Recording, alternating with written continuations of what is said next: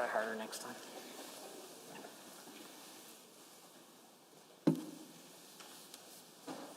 Please be seated.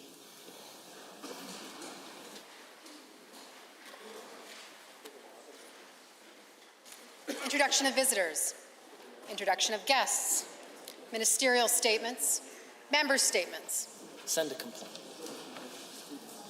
The Honourable the Member for Calgary Mountain View has a statement to make. Is there an opportunity in this challenge? How we see an unexpected event or a change in circumstances can determine how successfully we weather it. True on an individual level and on a provincial one. One thing I love so much about Alberta is that we see things as opportunities. We come together and we rise to challenges. Well, most of us do. And it seems this UCP government is more interested in complaining than acting. It has certainly been true of their performance on the pandemic. They refuse to act. They refuse to plan. They act last, they act least, they hide from Albertans, they break their own rules, and then they whine. They whine about how hard leadership is and how mean people are for asking them to do it. But that isn't the only file where the UCP have refused to lead. It's true in the economy as well. Climate change is real. It's human caused, and we should do something about it. These are facts, facts which are driving international investment. But the UCP don't want to do anything about it. They whine, they complain, they stomp their feet, they drag their heels. They refuse to act. They complain that things can't be the way they always were. They complain that they are expected to lead. Industry is adapting. Most major oil companies have made a net zero commitment by 2050, but not the UCP. While industry work to adapt, they stand around and complain. They blame everyone, from the federal government to children to international investment firms. Alberta needs a government that can look to the future, that can see opportunities in diversification, in clean tech, and in so many others, that see the critical role that universities and people and have a vision for the energy transformation. Alberta deserves a government that sees opportunities, not just problems. And if we all work together in 2023, we can have it. The Honourable Member for Calgary Southeast. Thank you, Mr. Speaker. Teachers in Alberta are hardworking and incredible professionals, and I want to thank Alberta teachers, particularly those in my constituency of Calgary Southeast, for their dedication to educating Alberta students. Sadly, however, there are instances where cases of gross teacher misconduct towards children occur. As an MLA, I've heard concerns from a number of parents regarding the disciplinary process in place for teachers and teacher leaders. As a parent myself, it troubles me that current legislation prohibits the government from communicating with the public details of the cases of teacher misconduct that result in a certificate suspension or cancellation, and there is no province-wide requirement for teachers to undergo a criminal record or vulnerable sector check when they are hired. Mr. Speaker, it also concerns me that if a teacher is convicted in court of a serious offence, like sexual exploitation of a minor, they and their victims still have to go through a lengthy disciplinary process before their teaching certificate is revoked. The fact that we can have criminally convicted educators on the sex offender registry and that it can take years for the teaching certificate to be revoked is completely unacceptable. Children spend a significant amount of time in school learning from teachers. Parents need to be confident that their kids are safe and being educated by vetted and respectful professionals. We need to bring forward additional checks and balances to protect our children that also respect and support the vast majority of teachers who are in good professional standing. We need to increase transparency and accountability across the teaching profession and give parents peace of mind over the safety of their children in schools. This is about the safety of our children and upholding the integrity of the teaching profession in Alberta, and I am hopeful that this government will make impactful changes in this area. I would like to thank the Minister of Education for committing to address this issue through upcoming legislation that puts students first. Thank you. The Honourable Member for Sherwood Park. Thank you, Mr. Speaker. Hindu civilization is an ancient civilization which was established in the Indus Valley. The Hindu word originates from the Sanskrit language word for the river Sindhu. Hinduism is one of the oldest religions whose roots and customs were established more than 4,000 years ago. The concept of karma is one of the great philosophies of Hinduism, and yoga is one of the greatest contributions to the world from the ancient Hindu civilization. The Albertan Hindu community has existed in Alberta for many, many decades and originates from different continents, including Asia, Africa, and South America. Today, there are approximately 36,000 Hindus in Alberta. My constituency of Sherwood Park has many people from our Hindu community, and they are contributing to various fields such as healthcare, engineering, the trades, IT, etc. The Albertan Hindu community is also involved in business in my constituency and across Alberta. Hindu community organizations in Alberta host their beautiful festivals like Navratri and Diwali celebrations across our province, including in Sherwood Park, with events being held at Festival Place and Millennium Place, for example. Our government recognized August as Hindu Heritage Month and celebrates the Diwali festival. Our government has also included the principal teaching of Hinduism in the draft K-6 curriculum. This is the first curriculum in Alberta to include direct, detailed knowledge about the Hindu religion, and I strongly, strongly support including the teaching of the Hindu religion and Indian civilization in our curriculum. Mr. Speaker, the Albertan Hindu community's contributions to our province have been many and great.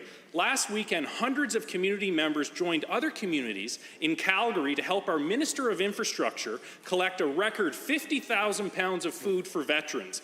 I am proud today to recognize and celebrate the community's accomplishments. Thank you, Mr. Speaker.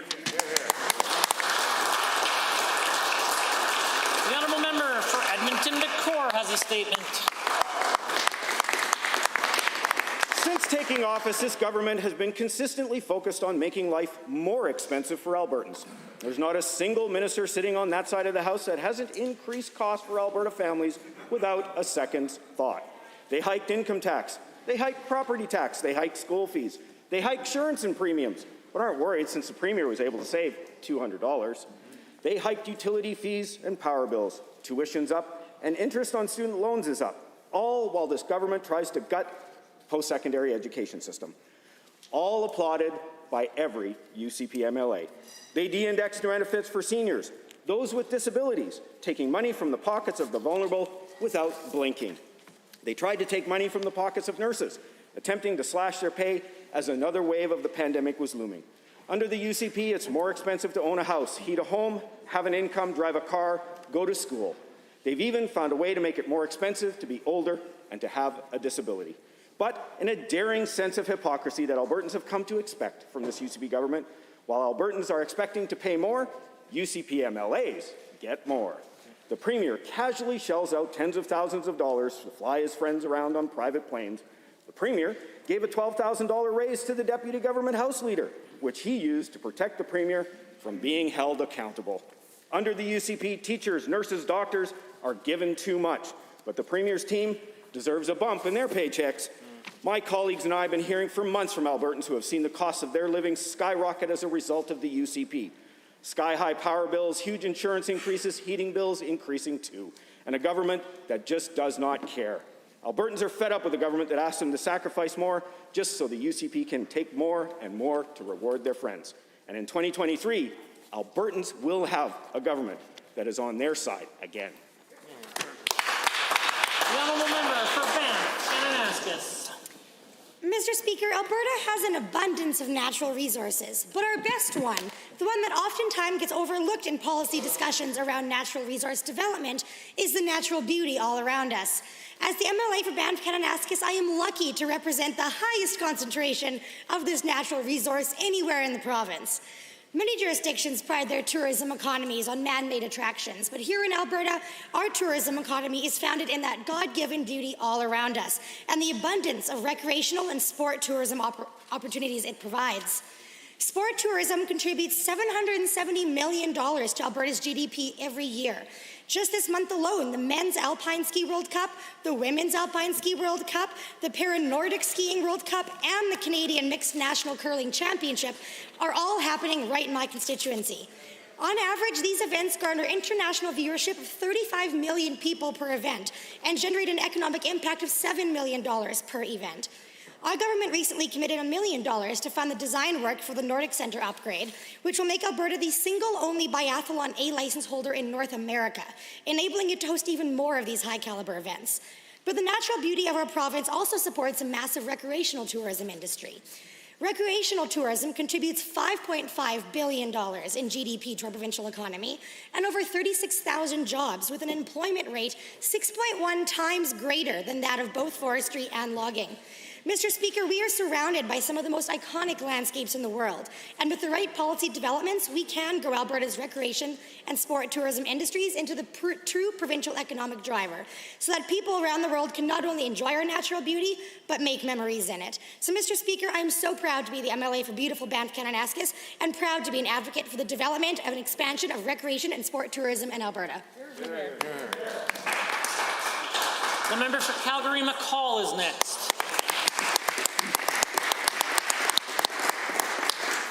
Thank you, Mr. Speaker. Last night, Albertans got a look at where this UCP government stands.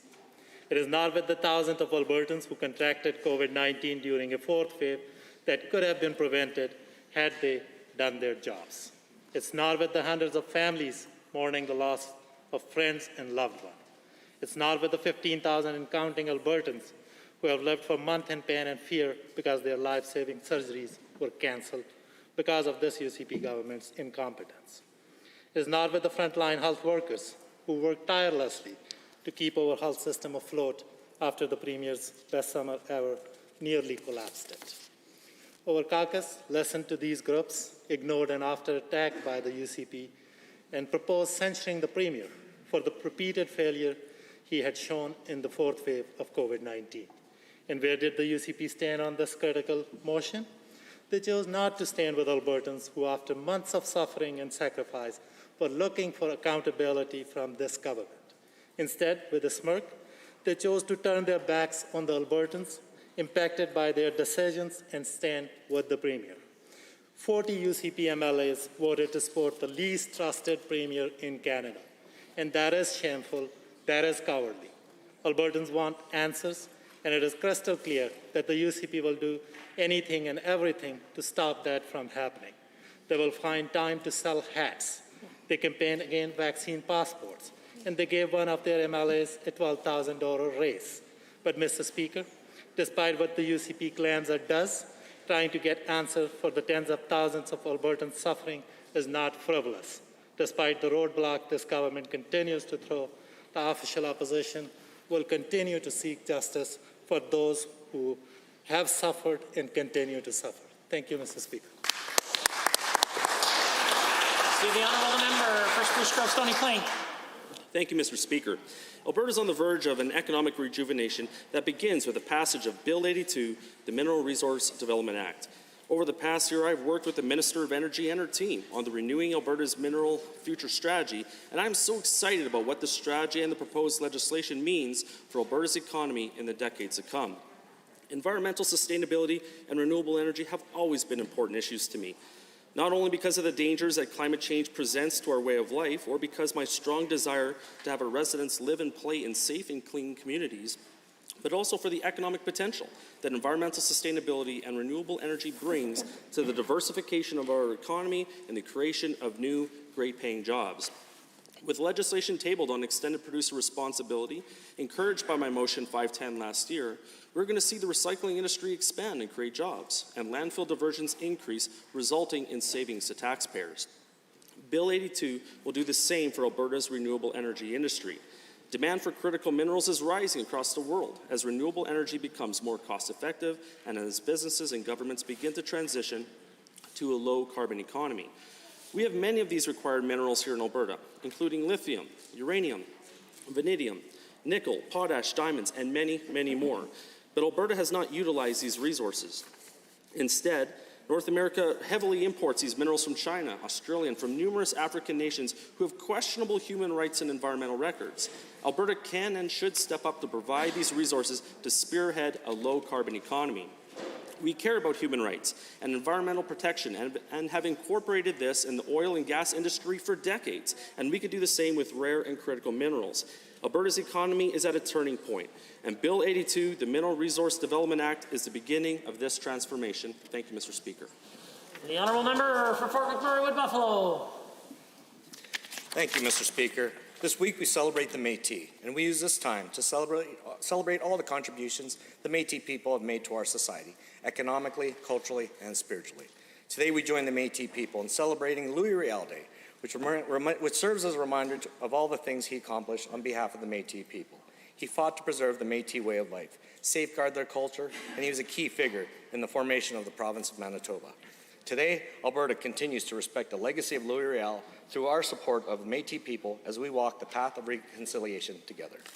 Our government has made it a point throughout our term to strive towards economic independence for the Métis people to ensure they benefit from the opportunities that responsible resource development has to offer.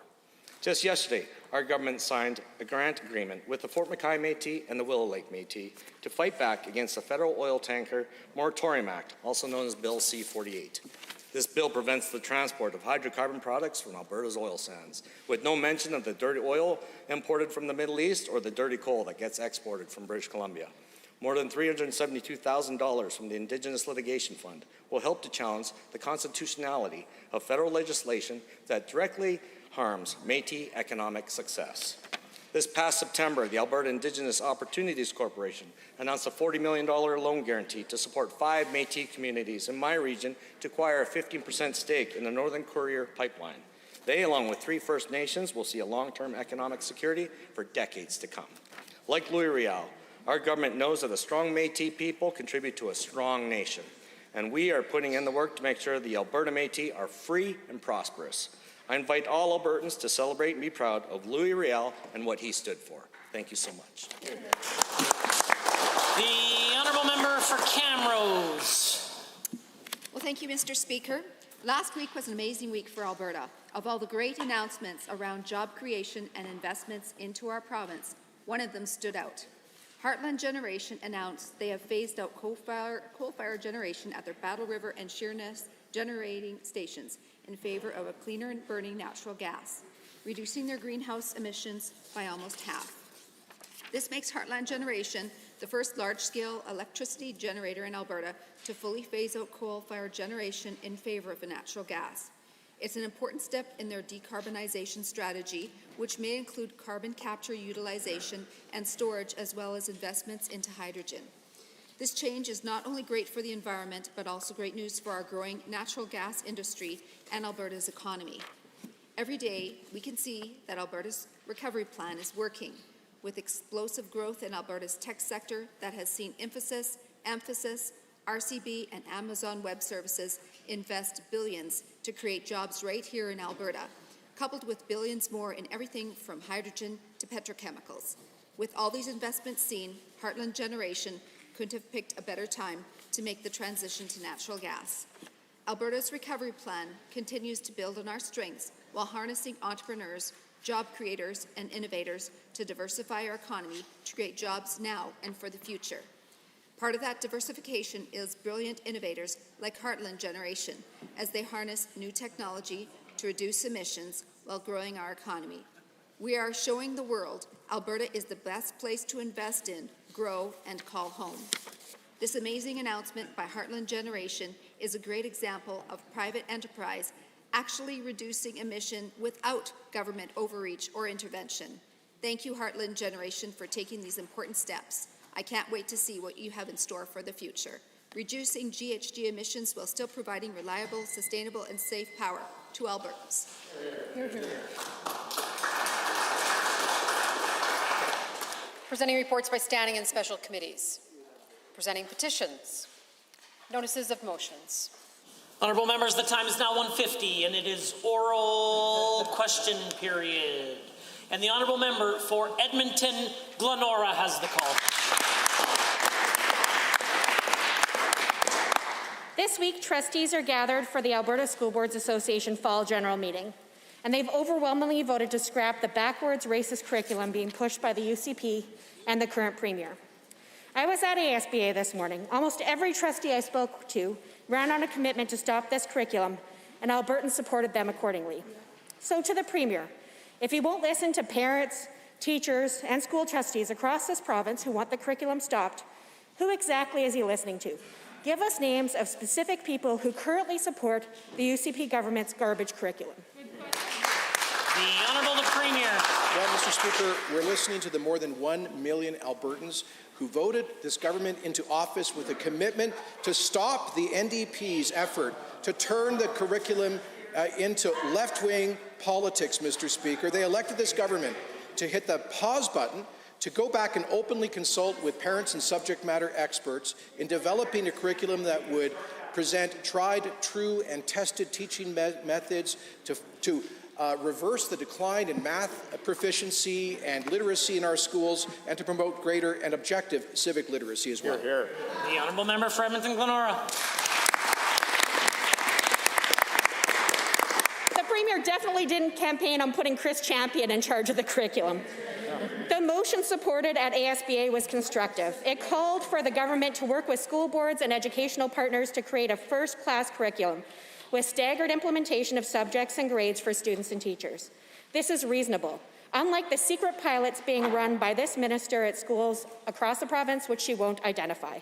Will the minister commit today to actually working with teachers, parents, academics, and community leaders to create something that we can be proud of instead of the current mess that she's forcing on Alberta students? The Honourable the Premier. Mr. Speaker, for over 15 years, we have seen a decline in math proficiency for our students in our school system, which puts them at a competitive disadvantage in an increasingly digitalized and competitive global marketplace.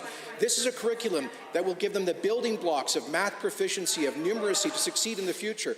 But let's talk about other issues. The NDP, we just came through Remembrance Day, they proposed a curriculum for K-6 that had not one single reference to our military history or to our glorious fallen, to the 120,000 Canadian war dead. Why did they seek to whitewash out of our history our veterans and our military? The Honourable Member for Edmonton Glenora.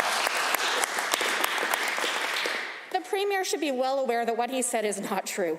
At ASBA, trustees also told me that the current Minister of Education and Government are failing them when it comes to student transportation. The minister knows there are major problems with transportation. That's why she set up a review of it more than a year ago. And now, because of skyrocketing insurance rates caused by this government for bus drivers, many are losing money and they're threatening to pull their services completely. Why doesn't this Premier care about getting kids to school? Why won't he fix the problems that he's created? Good question. The Honourable the Premier.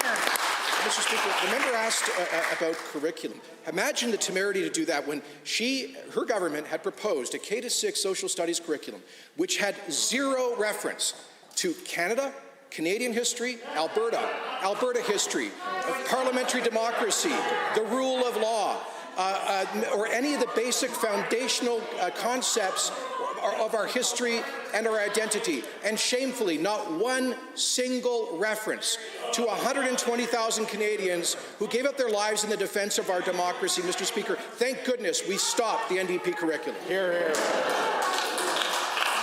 The Honourable Member for St. Albert is next. That was very bizarre. Last year, this government cut the additional shelter allowance, which pushed Albertans onto the streets. It was cruel, it was a cold-hearted decision, but it gets worse. Today in public accounts, the Deputy Minister of Seniors and Housing told me that there was no analysis done on whether this cut to shelter allowance would impact homelessness. We're facing a homelessness crisis. To the Minister of Housing, why didn't the government do any analysis before pushing people onto the streets? The Honourable the Premier. Well, Mr. Speaker, in point of fact, this government has significantly expanded support for homeless shelters and women's shelters throughout the pandemic. An initial response in March of last year of $50 million that we've since enhanced. In fact, tomorrow, Mr. Speaker, I guess they don't want to hear the answer. Tomorrow, I'll be joining the Minister of Community and Social Services for a very important announcement about additional support for those who work on the front lines, particularly in emergency shelters, to ensure that everybody can have a warm roof over their heads during these cold winter months. The Honourable Member for St. Albert. This is what they do. They slash and burn, then give a little back. Last year, there were 20,000 people on the list for social housing. As of November 1st of this year, the list was at 24,000. That's a staggering 20% increase in 1 year.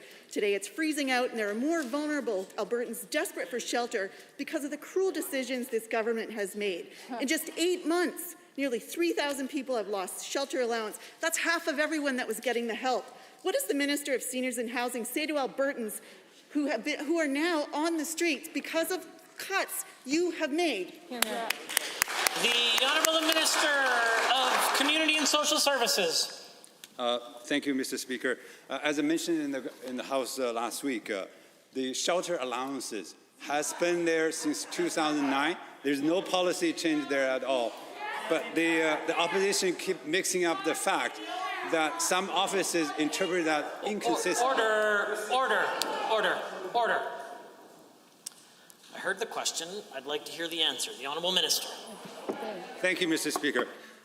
Like I said earlier, the policy has never changed since 2009. And what happened is some offices misinterpreted some of the benefits. We did a review and we cleaned that up. As of today, Albertans who are eligible for shelter allowances, they will... The Honourable Member for St. Albert. I'm astounded by the inability to take responsibility, kicking nearly half of the Albertans off the shelter allowance in just 8 months, and a crisis of homelessness that's being felt in every corner of this province. That's the record of this UCP government, and it's nothing to be proud of. It's immoral. It's unconscionable. So will the minister stand up and apologize and tell us what is the plan? What is the real plan to get people a safe place to sleep? The Honourable Minister of Community and Social Services. Mr. Speaker, the only party that is shameful about this is they only know how to dump money without knowing how to make a difference in people's lives. This government, we take it responsibility. Not only in our current budget, we have $49 million committed for shelter, but in addition, with COVID, we added another $132 million helping with isolation support, increased shelter enhancement. Tomorrow, Premier will make another announcement. Mr. Speaker, fact speaks louder than political cheap shots. The Honourable, the Leader of the Official Opposition.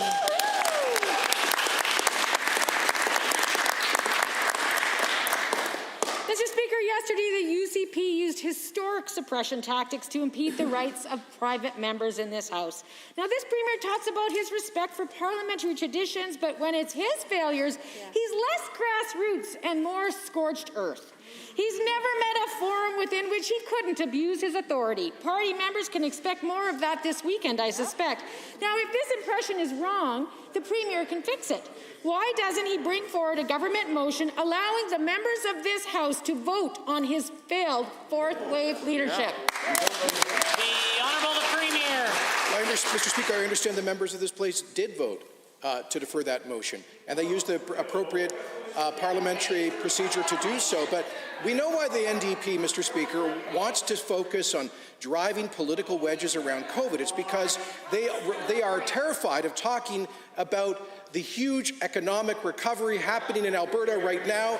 Last week was a $7 billion week for the Alberta economy, Mr. Speaker. The $4.3 billion Amazon investment, the $2.5 billion Northern Petrochemical investment, the $117 million irrigation investment just as it started. The Honourable Leader of the Opposition. Yesterday, every member of this UCP caucus had an opportunity to stand up for their constituents and tell this Premier that what he did over the summer to Albertans was not okay. They missed it. Mr. Speaker, while the Premier is happy to say the CMOH moved to endemic too fast, he avoids the subject of his European vacation/work trip and his MIA cabinet. This collective failure delayed action for weeks, increasing cases, hospitalizations, and death. Will he rise now and take responsibility and apologize for that specifically? The Honourable the Premier.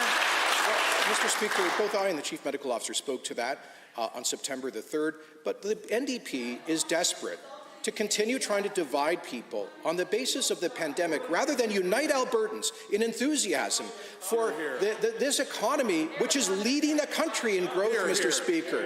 You know, the NDP talked a good game about diversification, but they were a total failure, Mr. Speaker. Last week, we saw by far the largest investment in the high-tech sector in Alberta history that will contribute $5 billion and 1,000 jobs to our economy. The Honourable Leader of the Opposition.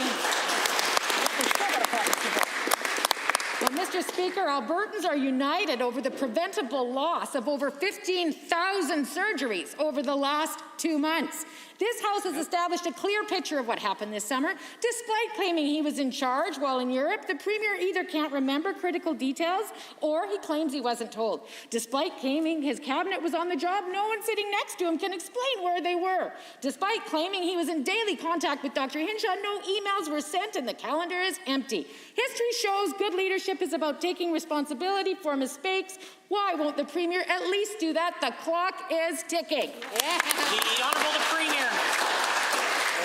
Mr. Speaker, we know two things about the NDP on COVID. First of all, they have outseen it as an opportunity for political division from day one. And secondly, they would have had this province on a hard Australian-style lockdown with schools shut from day one. Thank goodness they couldn't be there to inflict that kind of damage on this province. But, Mr. Speaker, we haven't just been hit on the healthcare side, but also deeply on the economic side. And here's the good news. Alberta is leading Canada out of the COVID pandemic recession and into the highest growth that this province has seen in years. The Leader of the Official Opposition's second set of questions. Actually, Alberta's economy is still behind pretty much every other province in the country, notwithstanding what this Premier likes to claim. Now, yesterday our province did take a good economic step forward when it comes to childcare. And good on the Premier. I know that torturously awkward press conference couldn't have been easy. Heaven knows it was quite painful to watch. Nevertheless, Mr. Speaker, universal childcare appears to be coming. Parents deserve it. Our economy needs it. So to the Premier, when will Alberta see fees reduced for all Albertans to $10 per day, and what investment will he make to make sure that happens? The Honourable the Premier.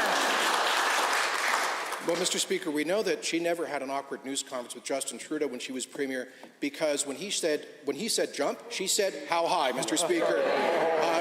We know that the NDP wanted to sign a made-in-Ottawa healthcare deal on day one. They didn't want to fight for this province, just like they threw us under the bus with Trudeau's cancellation of Northern Gateway, just like they surrendered on his killing of Energy East, just like they joined him in doing nothing to fight the presidential veto and Keystone XL, Mr. Speaker. Here. Order. Honourable Premier. So, Mr. Speaker, this government was elected to fight for Alberta. That's exactly what we did with the Minister of Children and Family Services. Brilliant effort to get a good deal for Alberta parents. The Leader of the Opposition. Premier's unwillingness to talk about childcare just goes to show why his distraction with other things resulted in a 4-month delay to the podium, which has already cost families an average of $3,000 each.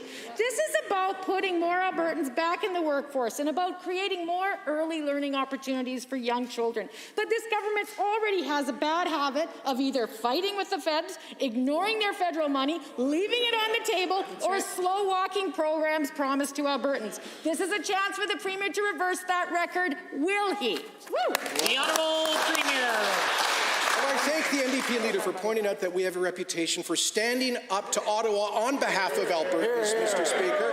That's what we were elected to do, not to surrender. They would have surrendered on day one. And do you know why? Because they're opposed to choice in childcare, Mr. Speaker.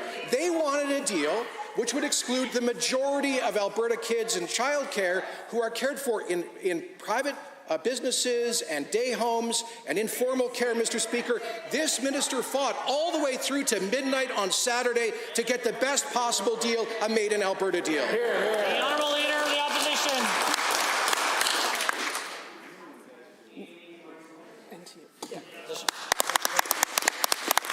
Well, Mr. Speaker, I am very concerned, just as evidenced by the Premier's comments there, that he's going to make Alberta families wait because he really doesn't believe in affordable, accessible, universal childcare. While other provinces have committed additional funds to get it done, yesterday's announcement didn't include a single additional cent from this government. Alberta's childcare funding is already behind other provinces. At this speed, Albertans wouldn't trust him to cook minute rice, let alone rebuild or roll out a childcare program. So, why won't he show some hustle, show us exactly when he's going to add additional incremental dollars, give us a schedule, walk it through, and commit something to Albertans that they can hold them accountable for. The Honourable Premier. Well, apparently the NDP wants us, on top of this $4 billion investment in childcare, made an Alberta investment that responds to choice for parents.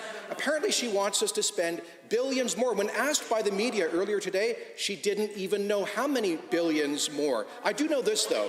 She was Premier for 4 years and didn't put that money on the table for enhanced childcare. She promised her voters and members that she would. She broke the promise, Mr. Speaker. What we're going to do is deliver this Made in Alberta deal. The Honourable Member Order. The Honourable Member for Calgary Curry is the only one with the call. Thank you, Mr. Speaker. Last week, the Premier and the Minister of Jobs, Economy and Innovation announced an exciting new investment in our province. Amazon, yes, that Amazon, the Jeffrey Bezos one, is investing in Alberta through their Amazon Web Services division. Now, I know a lot about Amazon. I watch Prime Video. I get packages all the time. But I'm not actually really sure exactly what Amazon Web Services is or what they do. Can the Minister of Jobs, Economy and Innovation tell us what exactly does this investment entail? The Honourable the Premier. It entails a $4.3 billion capital investment in 3 major cloud data processing centers. Mr. Speaker, this isn't like consulting firms providing soft services. This is hardware. This is by far the largest investment. We're talking a huge construction project and then 1,000 permanent, high-paying, high-tech jobs. This is one of the world's largest tech companies putting its stamp of approval on Alberta. This is the success of Alberta's recovery plan. This is a response to everything this government's been doing to diversify our economy, attract investment, and create jobs. Hear, hear. The Honourable Member for Calgary Curry. Thank you, Mr. Speaker, and thank you to the Premier. Amazon Web Services clearly put a lot of thought into where they wanted to make this historic investment. And the fact that they picked Alberta speaks volumes about the success our government is having in attracting all this new investment. My question is to the Premier or to the Minister, how large is the investment and what does it mean for the Calgary tech sector and our overall economy? The Honourable the Premier. Thanks, Mr. Speaker. As I say, the direct investment is an amazing $4.3 billion. Amazon Web Services projects that will expand Alberta GDP by $5 billion and create 1,000 ongoing jobs, not to mention thousands of upfront construction jobs. But Mr. Speaker, this is by orders of magnitude the largest tech investment in our history. It is a game changer. There are only 24 similar scale Amazon cloud processing facilities on the face of the earth. Now one of them is here in Alberta. This is a total game changer for our high-tech industry and for diversification. The Honourable Member. Thank you, Mr. Speaker. Given Alberta's tech sector has seen huge gains and increased private sector investment since the United Conservative Party formed government, and given that this is making up for the terrible investment decline we saw under the one-and-done NDP when they chased investments out of this province. Now, we know about the new Amazon investment, the largest tech sector investment in provincial history, but can the Premier or the Minister tell us about other recent tech sector investments in Alberta? The Honourable the Premier. So thank you, Mr. Speaker. Of course, we had the creation of 1,000 jobs announced by a major multinational, Infosys. Another 1,000 jobs from Emphasis, another major company. Rogers announcing the creation of their National Centre of Excellence for Engineering and Telecommunications in Calgary. 500 high-paying jobs in partnership with the University of Calgary Centre for Quantum Computing. Mr. Speaker, of course, the Royal Bank of Canada moving 300 positions from Ontario to Calgary. Huge expansion of venture capital, which is the jet fuel of high tech. Mr. Speaker, this industry is on fire here. The Honourable Member for Edmonton Whitemud has a question. Mr. Speaker, Albertans are celebrating that we finally have a deal for $10 per day childcare. But after the minister held a town hall with operators last night, a number of serious concerns about the UCP's plans to implement that deal have come to light. Wages for early childhood educators in Alberta rank in the bottom 3 in Canada. Yet, the wage grid promised by the minister includes no increase in compensation for them. Alberta lost 1 in 5 educators over the past year, and we need pay increases to rebuild our workforce. The Minister of Children's Services claims to understand educators are key to quality childcare. So why isn't the $300 million from this deal being used to make sure they're paid properly? Good question. The Honourable Minister of Children's Services. Thank you very much, Mr. Speaker. Yes, in fact, yesterday was a great day for Alberta parents and, of course, their children and childcare and preschool providers right across Alberta, because we were able to sign a deal for a Made in Alberta plan that addresses our unique needs. And yes, Mr. Speaker, $300 million is being invested to support our early childhood educator workforce. We do, in fact, have the highest wage top-ups in the country, and there is flexibility in those dollars to support professional development and training, upgrading in skills, and to continue those wage top-ups with the flexibility for providers to fund their educators right across the province. The Honourable Member for Edmonton Whitemud.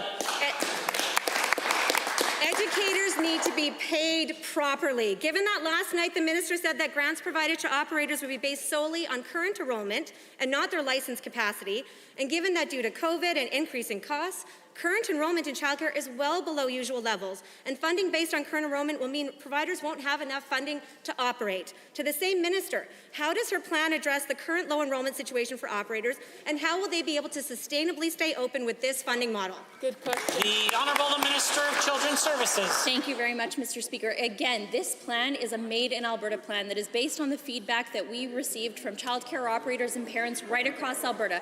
We're respecting and reflecting the choices that parents make each and every day when they go back to school or they take part in the workforce, Mr. Speaker, which is hugely important for our economic recovery. If you want, the member opposite could quit playing politics for a quick second and get the facts straight. This will support inclusion, affordability, high-quality childcare, and creating a minimum of 42,000 spaces right across the province. And, Mr. Speaker, it's actually costed. The Honourable Member. These are very real questions, and the minister has no answers. Given that the minister also told operators last night that this deal does not include out-of-school care, a key part of childcare for families, and there's no plan to address this for another 4 years. And given Alberta parents and families need access to affordable before and after school care in order to fully participate in the economy, which is why our NDP proposal included it, and given that this plan means parents will pay more for 1 to 2 hours of before and after school care than they would pay for 8 to 10 hours of full-time care, to the same minister, how can this be considered a real plan for Alberta families when the thousands of parents who use out-of-school care are excluded? Yeah, good question. The Honourable Minister. Thank you very much, Mr. Speaker. You know, I also want to remind the members opposite that this additional $3.8 billion is in addition to the nearly 400 million that we already invest. And Mr. Speaker, in the bilateral agreement that we recently signed just this summer with the federal government, we did in fact expand supports to out-of-school operators to ensure that they can provide top-ups to their educators and also to increase the subsidy levels for those parents as well. Mr. Speaker, we are listening to Albertans and we are delivering high-quality, affordable, accessible childcare so they can spur on our economic recovery. The order, the Honourable Member for Edmonton McClung. British Columbia has been ravaged by rainstorms, trapping motorists on highways and forcing the evacuation of an entire town.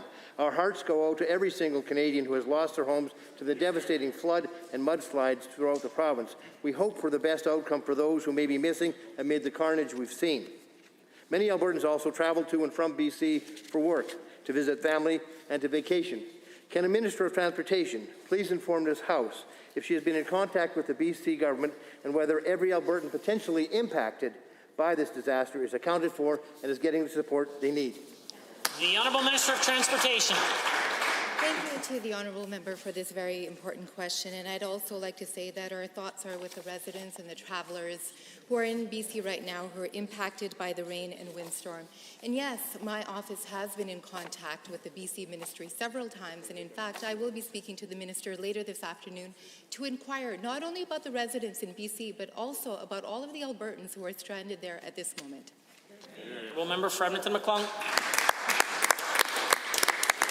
Thank you, Minister. Given that we have heard from Albertans who are currently scrambling to find a safe way off the destroyed highways and are now looking for flights and other safe modes of transportation to get home, and given that many feel lost and helpless in a very stressful time, and these Albertans need swift action and explicit instruction on how to access help, can the Minister please advise these families of those trapped with information on how they can help their loved ones? Are there specific resources or a helpline within the Ministry that they can contact? The Honourable Minister of Transportation.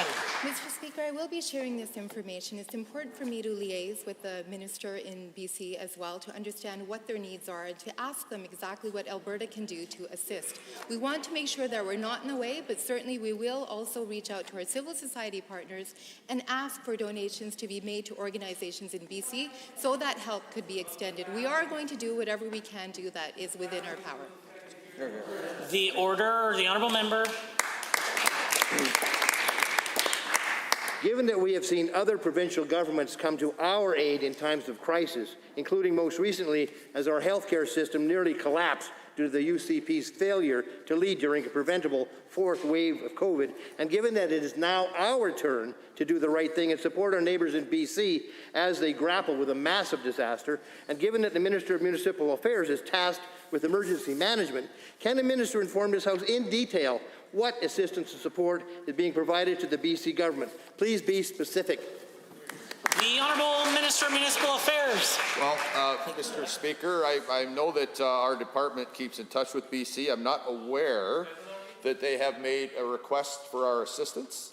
I'd be happy to inform the House if that happens, but to this date, I'm not aware of any such request.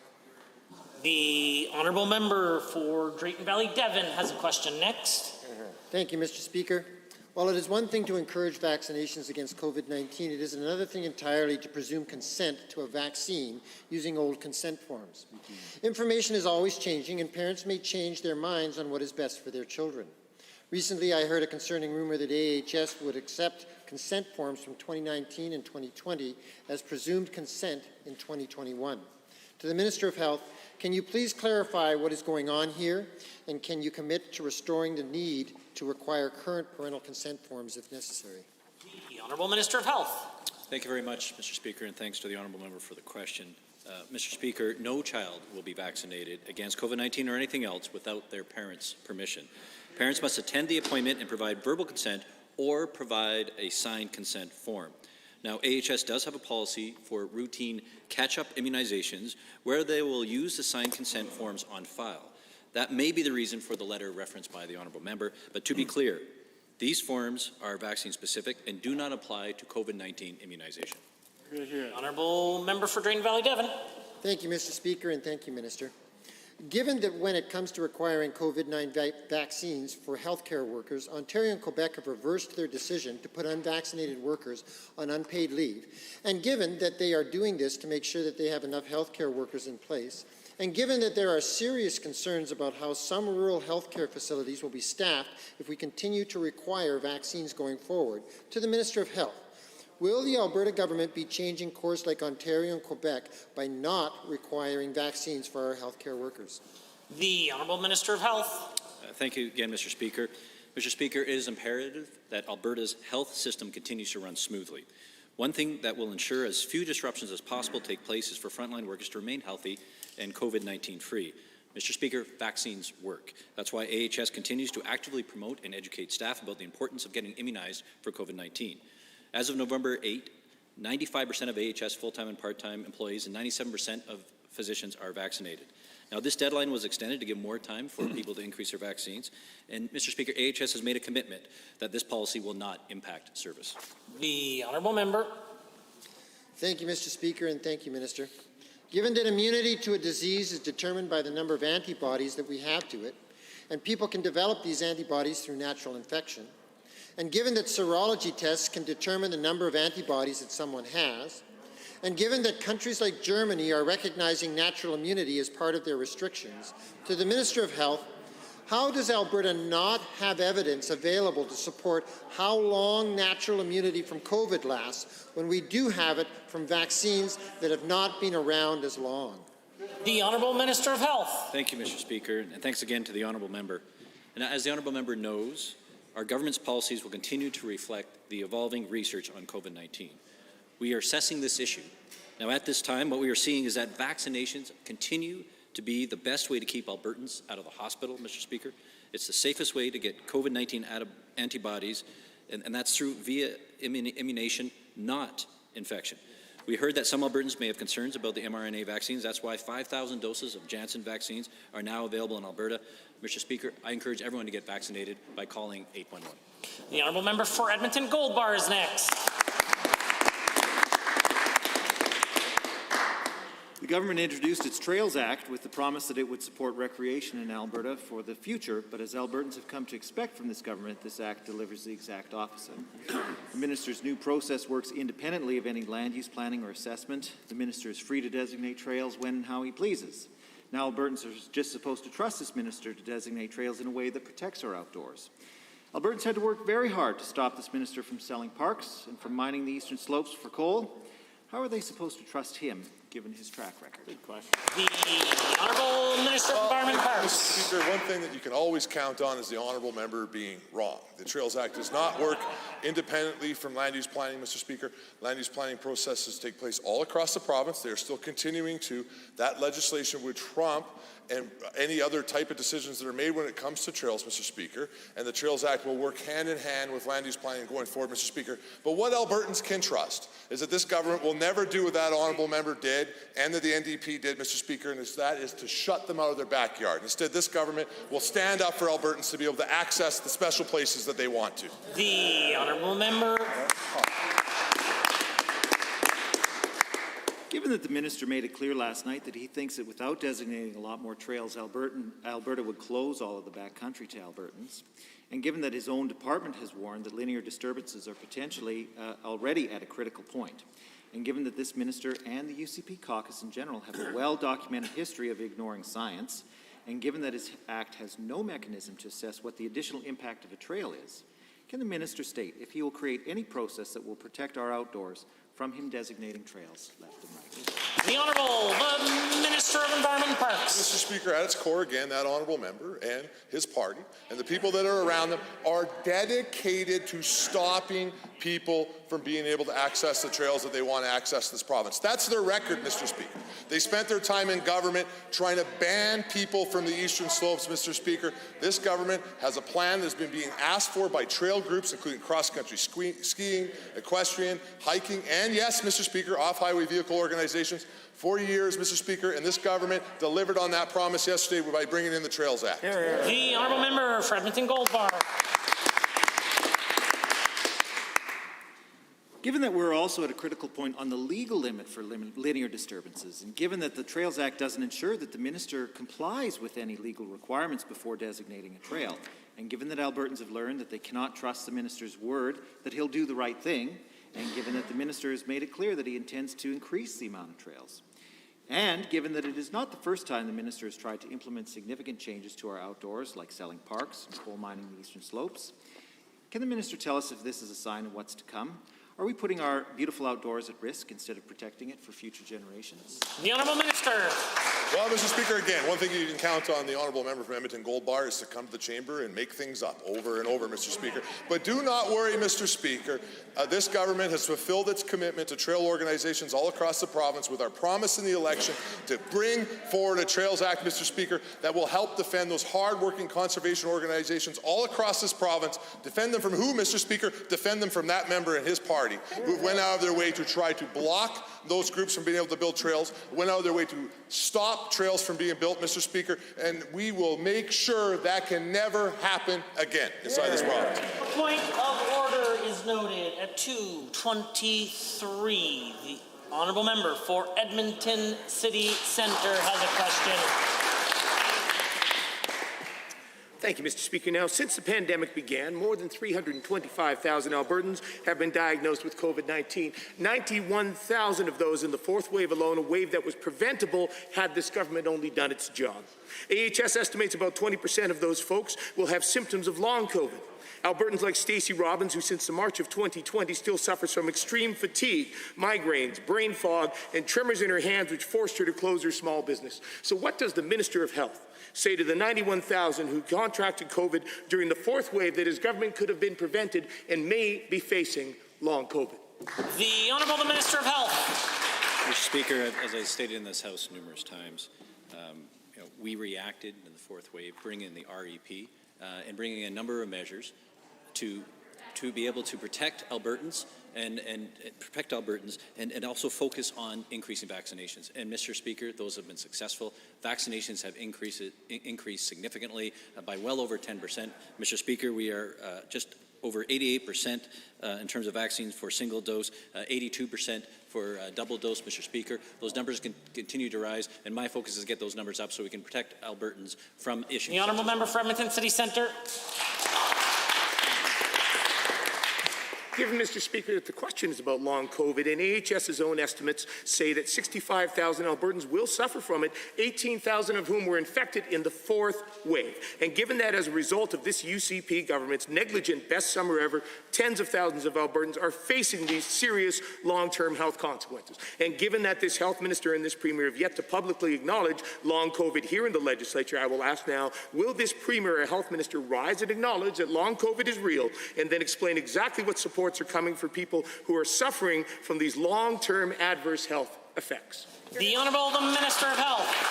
Mr. Speaker, our government continues to focus on increasing vaccination rates to protect all Albertans, not only from the potential for the severe outcomes from COVID, but also other impacts that may be affecting the health of Albertans. I know, Mr. Speaker, that studies are ongoing. We'll continue to watch those very, very carefully, and our system will react to that as the research comes forward from this, so we can protect the health of Albertans now and into the future.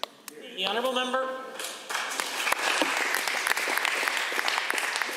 Given, Mr. Speaker, that it's bizarre that this minister will not simply say the words long COVID here in this House, and given that last week that we as the official opposition presented 3 actions to this government to address this emerging crisis with long COVID, and given that, should the minister need a reminder, they included a long COVID task force structured as a strategic clinical network under AHS, guidelines at that task force to the Community and Social Services Department to assist Albertans with unlocking supports and protections, and to have this government acknowledge and plan to help these Albertans. To the minister, will the government simply adopt our recommendations, or will you continue to bury your head in the sand while Albertans struggle? The Honourable Minister of Health. Well, thank you, Mr. Speaker, and thanks to the honourable member for the suggestions. Mr. Speaker, our focus and our government's focus is getting through the fourth wave. We are looking at increasing vaccinations to protect all Albertans, and also looking at how do we increase surgeries to do that. Mr. Speaker, the honourable member mentions that there's potential negative impacts from COVID, and he mentions long COVID, and that's the colloquial term for that.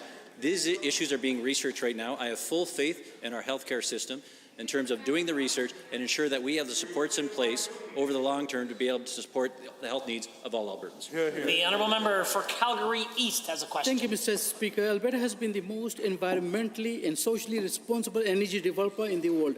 Decades ago, Alberta was the first jurisdiction in Canada to put a price on large industrial emitter. Alberta's oil and gas companies are some of the top private sector investors in clean technology, and Alberta is providing global leadership by investing in emission-reducing technology like carbon capture, utilization, and storage.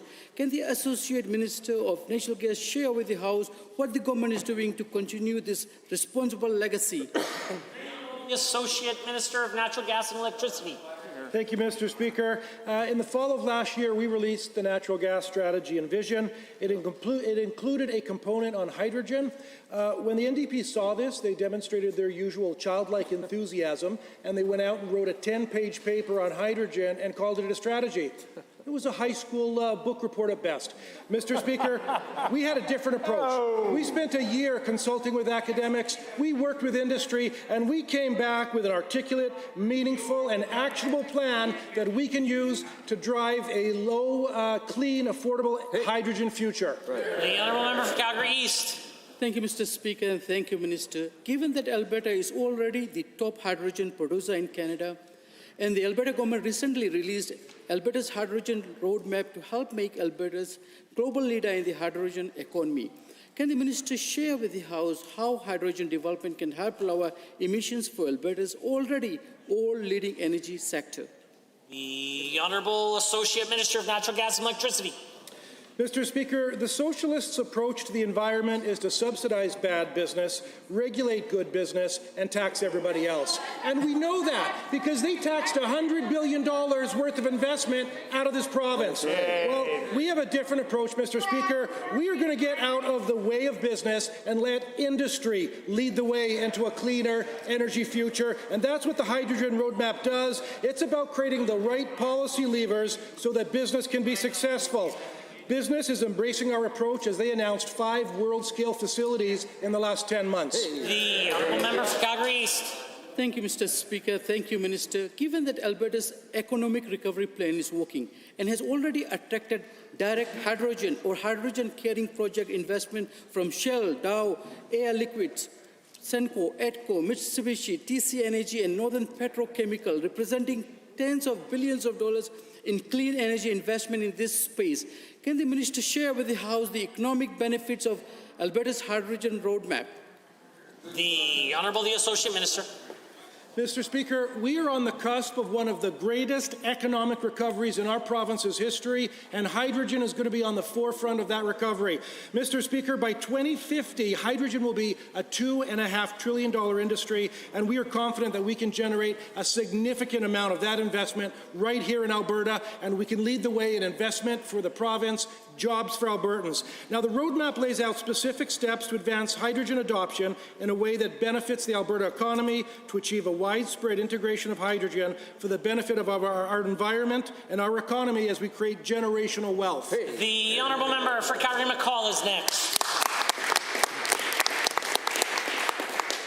Thank you, Mr. Speaker. 9 months ago, Alberta Serious Incident Response Team Executive Director Susan Hewson warned that ACERT was at a critical breaking point. Today, we have learned the investigative body for serious incident involving law enforcement is still attempting to process cases dating all the way back to 2018. This is unacceptable. It's been 9 months and the minister has done absolutely nothing. Why is the minister refusing to act and support such a critical body that ensures police accountability in matters that involve serious injuries and even deaths? The Honourable the Minister of Justice and the Solicitor General.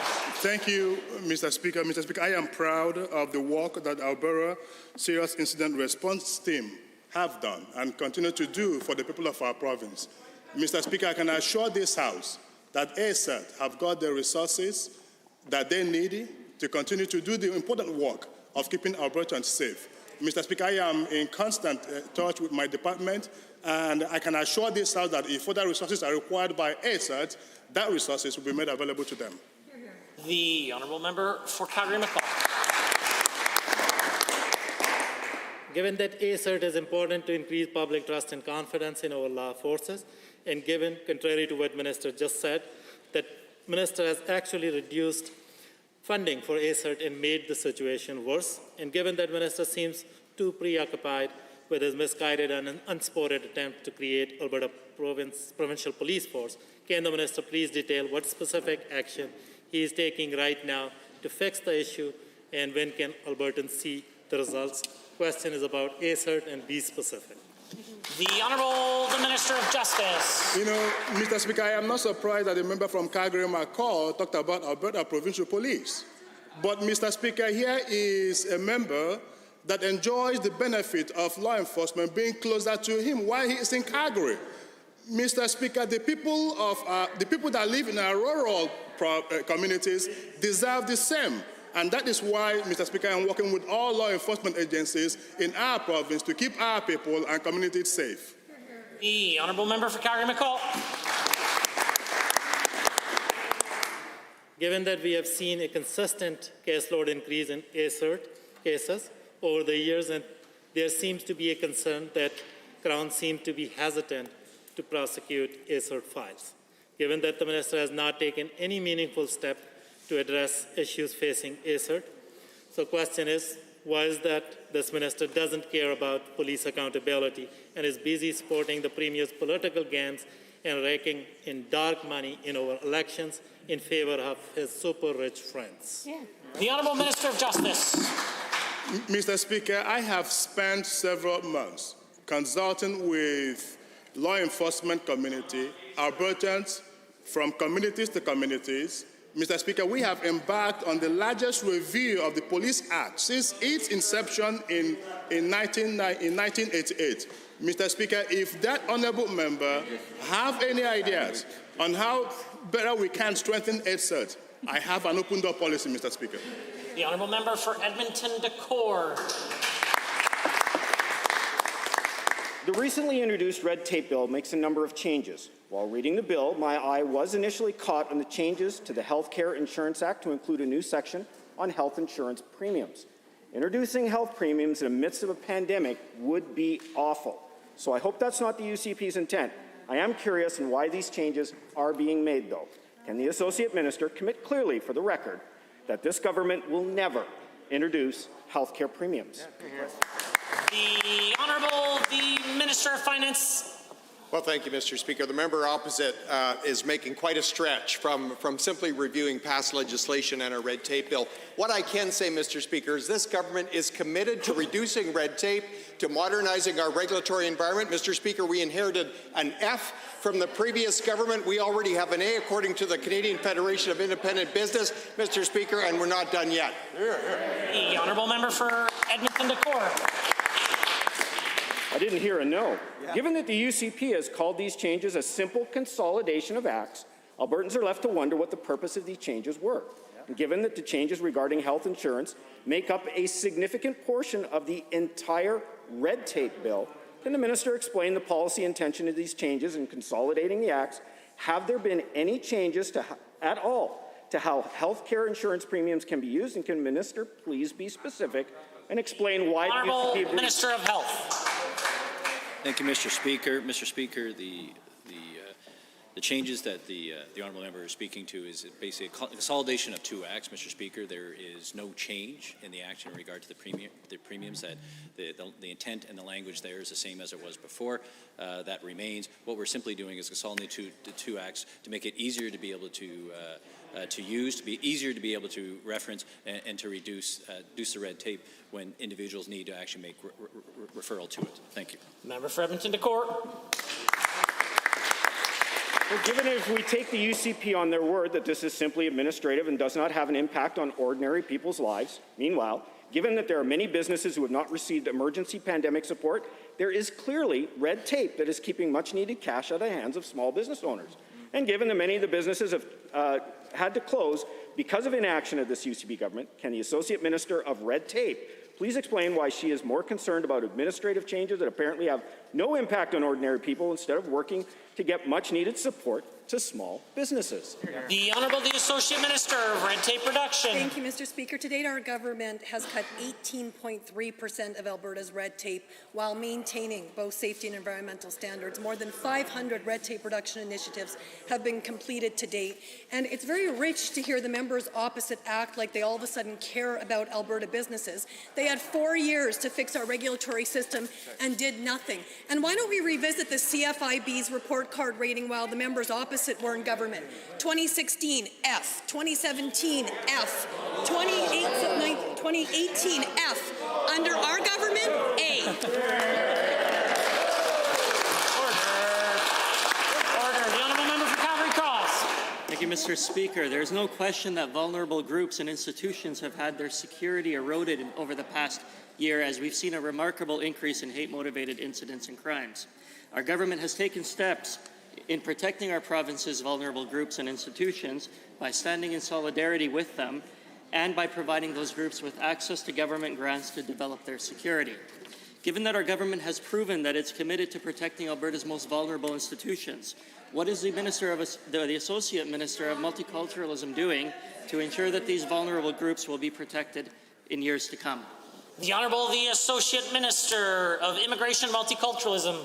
Thank you, Mr. Speaker, and thank you to the honourable member for the question.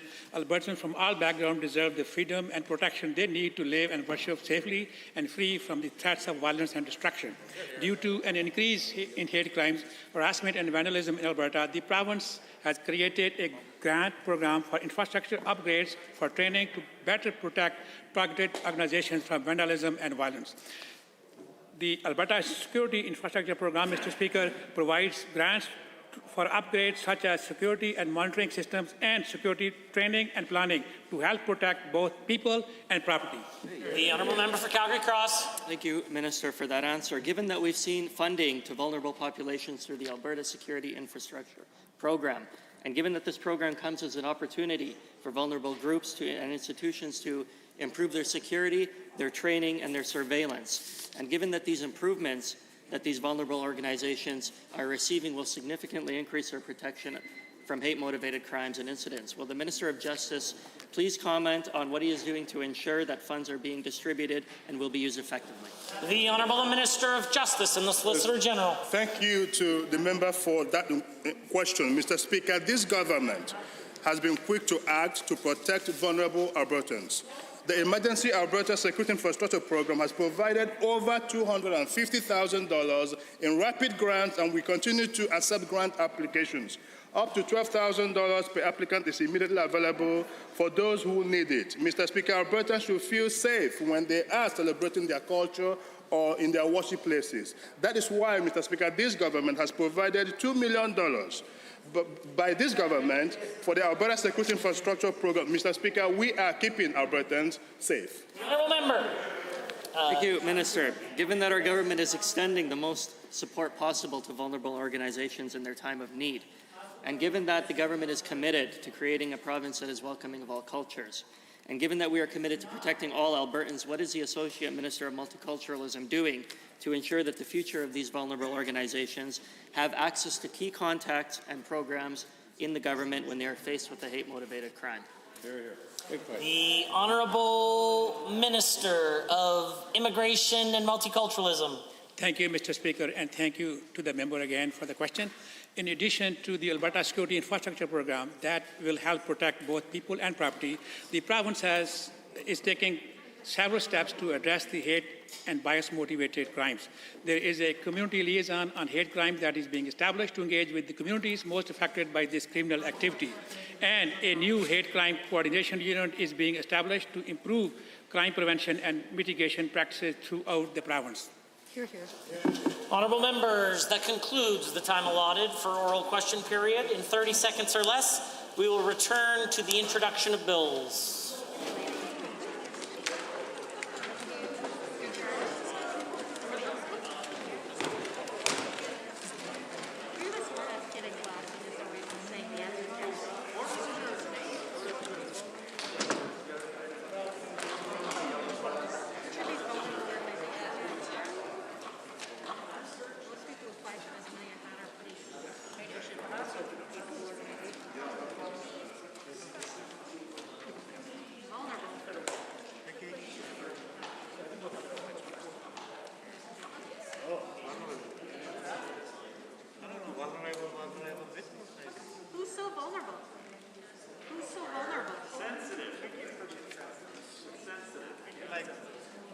Sensitive organizations? Order.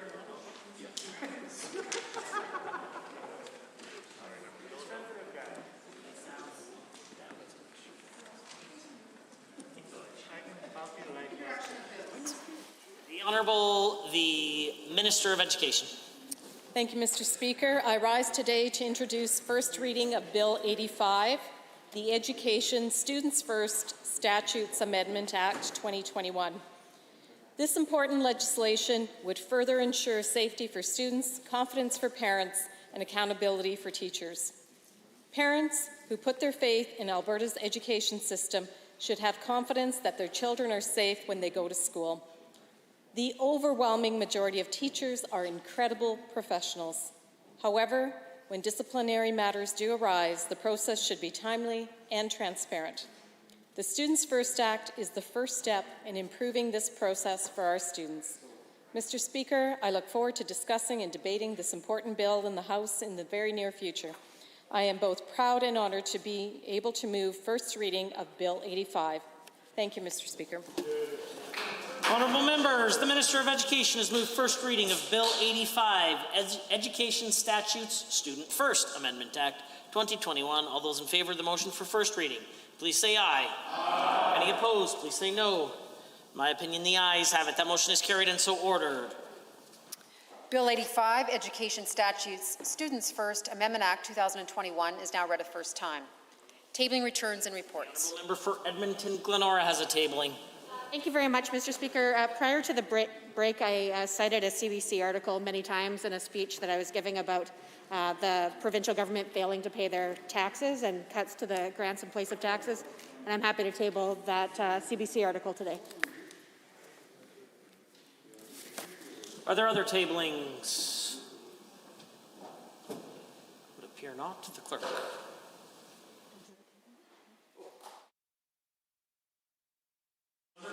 Tabling this afternoon. Pursuant to Section 3.1 of the Freedom of Information and Privacy Protection Act, Section 95.1 of the Health Information Act, Section 44.1 of the Personal Information Protection Act, I have the requisite 6 copies of the annual report of the Office of Information and Privacy Commissioner for the period of April 1st, 2020 through to March 31st, 2021.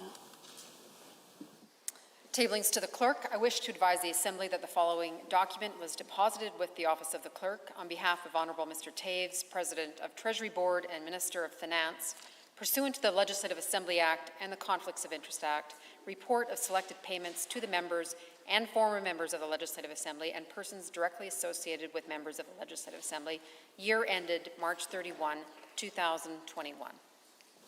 Honourable members, points of order. And at 2:23, there was a flurry of points of order that were called. The honourable member the official opposition House Leader has risen on the point of order. Thank you very much, Mr. Speaker. I rise under 23H, I, and J. At 2:23, the member from Edmonton Gold Bar was asking questions of the Minister of Environment and Parks, specifically talking about the Department of Environment and Parks warning that the linear disturbances are potentially already at a critical point with the Trails Act, and asking the minister about his record, given that Albertans have had to work very hard to stop the minister from selling parks and coal mining the eastern slopes, all things well documented both inside this chamber and out. The Minister of Environment and Parks, who is also the government House Leader, said that the member for Edmonton Gold Bar was coming into this chamber and making things up. A very clear accusation of misleading this House. And something that only 20 days ago, that exact language was found to be a point of order. Now, I would submit to you, Mr. Speaker, that when faced with some very reasonable questions about the very poor record this minister has had, he has used this accusation of making things up to distract and to deflect attention from his own record. And I would further submit to you finally, Mr. Speaker, that on June 11th, 2020, that government House Leader used the exact same language to accuse me of making things up. I submit to you that he knew this would be a point of order, that this was unparliamentary. He should apologize and withdraw, and he should rise to the occasion of his office of government House Leader and do better in this place. The Deputy Government House Leader. Thank you, Mr. Speaker. I don't believe that this is a point of order, and I'll tell you why. It is not unparliamentary to criticize statements by members in this House of being contrary to the facts. Now, I can understand there's a very harsh word that's been used in this chamber on both sides of the House, lying. That is, without question, unparliamentary. However, in this instance, I may even tend to agree with the Minister of Environment and Parks that the member was making things up. And the reality is that the member from Lethbridge West, while that minister was answering the question, was nodding her head in agreement with the minister's statements. The reality, Mr. Speaker, is you cannot come into this chamber and say the things the member from Edmonton Gold Bar was saying and not get called out for it and criticize the remarks that member was making. So, I do not believe that this is a point of order, and in fact there is precedence where this has been used in the past and not ruled a point of order by yourself, Mr. Speaker.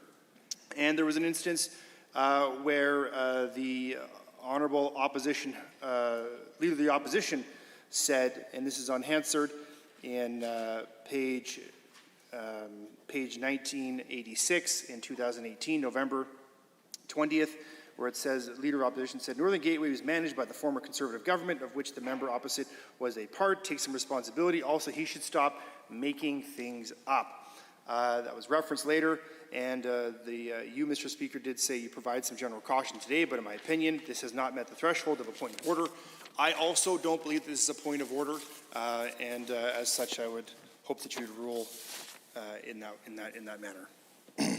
Thank you, honourable members. I am prepared to rule, and I disagree with the position of the Deputy Government House Leader, as he has cited occasions where this exact terminology has been used, and I provided general caution. I then went on to provide additional caution with respect to the use of it and specific members, which is exactly what took place today.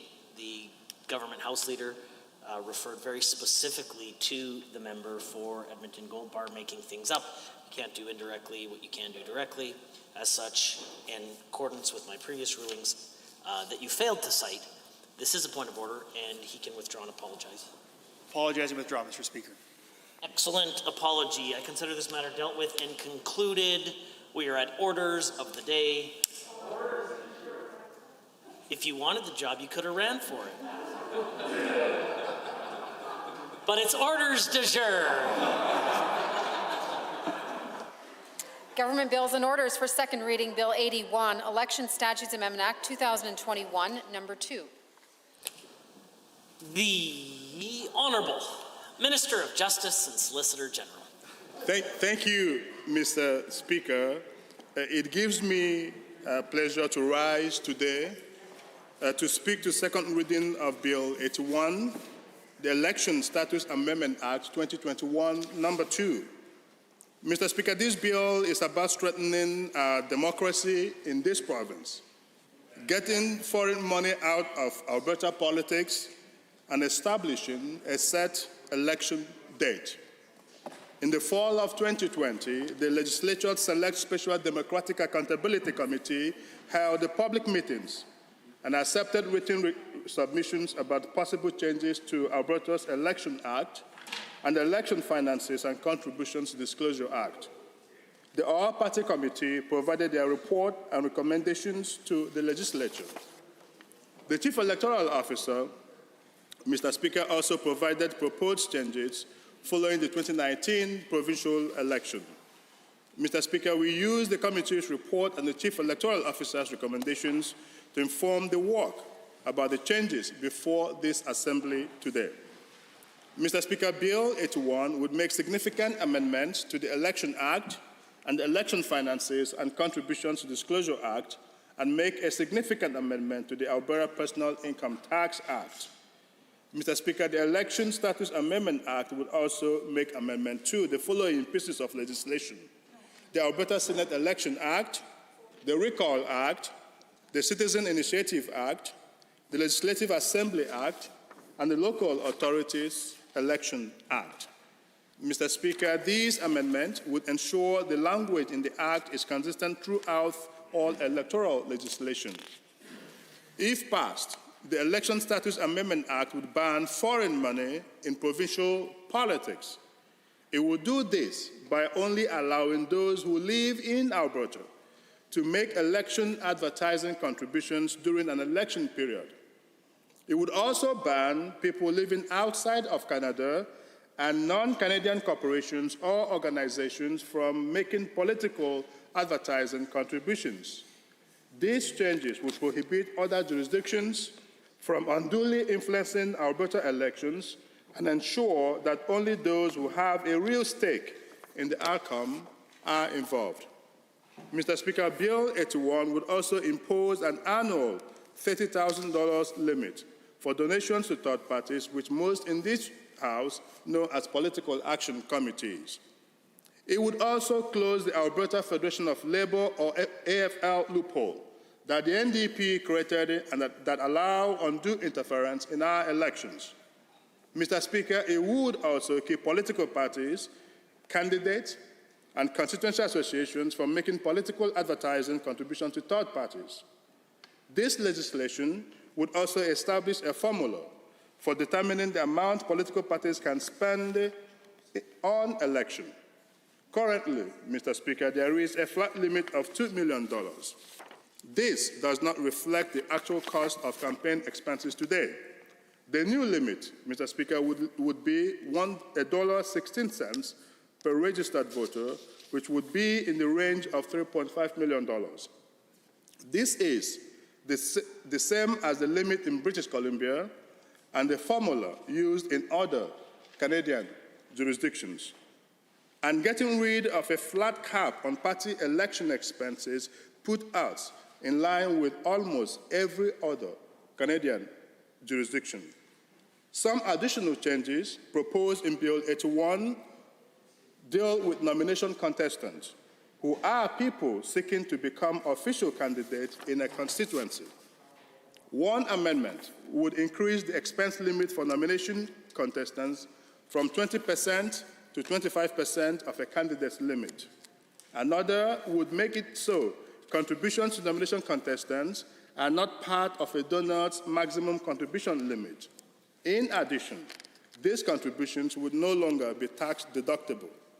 Mr. Speaker, when this government first came into office, one of our priorities was to establish a set election date in Alberta for provincial elections.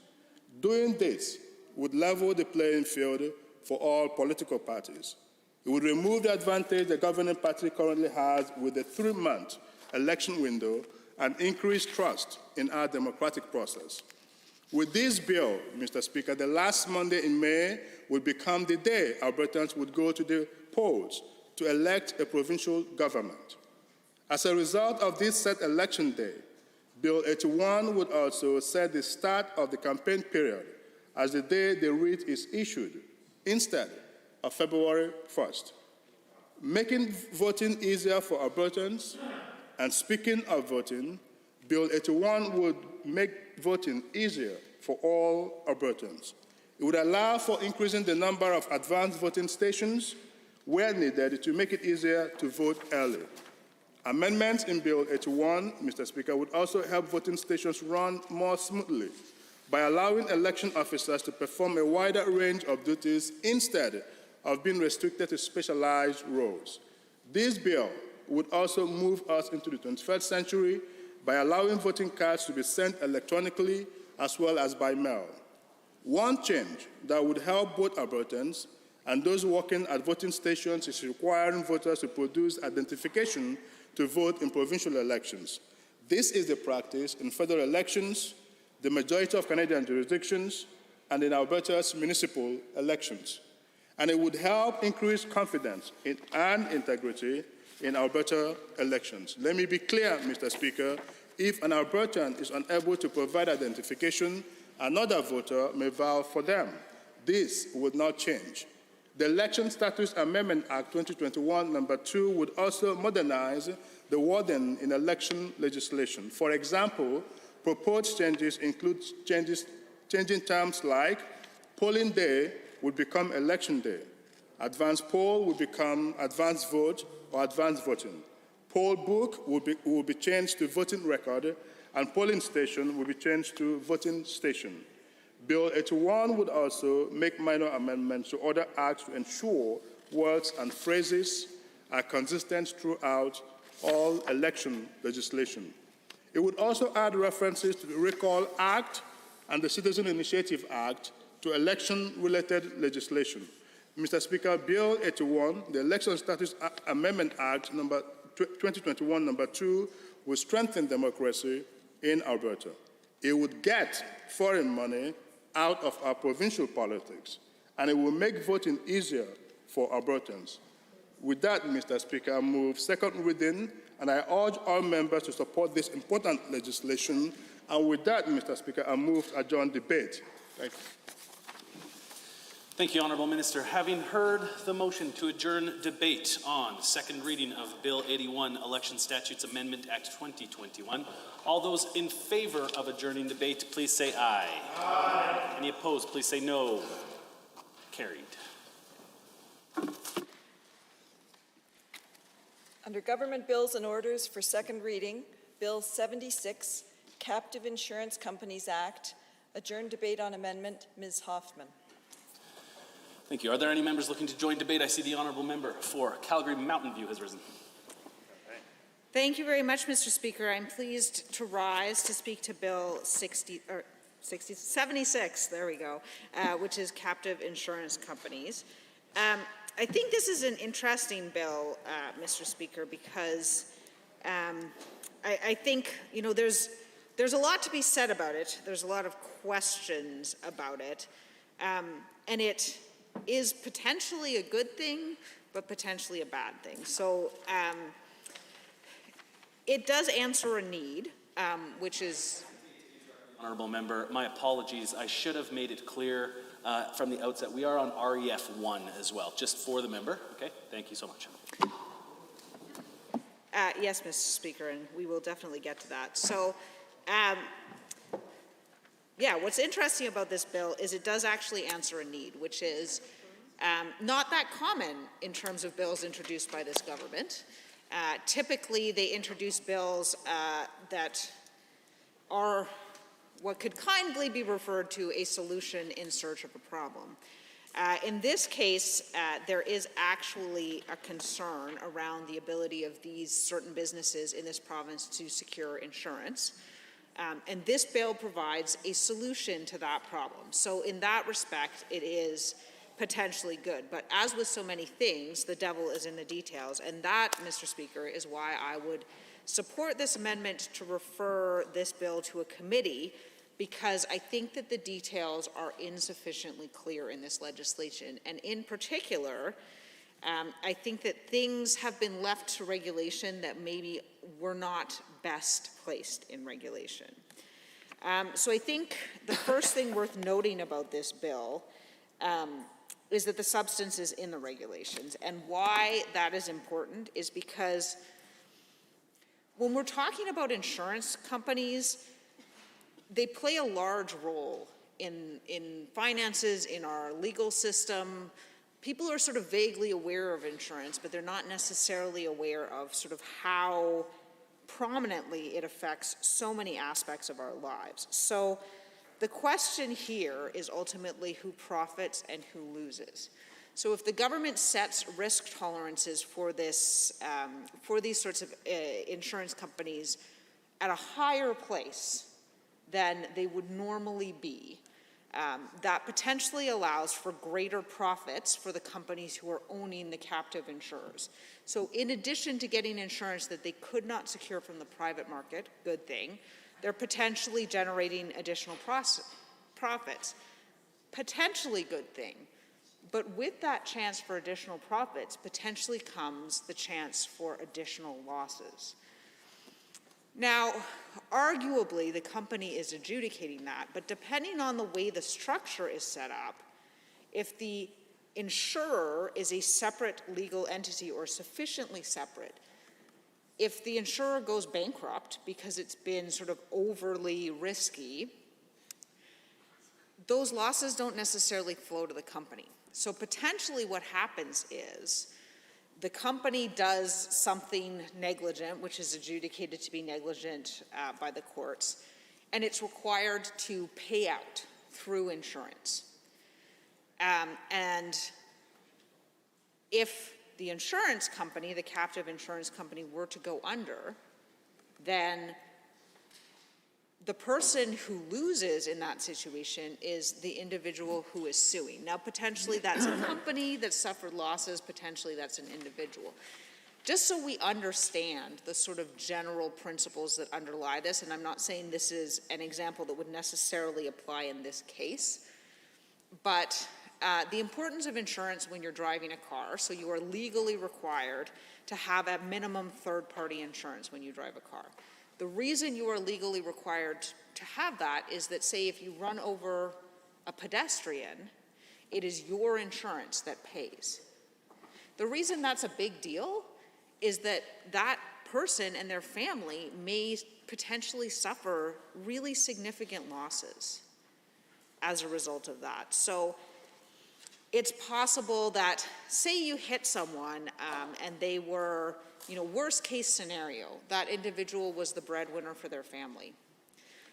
A family with, say, 4 minors in it. That's very, very costly to that family, because now that income, the income which supported that individual, potentially their spouse and 4 children is gone, and there is no support for those people. And in those cases, damages tend to run high. They tend to run in the $2-3 million range, and the reason for that is, you know, say this is a catastrophic injury. The individual can no longer work. You know, you have to retrofit their house. You have to compensate their family for that loss of money and of support. You have to compensate the individual and make sure that they're still cared for. So in a situation like that, if the insurer went under, there's no one to pay for that family, no one to support them. They have suffered a loss at someone else's fault, and there's no backstop. And so that's a really big concern. That's why we like insurance companies to be comparatively low risk to avoid the chance of those insurance companies going under. So that's why it's important. That's why it's important that insurance companies sort of make wise financial decisions. And that leads me to my concern with the bill and the reason I'd like to see it go to a committee to further discuss these issues, because I think that they should be discussed before Albertans and in the light of day. Because, you know, behind closed doors in cabinet, the truth is Albertans don't particularly trust this government, and particularly they don't particularly trust this government when it comes to the ability to adjudicate risk, which is exactly what will be happening in terms of setting the regulations for this bill. We will be asking this UCP cabinet to adjudicate what a reasonable risk would be on behalf of Albertans. The same cabinet that did nothing about the risk of the 4th wave and let it overwhelm Albertans, let it overwhelm our hospitals, let it cause cancellations to surgeries, let it cause long COVID, let it cause deaths, let it cause further impacts to our economy. So that was a really big risk that they took on our behalf. And it is the people of this province who pay the consequences for that risk. And never once have they apologized. Never once have they demonstrated that they have an understanding that what they did was wrong. And so now here they are with this bill asking us to trust their assessment of risk.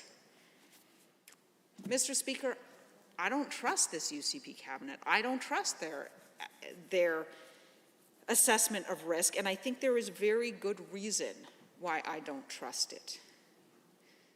It's one thing to make a mistake and to then admit that it was a mistake and to say you will do better in future.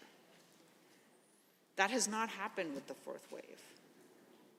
Not one member of the UCP cabinet has provided an explanation or an apology for complete failure to make decisions, complete failure to assess a very real risk, a risk which was brought to their attention by members of the opposition, by members of the public, by health experts, by economics experts, by pretty much anyone that could read a graph, to be honest, Mr. Speaker, and they just completely ignored it. So one very demonstrated instance in which their assessment of risk was very, very bad, and the consequences for the people of this province, the people for whom we are all supposed to act, were incredibly grave, can be potentially incredibly far-reaching and long-term, and they have demonstrated not at all that they have learned from that. Another point, I think, when we're talking about investment risk tolerances and how we adjudicate investment risk tolerances, because again, that's being left to the regulations here, that's being left to the UCP cabinet to do that behind closed doors, is a statement of the finance minister. He was being questioned about this premier's gamble on Donald Trump's re-election.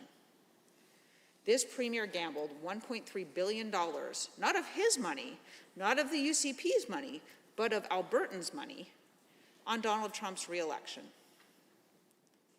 And he lost.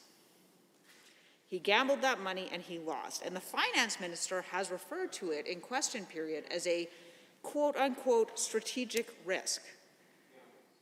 Mr. Speaker, we're talking about a what they term a strategic risk, there was less than a 50% chance of success.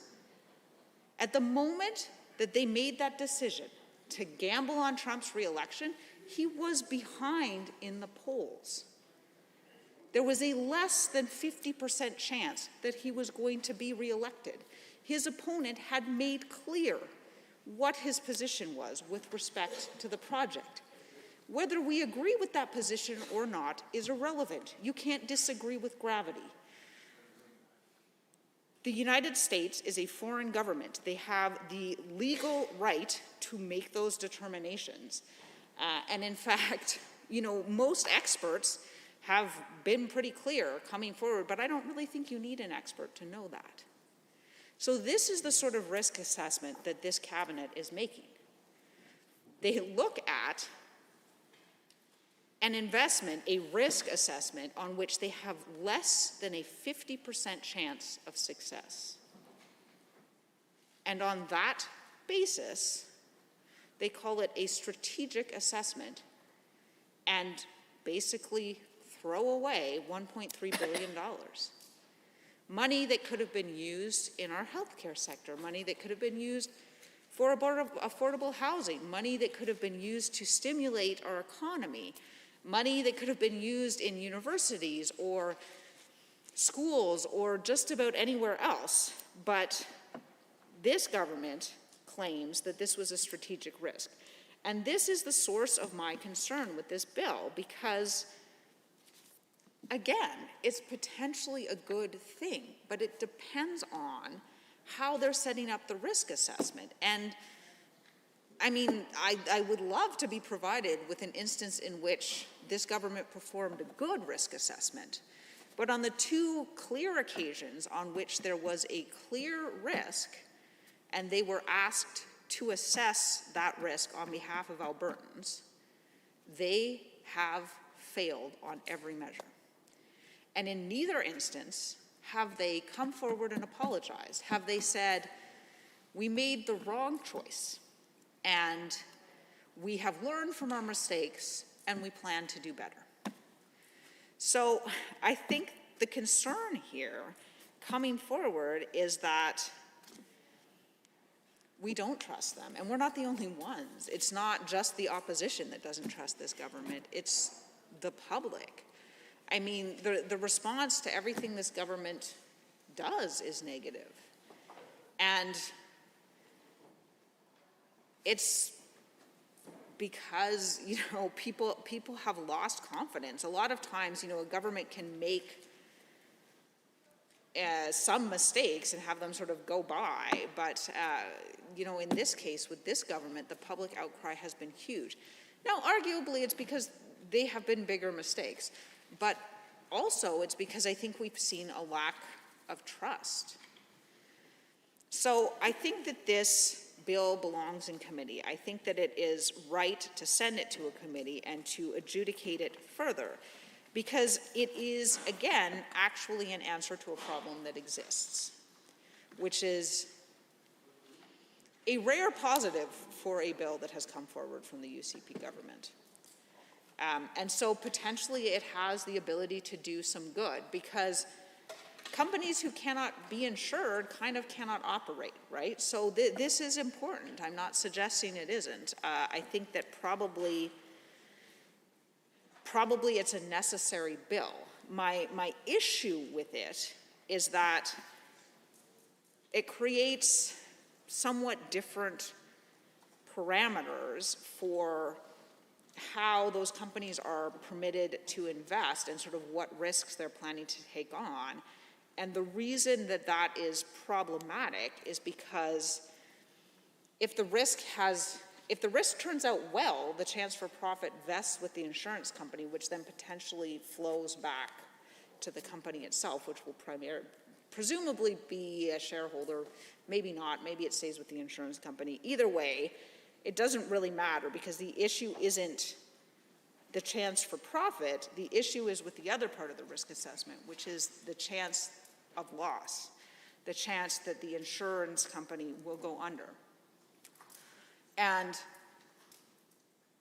the insured company doesn't necessarily bear that risk, because if the insured company wrongs someone, the point of insurance is to pay out to those other people. So, Mr. Speaker, at the end of the day, no one trusts this government to do that work.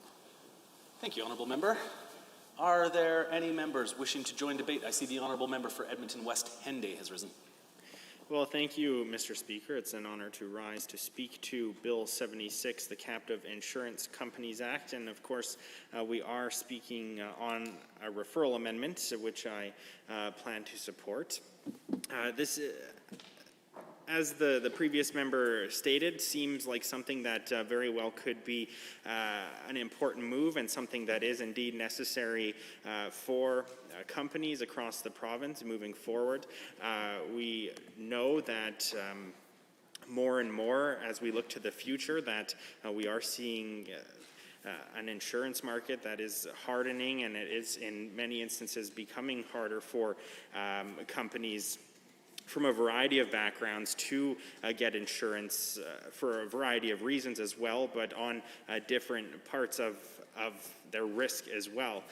One of those which may have been flagged already is the idea around ESG long-term value strategies, the environmental, social, and governance piece around that. And these are important considerations that we have to make and have to think about is, first of all, if insurance companies are unwilling to cover the liability of a company in the first place, then really should we be getting in the business or allowing companies to insure that risk which has already been denied getting coverage by other companies? And it's an important question. I think we have to ensure that we don't find ourselves in situations like we have potentially around abandoned oil wells. And again, that sort of liability happens for a variety of reasons, but at the end of the day, we need to ensure that if we are going to allow this to take place, that it's not going to be Albertans that are on the hook at the end of the day. It's not going to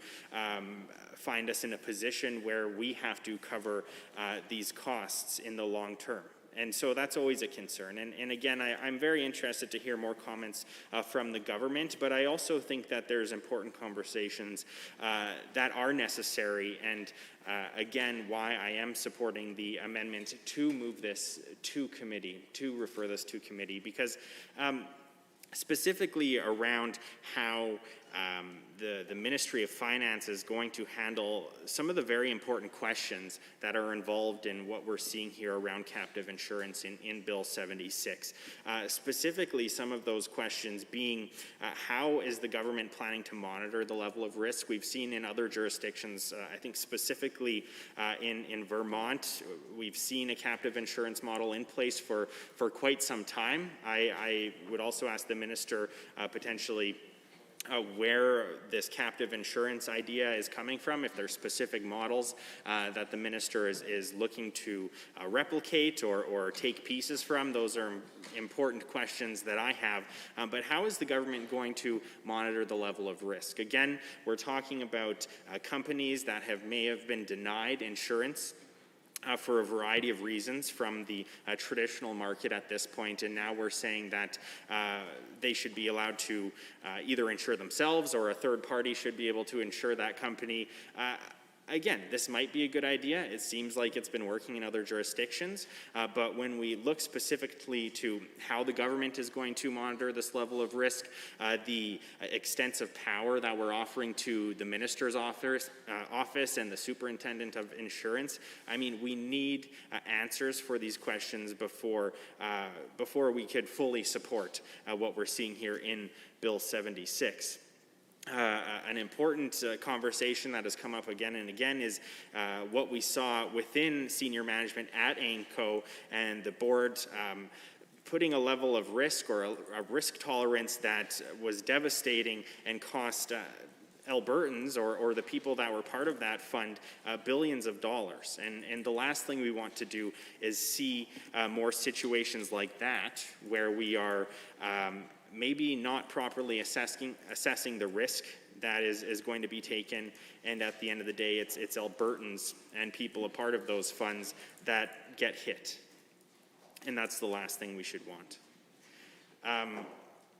again, concerns around staffing levels in the ministry's office and the ability to implement these changes, to assess the risk, to ensure that the requirements that we are putting in place are stringent enough, and that the evaluations that are happening after the fact are stringent enough, and that we are ensuring that if changes need to be made, that they're being done on a regular basis, not that we put this in place and forget about it and let these companies do what they want until we finally see again in the story that we've seen from AIMCO, where it's too late to save that money and to come back from that risk.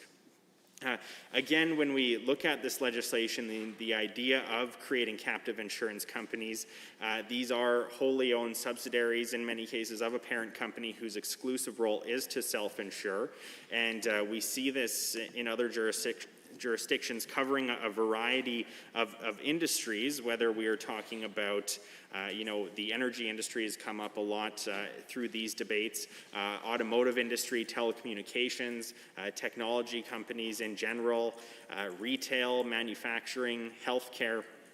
The list is long, and I would be interested to hear from the minister or from somebody in cabinet who they expect, I guess, first of all, to be the largest participant of this captive insurance industry, but also a list of who else they think might take part as well.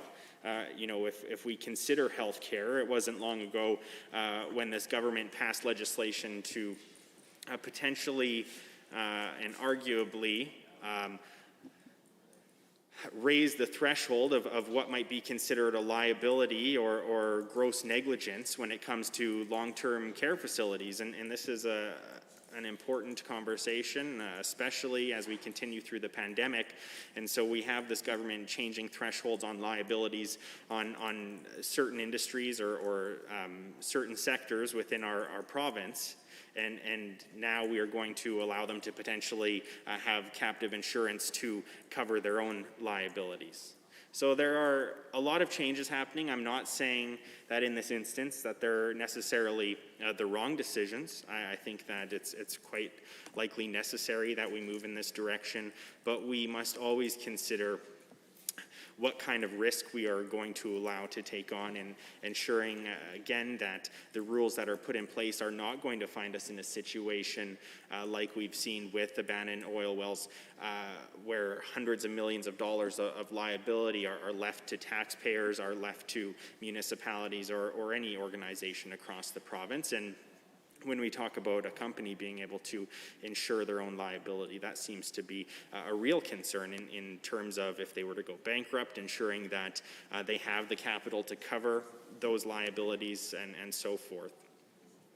We've seen examples of where this might be necessary, and the risks seem to continue to pile on, Mr. Speaker, and that's why we have to always be ready to manage this and to assess the risk, whether we're talking about insurance market cycles, whether we're looking at financial incentives for loss control or flexibility in managing risk. I mean, these are all reasons why something like Bill 76, the captive around captive insurance, might be necessary, but I truly believe that we need more time to discuss this. I think that through the briefing process, during the technical briefing with Treasury Board and Finance, there was no commitment that any new staff were going to be employed or any new staff will be brought into the ministry to ensure that Bill 76 and the process of Captive Insurance Companies Act being implemented is there needs to be extra staff, I would say. We need to ensure that there are people monitoring these situations and this type of legislation at all times. And so I'm concerned when we talk about taking on something so substantive as we're seeing in Bill 76 without any commitments from the ministry for extra eyes and extra expertise on such an important issue. Again, at the end of the day, Mr. Speaker, I have to reflect on the comments from the member that we just heard, that in a lot of instances, while the idea or the principle of the bills that we're seeing brought forward are we're likely able to support them. Unfortunately, we've seen far too many times a government that has said one thing and done another, or potentially had an idea that was good in principle, but after implementing it, it did not necessarily do what we expected it to do, or do what was to the best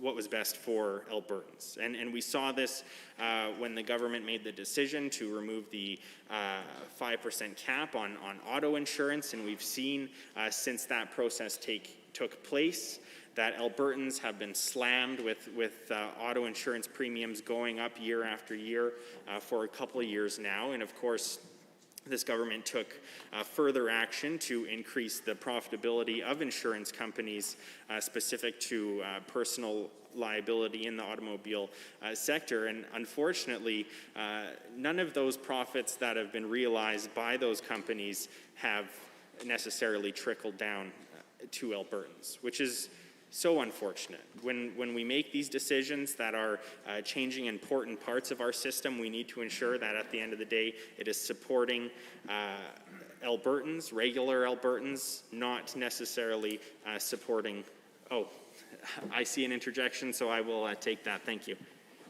Well, thank you, Mr. Speaker, and thank you to the member from Anthony Henday, who raised, Edmonton Henday, who raised some, I think, pertinent questions, valuable questions, but also made some, I think, inaccurate comparisons. Mr. Speaker, with respect to the question, I think good question on who will benefit from this captives legislation. Mr. Speaker, I would say obviously energy companies, a number of them who already have captives that are offshore, domiciled offshore, would be beneficiaries. I can say that there's interest from Alberta Health Services around utilization of a captive. Mr. Speaker, certainly the Automobile Dealers Association, Forest Products Association are trade associations that have shown great interest. So, Mr. Speaker, I believe there will be great benefit to a large variety of organizations and entities within Alberta. Well, thank you. I appreciate that interjection and some clarification on some instances that we could see, in the minister's opinion, benefiting Albertans or organizations within Alberta. And I think it's interesting that the minister pointed out the idea of AHS being able to, use the idea of captive insurance. I think that I don't necessarily know that it's right or wrong. Definitely need more conversation on that, which is again why I would support seeing this referred to a committee. But when we get into talking about government agencies being able to access captive insurance, I think is a whole other piece that we need to consider and identify any concerns or opportunities there as well. And so again, I think that when we look at other jurisdictions that have implemented the idea of captive insurance, that there are opportunities there to support companies that are finding it harder and harder to gain access to insurance as the market continues to change for a variety of reasons. But we must, every step of the way, do our best to assess that risk and to ensure that if another company, insurance company, is not willing to provide insurance for these companies in the first place, that we are truly evaluating whether it's in our best interest to allow somebody else to do that, to allow a company to insure themselves. It's an interesting conversation, and hopefully we will have the government get on board and support the idea of moving this to referral. Obviously, we will have to wait and see how they feel about that, and I look forward to hearing from them on that.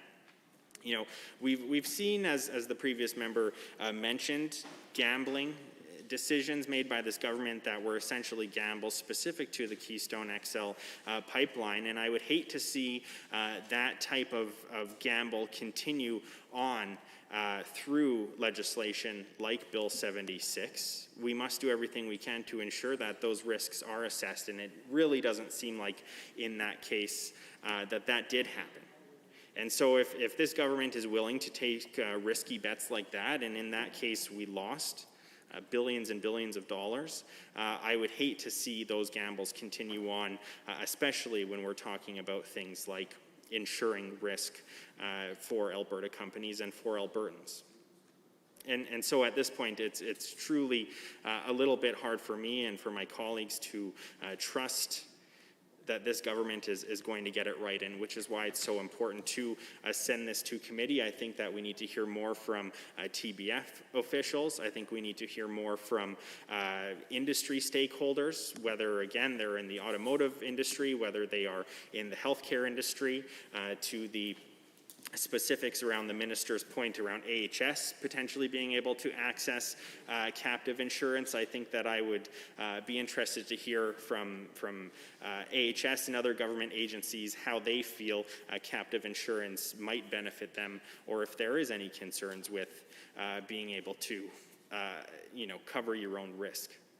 And so again, I appreciate the complexity and the changes that we're seeing to the market and to insurance, whether we are talking about, the fact of cyber terrorism, that is always a concern, not only for companies, but even for our own governments. And so again, I look forward to hearing more on this conversation. Thank you.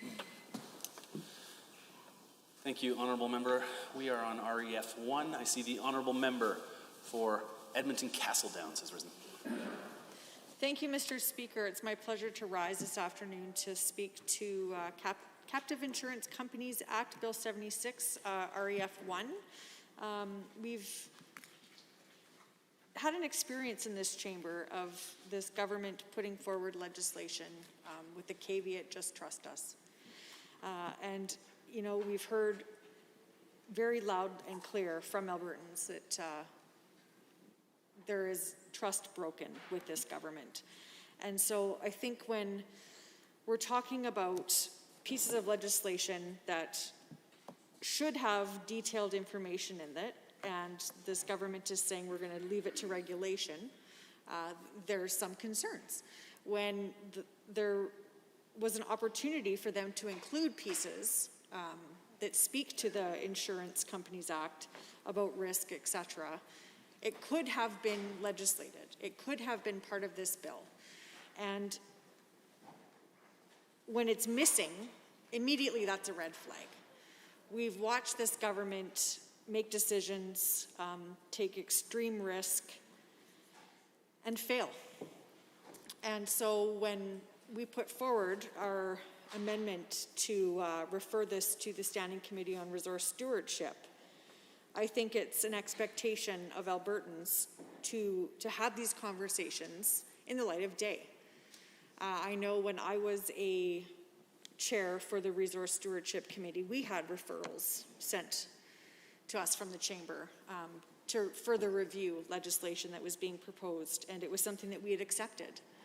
And so the whole purpose of being able to refer a piece of legislation to a committee is to allow the public, those members of the public that are impacted by this, to come and share their stories, to share their insights into this. We have a government that is saying, just trust us. We haven't seen the list of who they've consulted with. We haven't seen the document of what we heard from those consultations. And I think when we're looking at, the potential risk to so many, it's something that should be discussed in committee. I think having committee as part of this legislature is something that is incredibly important to Albertans. It gives Albertans an opportunity to come and speak to the elected officials in a way that isn't just trust us, this is what we heard sort of way. It allows stakeholders, it allows industry to come forward and bring their concerns. It also gives them an opportunity to say, this is a piece of the legislation that we really like, and we need to make sure that this piece stays in there. But it gives people in the province the ability to come forward, talk to members of the committee, and highlight their concerns and their ideas when it comes to this legislation. And so we've heard that this bill is neither good nor bad. There's the possibility of having profits. But then on the flip side of that, there is the incredible possibility and risk of loss.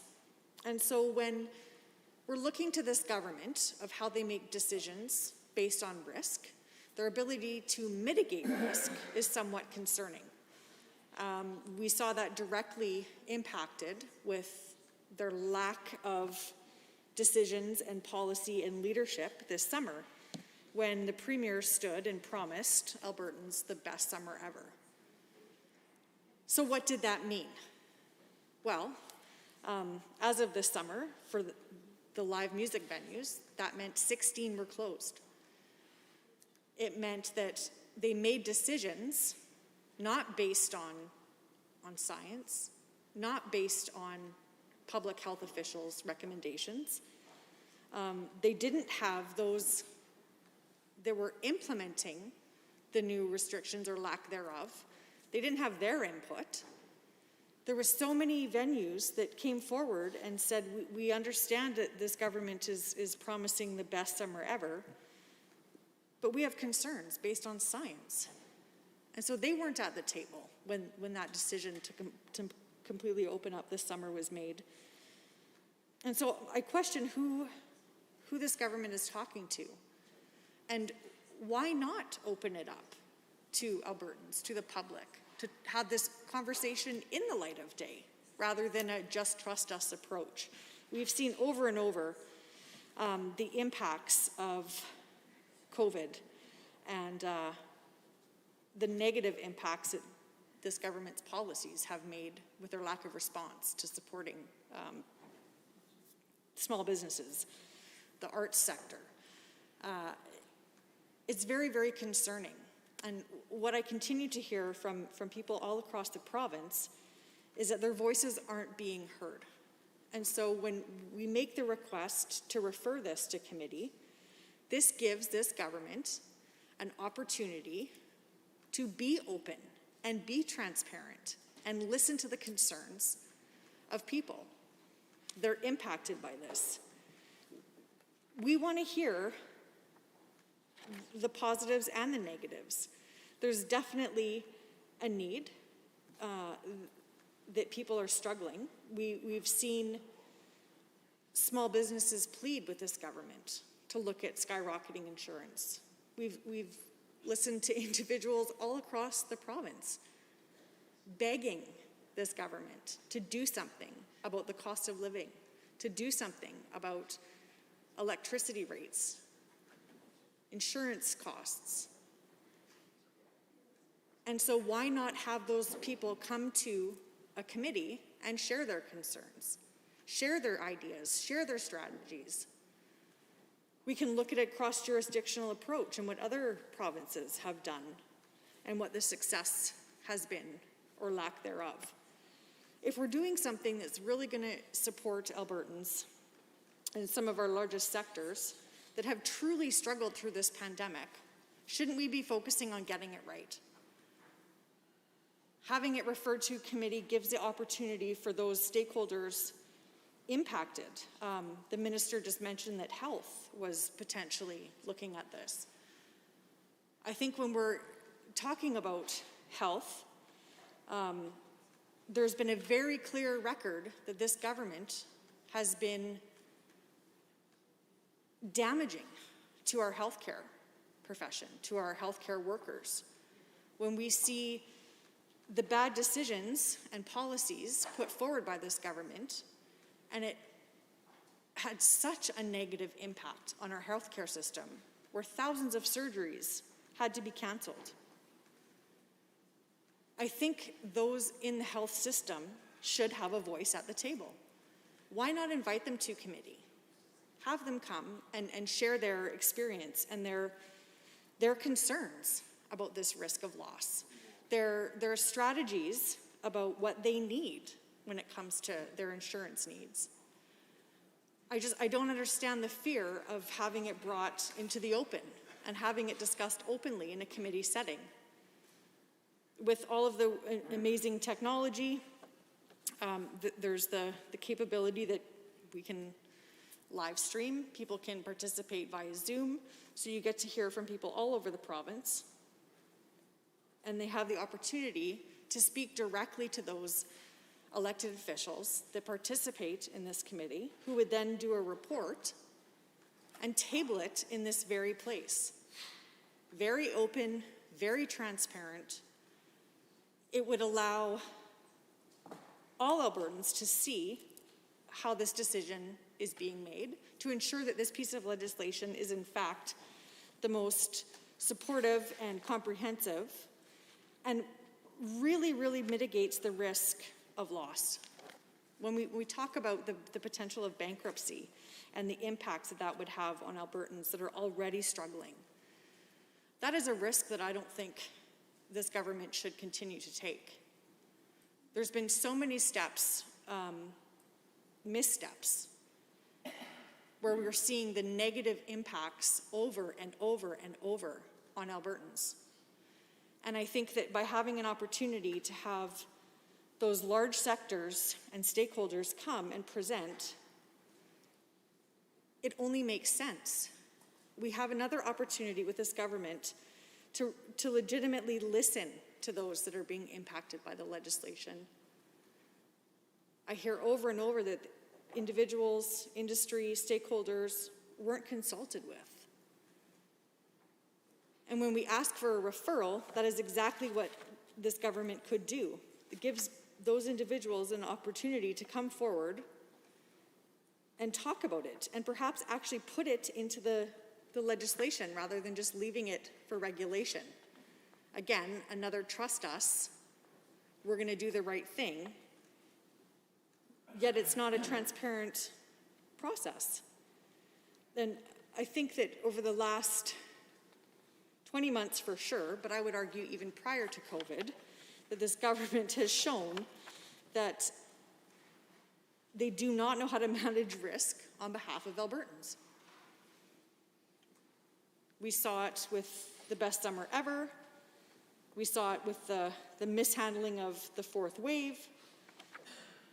You know, we had individuals in this government come forward and argue about the effectiveness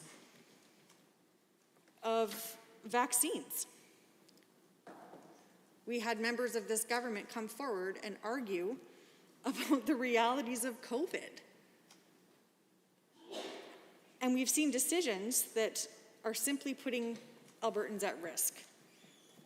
We've seen unnecessary risks being taken. And when we're talking about something that very clearly needs to mitigate risk for these companies, it just simply makes sense to refer it to committee, where you can have a robust, transparent, open conversation, hear from those stakeholders and industry sectors that are really struggling and what their solutions are. And I think that we have the ability through committee to really reach to all portions of the province and hear from those individuals and those organizations about what their needs are. And it brings it into the light of day. And if there is something that is glaringly obviously missing from this piece of legislation, it would come forward through that process. That's why we have committees. And I think that those members of this chamber that sit on that committee are competent and able to ask the questions that perhaps we're asking in the debate right now, and can get some clarity on those things. And it would give this government an opportunity to really make sure that the legislation that they're putting forward genuinely supports and helps all of those individuals that are going to be using this, and helps mitigate that risk. I think when we're talking about financial stressors, we can all say that this pandemic has had significant impact on Albertans' finances. There's been incredible job loss. There's been costs that continue to go up, And when we look at giving some of these sectors some opportunities for alternatives for insurance, I think that's a good thing. But let's get it right. And so by having presentations through committee, it just pauses this process a little bit.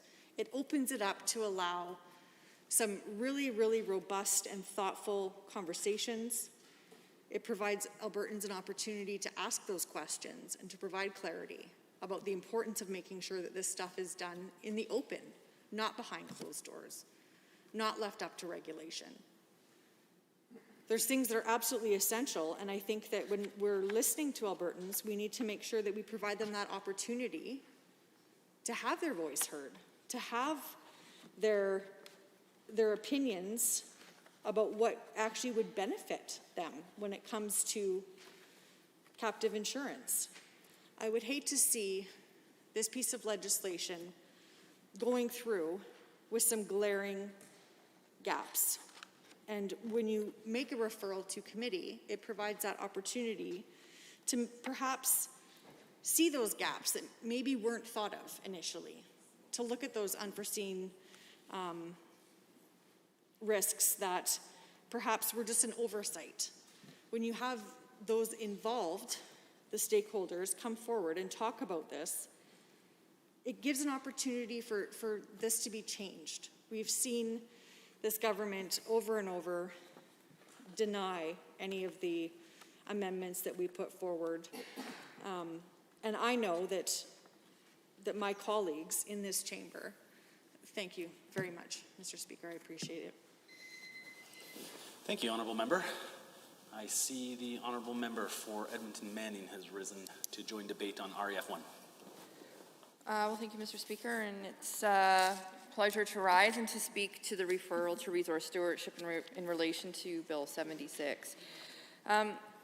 You know, I think that I have some questions, and I'm hoping that a minister would be able to maybe answer them, because this is why I think it's important that this bill be referred, just to clarify and to make sure that Albertans understand the level of risk that is being taken on through this model. Now, we know that in regulation, the Minister of Finance will have the opportunity to set the level of risk. But when we look at the industries that he's specifically spoken about, we also know that there is substantial liability associated with some of those industries when it comes to the capital investment and the feasibility of whether or not some of the risk that will be associated with this insurance program, with these insurance programs, could potentially end up failing. And we haven't really heard from the minister as to how those regulations are going to be set, how he's going to determine what the thresholds are going to be, and then what the response by the province would be if any of these companies would perhaps fail.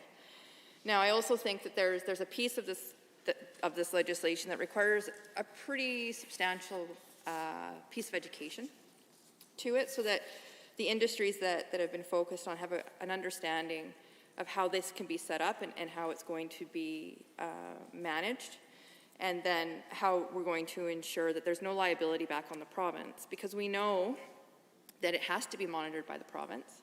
Treasury Board and Finance has a responsibility to make sure that when these insurance programs are set up, that they're being done within the layouts of the law, and that the liability component isn't at such a level that ultimately the province would become responsible for having to manage it. So I have some questions around that. I don't think we've had a lot of clarity around it, and I find it interesting that the minister's highlighted forestry as an area that's interested in this, oil and gas as an area that's interested, but also agriculture. Now, my focus first would be, of course, on oil and gas. And if we have a company that does decide to adopt this model, who is the parent company, who then creates their own insurance program so that they're able to offset some of the liabilities around their insurance, my question would then be, is what happens if the price of oil drops and some of these companies become insolvent? How will this be addressed under this current structure? who is then responsible for those liabilities? And how is that then insurance paid out to a company that may or may no longer exist? Is it something where what we're seeing, similar to what we're seeing right now, which is we have some companies that will become insolvent, will shut down operations, and then transfer whatever remaining assets over to a new company? Does that insurance then, under the parent company, also get transferred over to the secondary or the new developed company? Because ultimately, and typically, insurance wouldn't be able to be transferred that way. The intent of it would be that the insurance company that would be existing would then have some protection and would be paying out the liabilities on some of those assets.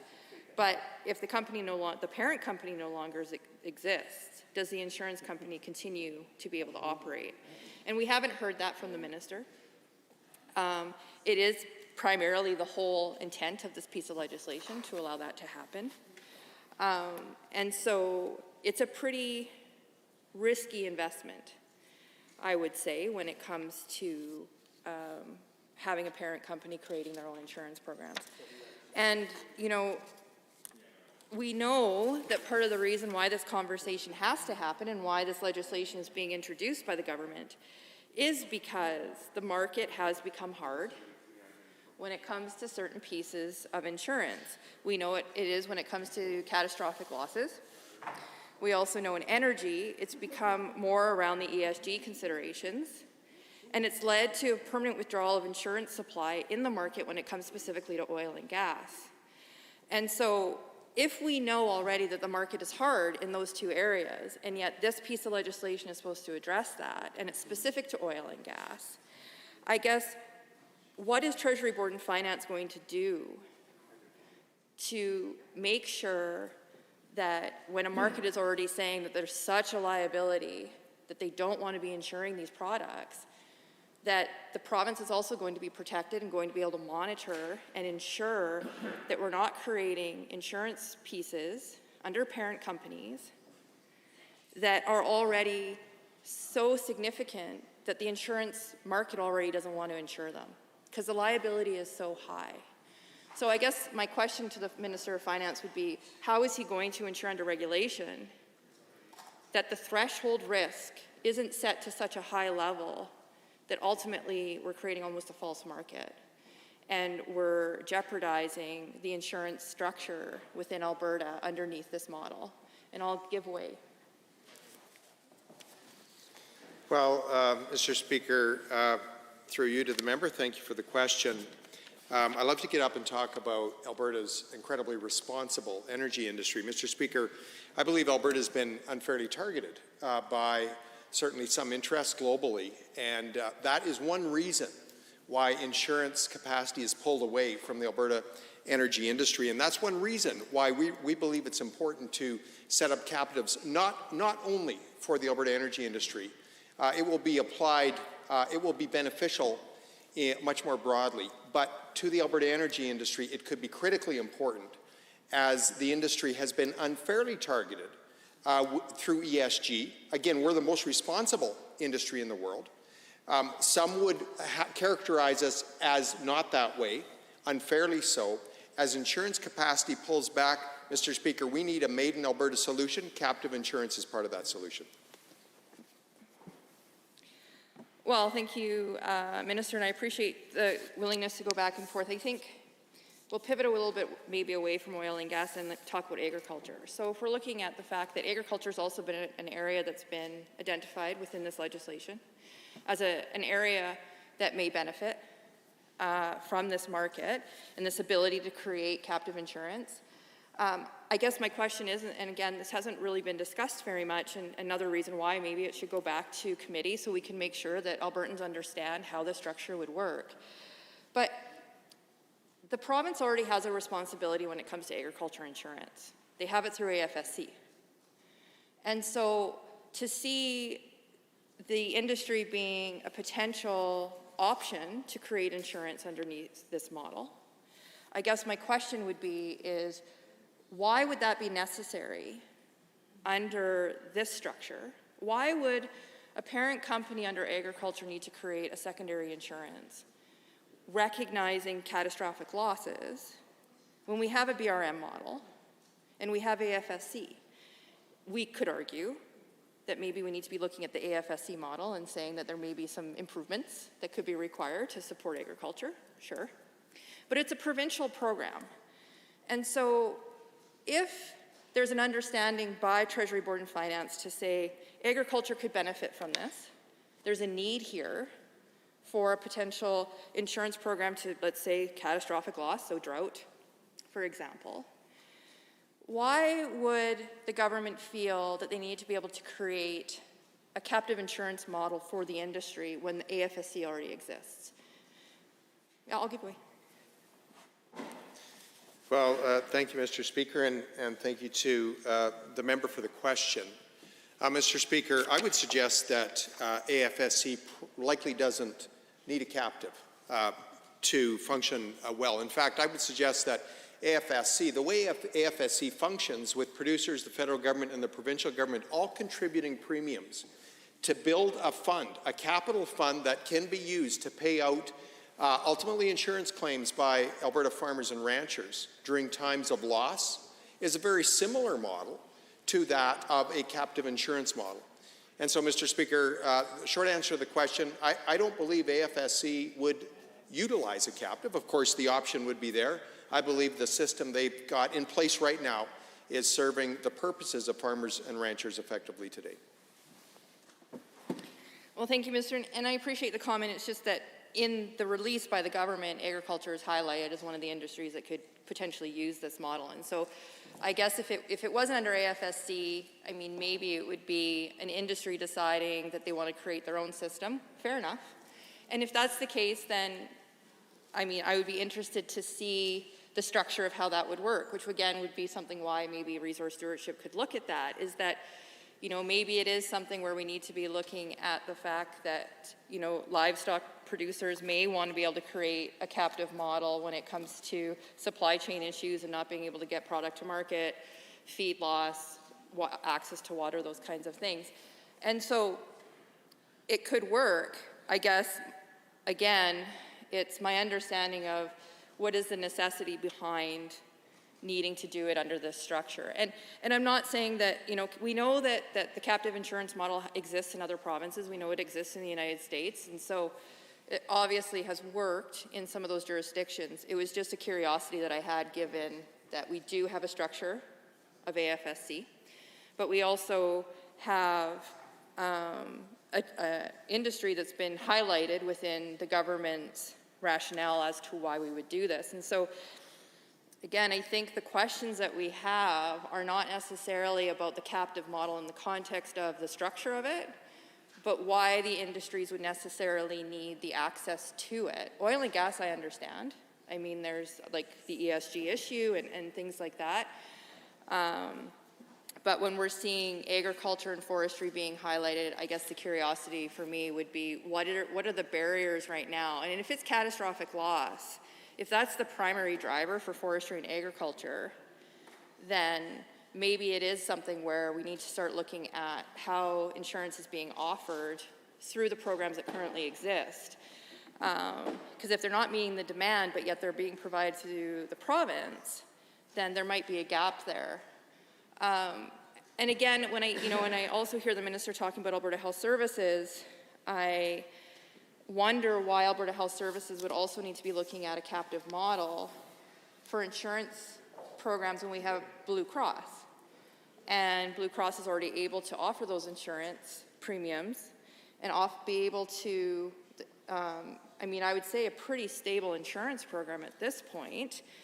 And again, it doesn't really speak to where the market is hard when we start looking at health insurance, given that it's a pretty big market. So I just have, these are just honest questions, and I think, as we move through debate, they would be things that I'd be more than interested to continue to have the conversation with the minister about. But at this moment, I think I will sit down and look forward to future debate. Thank you, Honourable Member. We are on REF1. I am prepared to ask the question. On REF 1, as proposed by the Honourable Member for Edmonton McClung, all those in favour, please say aye. Aye. Any opposed, please say no. No. I believe the noes have it. That is defeated. We are back on second reading of the bill proper, Bill 76, Captive Insurance Companies Act. Are there any members wishing to join debate? All right. The Honourable Member to close. Should he... I see the Honourable Minister of Finance has risen to close debate. Well, thank you, Mr. Speaker. I'm very pleased to close debate.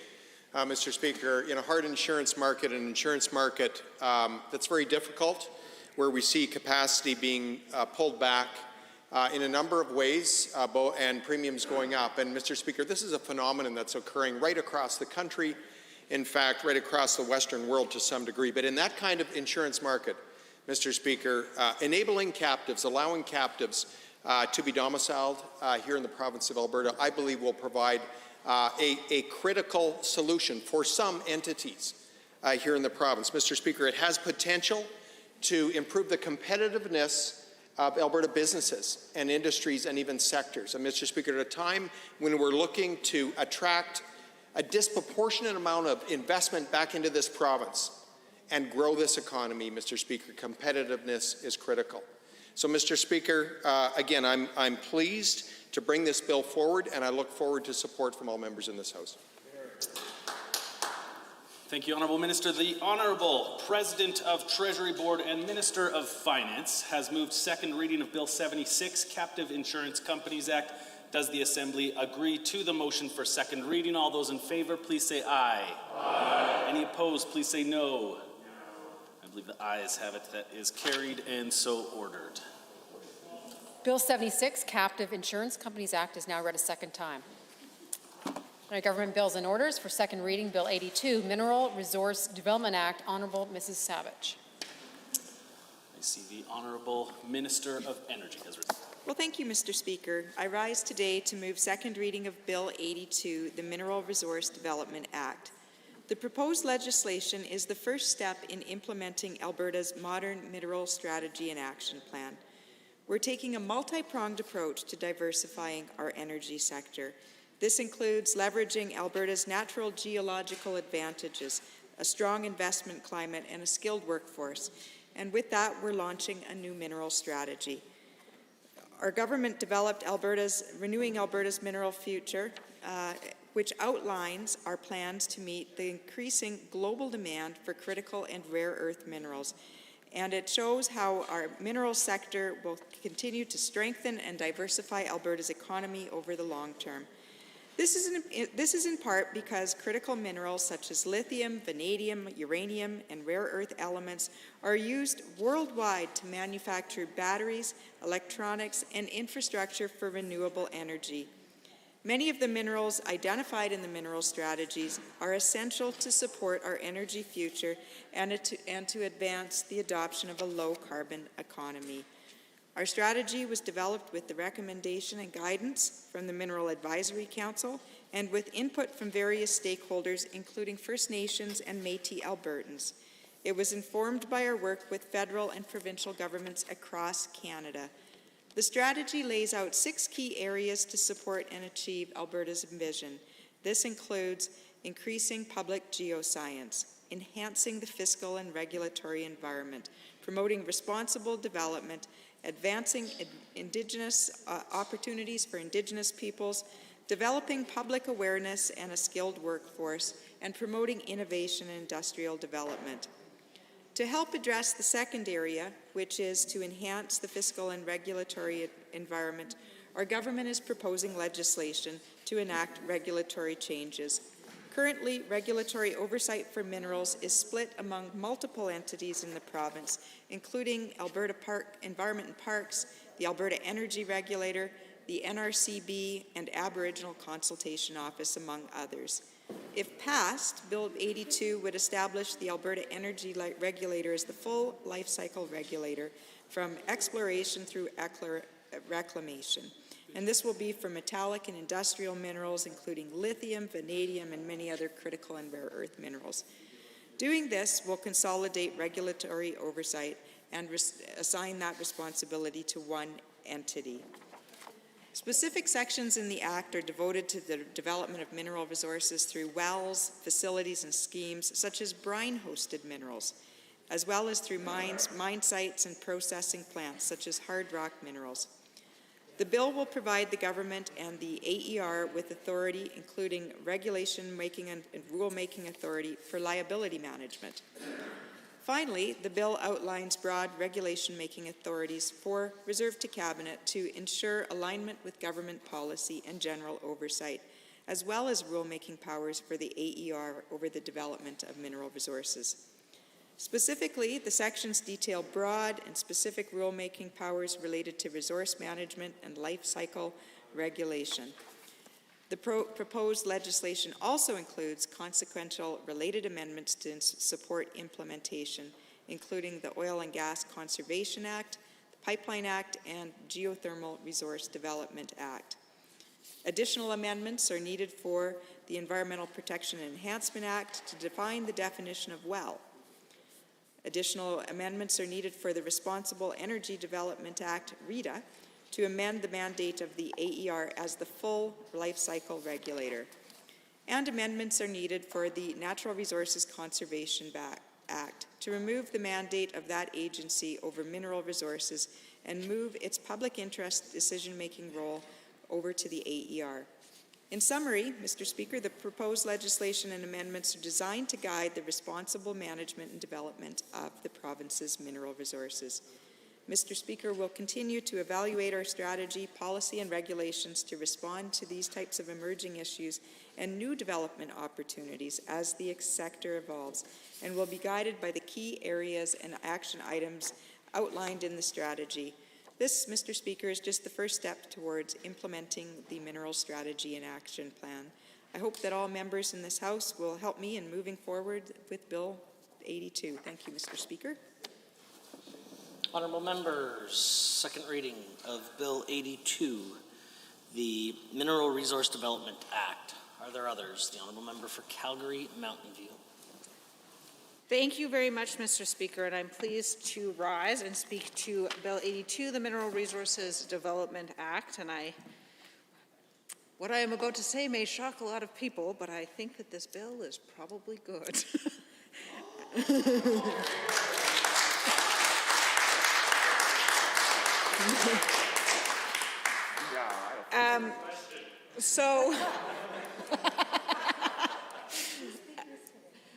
So much like the bill that we just talked about, I sort of think the first bar for any piece of legislation is this an answer to a problem that exists? And in this case, it is an answer to a problem that exists. It is currently very challenging for us to develop these resources because the regulations we have currently sort of require multiple windows, and they require companies to get probably larger tenure than they need under the oil and gas system because of the sort of location in brine. So this is a good thing. It's a good thing that will allow this industry to develop. So that is definitely excellent. Now, this is the first time that this bill is being discussed in this House, so no one on either side of the House is likely to be surprised to hear that I have a number of questions.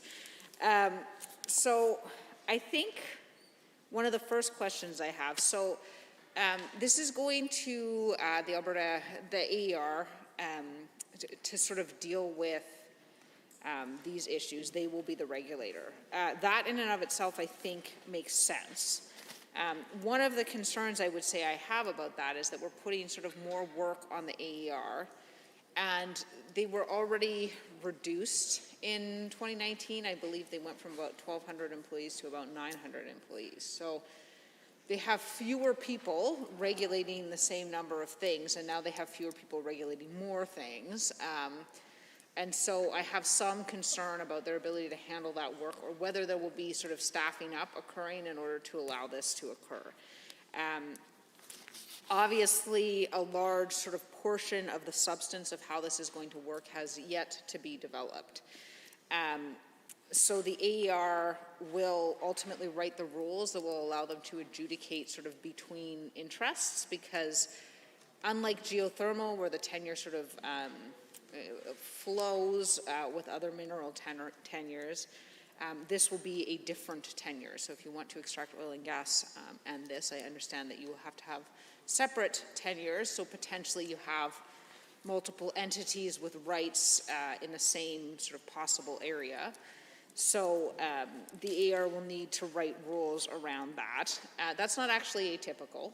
That's how it works with most things. So that's sort of the normal process. So I think that's not a huge concern. It is an outstanding concern. It is something that I think that we will be watching for and Albertans will be watching for to sort of see how that progresses. But I don't think it's necessarily a strike against the bill. I'm hoping that we will hear sort of whether there will be additional people to handle the additional work. I think one of the other questions we have, so this will roll it into the EER, who's the regulator for a number of things, but there are, I think, some concerns with the AER now. So I sit on a committee, a legislative committee, so nothing super secret or anything, that is dealing with issues arising from the AER in large part. So it's essentially dealing with rural property rights, but one of the sort of primary rural property rights related concerns relates to the way the AER sort of handles cleanup and certificates and kind of who has a right to go before them on what matters. So there are a lot of rural Albertans out there who own land who feel that the way this process works currently is imperfect, to say the least. And so, yes, the Surface Rights Board. And so, I mean, the challenge is that you sort of have the Surface Rights Board and you have the AER, and the Surface Rights Board tends to defer on certain issues to determinations that the AER has made, and these landowners that we have been hearing from feel that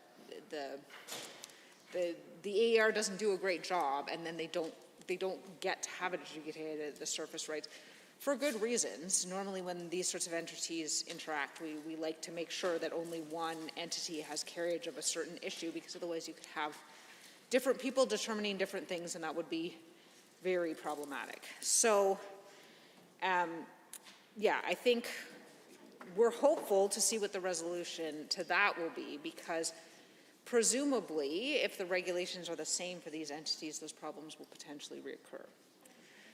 And I think, you know, we need to take those concerns seriously. I'm not saying that they're easy to address. I'm not suggesting that I have special insight into what the solution is, but I do hope that that committee will do its work well and will address those issues, and that that work will apply to this and to other issues. So that's another thing. In addition, what the Act doesn't address, and hopefully the Minister is able to address this, because I suspect an answer, I just don't know. So the AER regulates a lot of developments. It'll regulate this development, but it doesn't regulate them for all purposes. So the Aboriginal Consultation Office, which is within Indigenous Relations, sort of does some work with respect to whether in consultation with Indigenous people who have rights to the area has been done correctly. It doesn't seem, my recollection from my time in government is that neither side was particularly happy with the way that went. Now that doesn't necessarily mean that the process is wrong, but it does mean that there are concerns that should be addressed, and there were concerns sort of on both sides. And so what this bill doesn't say is how Indigenous consultation will occur. And so I think that that is a very important issue to be addressed, because presumably the right to that consultation will be the same. The potential impacts on Indigenous rights will be will continue to exist with this process as it does with other processes. And so it's important to know that those concerns will be heard, that they will be addressed. Now, I would suspect that much like the EER requires sort of a certificate from the Aboriginal Consultation Office on oil and gas projects, that the same will go here. I just don't know. So I think that that is something that I would like to hear an answer to, because it is certainly an issue that has to be addressed. And if it isn't addressed, it's bad for the Indigenous groups and potentially the environment, but if it's not addressed, it's also bad for the companies, because that means that rather than having a process to go through, there's a potential constitutional challenge, which leads to an enormous amount of delay, and we all know that investment loves delay and risk. So that was sarcastic, I guess. Maybe if things are going to be on the record, I should point that out, because otherwise it may appear that I think that. I guess tone doesn't translate to text exceptionally well, let's put it that way. So yeah, it's important that there be a process for this, because no one benefits from a process that is unclear and uncertain. So those are the majority, I think, of the questions that I have around this bill. I mean, in general, I think it's a good step. It's a good step in the right direction. I don't know, and maybe the minister does know, maybe she's, I don't know if there are interventions on, I'll look to the speaker. There are not, okay. Thanks.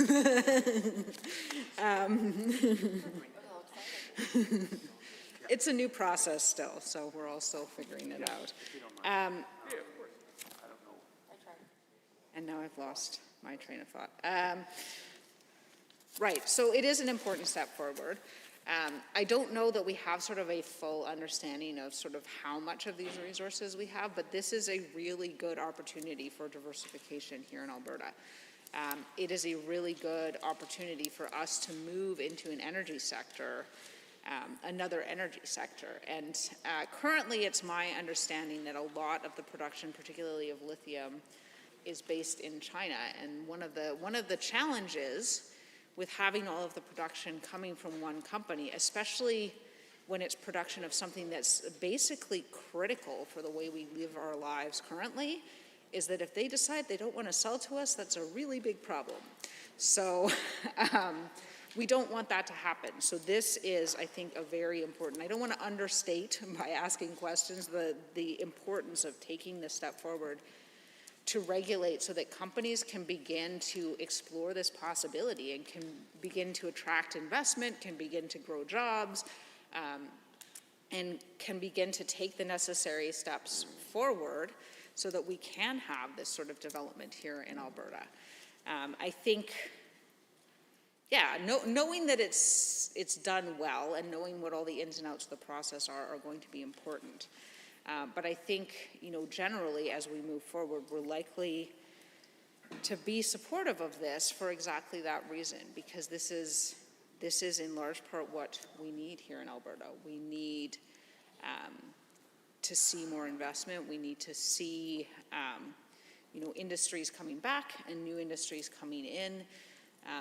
The people certainly that I talk to here in Alberta, their sort of primary concern right now is about having jobs and being able to pay their mortgages, and they're very basic concerns about being able to afford housing and food and insurance and that sort of thing. And so, anything that can contribute to economic growth will likely help with that. That being said, as we set up a new process, we want to be sure we're doing it well, because I think both sides, agree that we have a significant problem with a lack of reclamation of wells, and those wells sort of being still on people's land. Now, both sides have sort of, I think, made attempts to kind of move forward and start cleaning that up. But it is a big problem that continues to exist in Alberta. And what we definitely don't want to do is contribute to the growth of that problem. So as we move forward, we want to ensure that, we sort of have the right policies and procedures and rules and requirements in place to ensure that we don't see that problem continue to grow.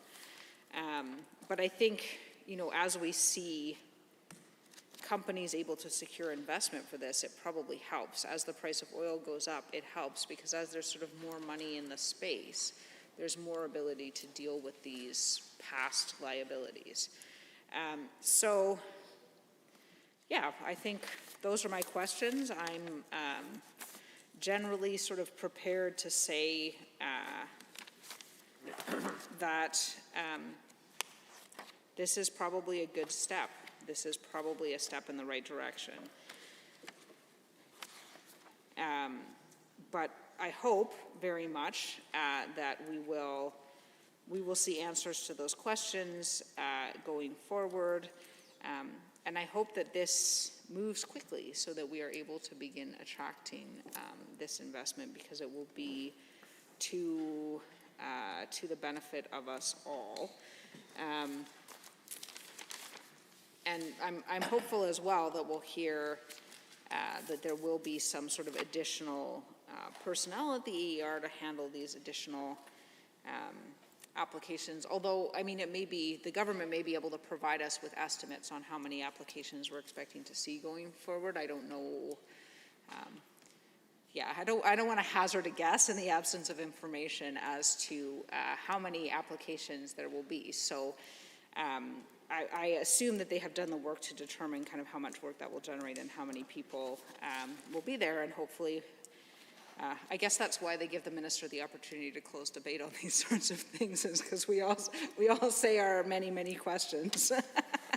And then, afterwards the minister is able to answer those. Or we'll go to committee of the whole, where everybody gets to talk a whole bunch and potentially answer and ask and whatever, a whole bunch of questions. So I guess with that, I will close and say, I think this is a step in the right direction. I'm glad to be involved in a, shall we say, rare moment of concurrence.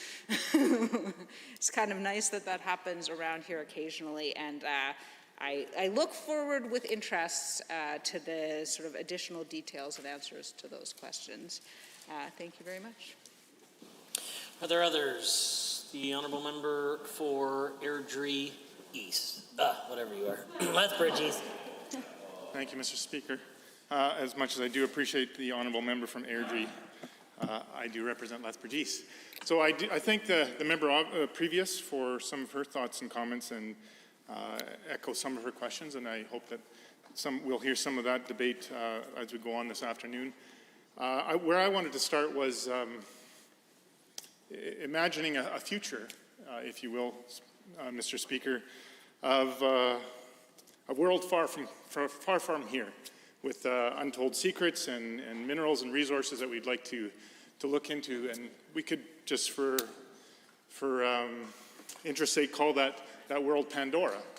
And if we were to go there and find that there were minerals and resources that were of great value to us, we'd need to mine them, and they could be something, because it's so far away, we could call it unobtainium or something like that. And we may find on that world that there is an indigenous population of, again, we could give them a name, the Navi or something of that nature, and find out that that was already imagined, that future was imagined, and if only James Cameron had legislation like this in Bill 82, they may not have had a fantastic movie like Avatar, and they may have, in fact, averted many of the crises that we found out throughout that movie. But I do believe that, as the member previously had stated and the minister stated, this is a great place to start in understanding the responsibilities of the future and understanding what we do need to do to create a framework for developing these resources, developing these industries, seeking these minerals, and providing the parameters with which we will undertake those endeavors. And I'm pleased that, from my understanding from the minister's work through her ministry, that as a part of the targeted engagement for the Mineral Strategy and Action Plan, Alberta Energy engaged specifically on the elements of the strategy, the life cycle mineral regulation, and the tenure of that modernization through an online survey, through virtual roundtables, and specifically written submissions with Indigenous organizations, which I was very happy to hear.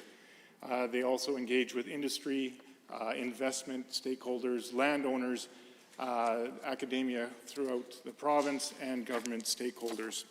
And I think that, again, speaks to some of what the previous member was asking, but I'm glad that that was a great start, and again, is building to provide this framework so that the future that we're talking about is done in a way where we can avoid, though I used some humor at the beginning of my talking points, a very actual reality that could happen when you don't take that time to consider those possibilities. And I'm very pleased that the minister has taken the time to do that work, to provide a map, if you will, of the future moving forward. Some of the other reasons we need this kind of legislation is to increase the public geoscience. So I'd actually like the minister to describe further what that definition actually means, as that's a little bit foreign language to myself, but I would look forward to that in the upcoming debate. Enhance the fiscal and regulatory environment, and I think that, again, is just very, very needed outlines and parameters for what we want to see here. Promote responsible development, again, a foundation of many governments and of Alberta in general is that we do this responsibly. We have a strong worldwide reputation for ethical and responsible and social development of our resources, and we want to continue that reputation. Number 4, advance opportunities for Indigenous peoples. Again, a very key stakeholder group, a group that we need to work with and develop their best futures with, along with those of other Albertans. Develop public awareness and a skilled workforce. Again, providing a hope and a future for many of our students, attracting people from all across Canada and hopefully around the world to come and work in a burgeoning and new industry. And promote innovation and industrial development, something that many countries around the world are seeking to do to better the lives and lifestyles of their citizens, the people that live, work, and play within the province of Alberta, which is our purview.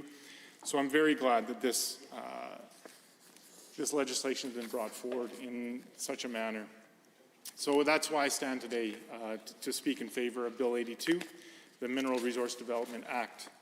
This bill is the first step in implementing Alberta's modern minerals strategy and action plan, helping to ensure the responsible management and development of our province's mineral resources.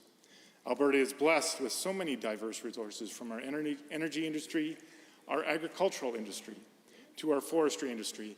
Alberta has a diverse and bountiful natural resource sector as well.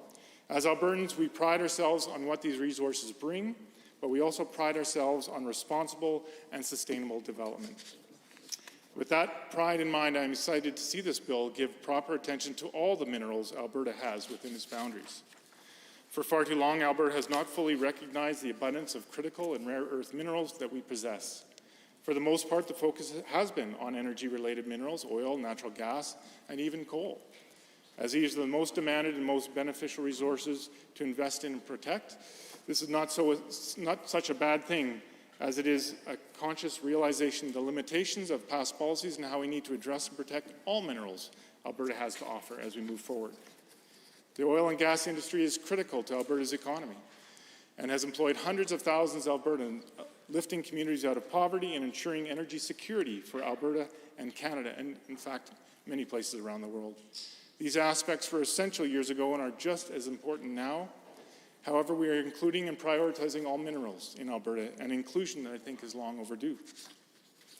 If passed, the Mineral Resource Development Act will make the Alberta Energy Regulator the full life cycle regulator for Alberta's mineral resources, from exploration to reclamation. Placing the AER in this position will help provide certainty for the industry, help position the province as a preferred mineral producer, and expand growth within this mineral sector. This legislation will provide the AER with legislative authority to regulate mineral resources. In other words, Mr. Speaker, the proposed legislation would align the AER's authority over minerals with its authority over other energy resources, and I will make way. Thank you, Honourable Member, and I appreciate you giving way. I just have a quick question around when it comes to the AER and the regulator, because obviously the AER is able to set the regulation and the rules in relation to the minerals.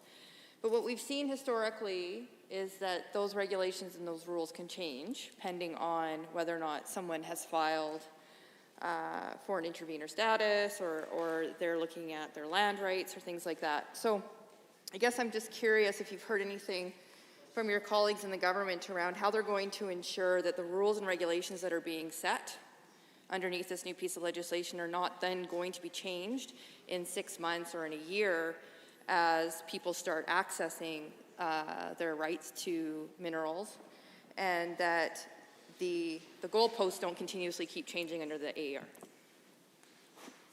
Thank you, Mr. Speaker, and thank you to the member opposite for that intervention. I think that's actually a very timely question, and I think that is something that will have to be considered, and I hope throughout the debate in this House, some of that will be clarified in the legislation, as well as the member very rightly points out, in the regulations, so that we have a stable, thought through and recognized future for the industry, so that they have that certainty, and in fact all Albertans have a certainty that the goalposts are what the goalposts are. Now that is not likely to be absolute.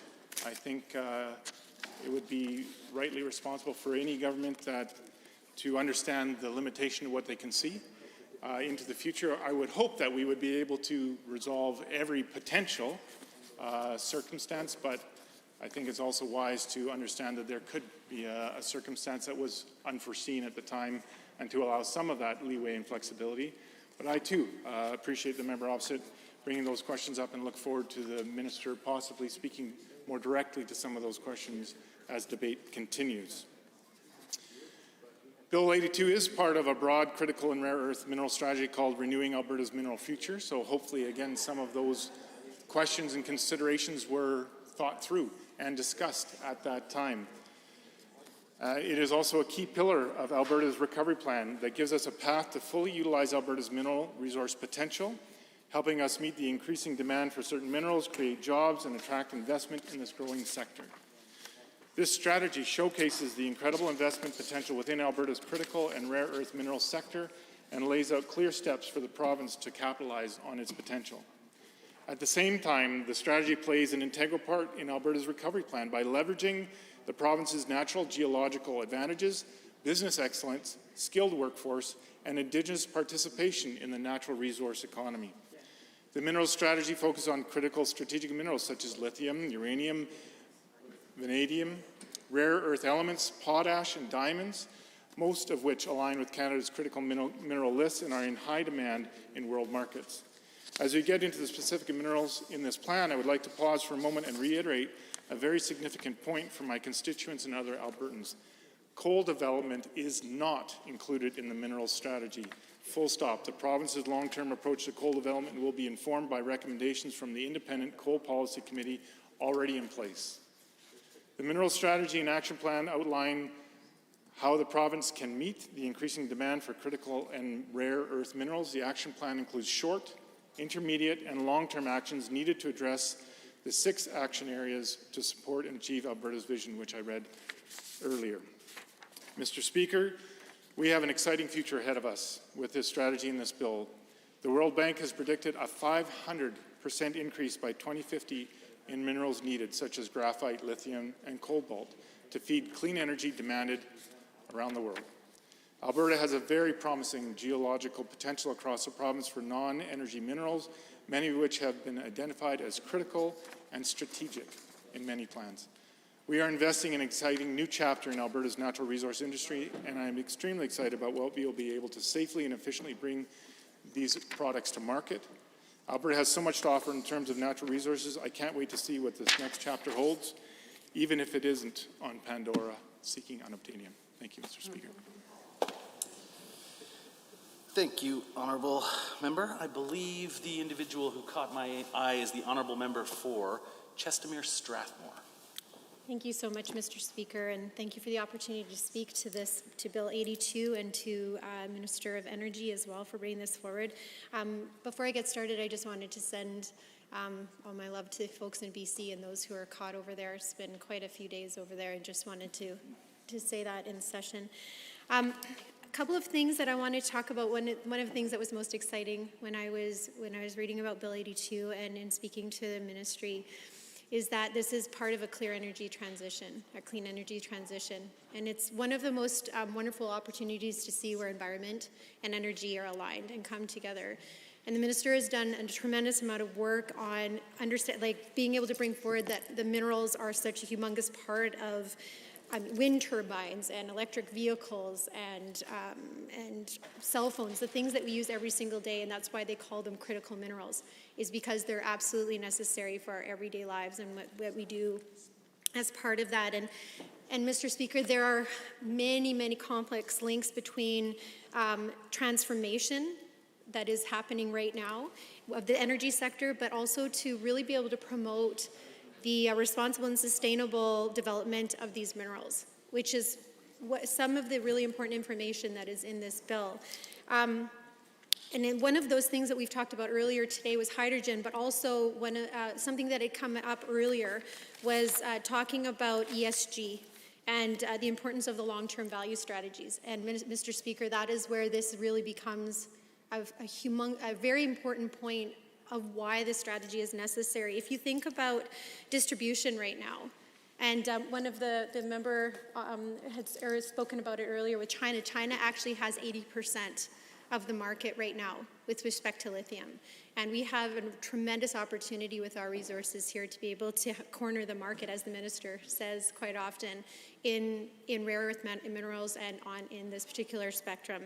And it leads to opportunities in vehicle production, battery making, renewable energy systems, and tech manufacturing. And if you look at what's happening right now, many folks were speaking today to the incredible advancements that are happening in the province right now and the uptick on that, and the ability to be able to have this market and to be able to move forward. And there was some questions too around potential job increases and what that would look like in terms of numbers.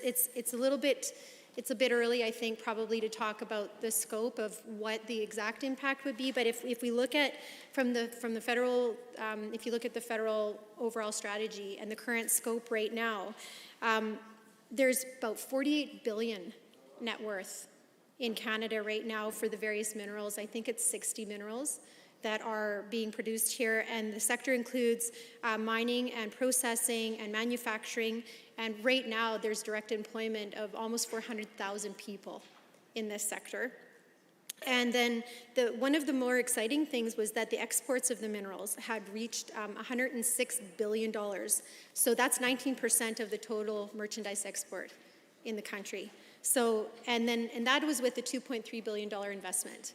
So just to give some numbers and some ideas of what we're looking at here with respect to the strategy, and again, so proud of our minister for being able to bring this forward, because it's not an easy thing to be able to align these. And there was some questions too around the AER being responsible for the overseeing of this and making sure that those regulations are being followed through. It's absolutely imperative, especially when it comes to mining, that those regulatory, we have the best regulations in the world when it comes to resource development, and I suspect that this bill that is coming forward is going to be following in those footsteps as far as responsible resource development.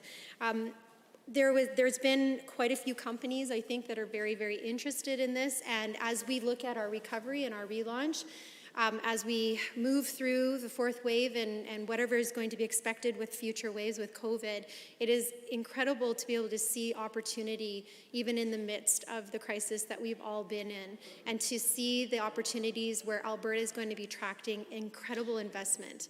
When we look at, I was looking at one of the, and there's another really interesting piece of this actually, is that there is already refinery capacity here.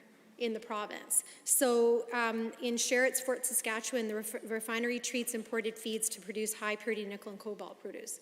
And also, this one was really interesting, is that there's a magnesium refinery in Exshaw, Alberta. For those of you who have any tummy troubles or anything like that, it's a very, very important part of the puzzle. I know that probably doesn't seem as important, but if magnesium oxide, which is used to treat conditions like heartburn and indigestion, those things are happening right here in our province.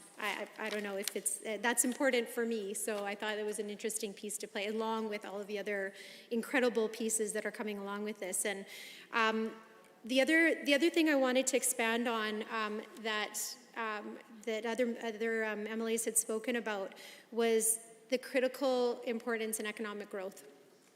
The deployment of the clean energy technologies, and especially as the world is shifting towards lower carbon economies. To be able to understand the importance of these minerals and the rare earth metals and the part that they play in that shift to low carbon economies cannot be underestimated. It's absolutely imperative that it's part of the discussion right from the get-go. And there's going to be, there was some questions too around the added responsibility that is going to be put on to the AER. There's been a lot of work done by the minister in making sure, I think it was with geothermal, in bumping that up and making sure that there was added resources into the AER to make sure to be able to handle that. But my understanding as well too is that there's going to be a review of the regulator, which is the entire life cycle of what is happening with this particular opportunity. So within the review of the regulator, I imagine that the minister as well has well in hand how it is that she'll be able to manage and make sure that the AER has the resources that they need to. But it's such a good question, especially given the opportunities here. I'm going to just say a few more things, but one of the things I did want to talk about is the various earth metals that we have here, and the lithium that is actually in the southern part of our province is in an interesting source, and even the way that it is brought out of the ground is a really, really interesting process. And I'm really looking forward to the minister talking a little bit more about that, because that impacts my riding in particular. And the jobs that are going to be coming out of that. I'd spoken briefly about batteries, Mr. Speaker. When we think in Strathmore right now, there's a huge solar plant that is going forward. But one of the most interesting things about the solar plant is going to be the ability to be able to store that energy. And to be able to have access to batteries and building those batteries and being able to capture that energy is going to be a huge part of the transition going forward. Alberta has every opportunity right now, Mr. Speaker, to be a leading edge and grasp that corner of the sector, and it really takes a lot of strength and capacity and dealing with all of the organizations that are wanting to come Alberta right now to make sure that that sector is regulated appropriately. And I'm actually very excited about seeing, we have Siksika Nation in this area where some of this lithium is coming from, and I'm very excited about the discussions and the consultation that will be happening with the nation as it proposes to really bring a ton of opportunities into this wonderful group of people that is just outside of my riding. So I just want to take a moment to thank the minister for this very bold move forward. It's a lot of work, but more than that, it takes a lot of ability to bring all of those groups together to be aligned. And thank you so much for combining energy and the environment together and aligning that and finding ways forward for us to be able to diversify our sector and to really, really bring this wonderful talent into our province. Thank you. Thank you, Honourable Member. I see the Honourable Member for Edmonton, Beverly Clairview has risen to join debate. Thank you very much, Mr. Speaker. It's my pleasure to rise and speak to Bill 82, the Mineral Resource Development Act. I, like my colleague on this side of the House, in first reading or a tertiary reading of the bill, am in support of definitely the concept and the opportunity that we have. And part of the reason why I think upon first reading, this is an important step forward, is when we look at what rare earth elements and minerals are used in. As others have commented, they're used in everything from industrial applications to consumer products, clean energy, aerospace, automotive, defense. We look at the world as far as the transition to cleaner energy, the transition to net zero, and the role that these rare earth elements and minerals and critical minerals will have is paramount. Now, what's fascinating, Mr. Speaker, is that many, many years ago, the U.S. used to be the largest producer of rare earth minerals. That changed some time back, and China became the largest producer. And in fact, in both 2019 and 2020, China produces 85% of the world's rare earth. Now, my understanding is also that China is consumes the bulk of what they produce.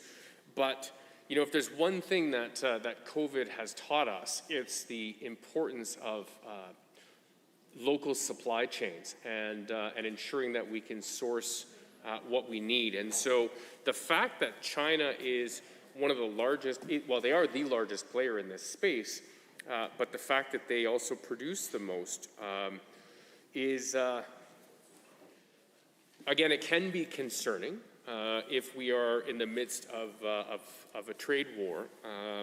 And so to be able to access what we need, and again, if they're controlling the bulk of the world production, then they're able to be a much bigger player in setting the price of these metals, which again we all recognize are quite critical.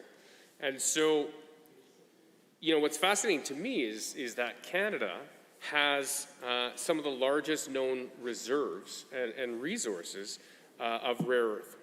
In fact, according to the federal government's website, they have over 15 million tons, or we have over 15 million tons.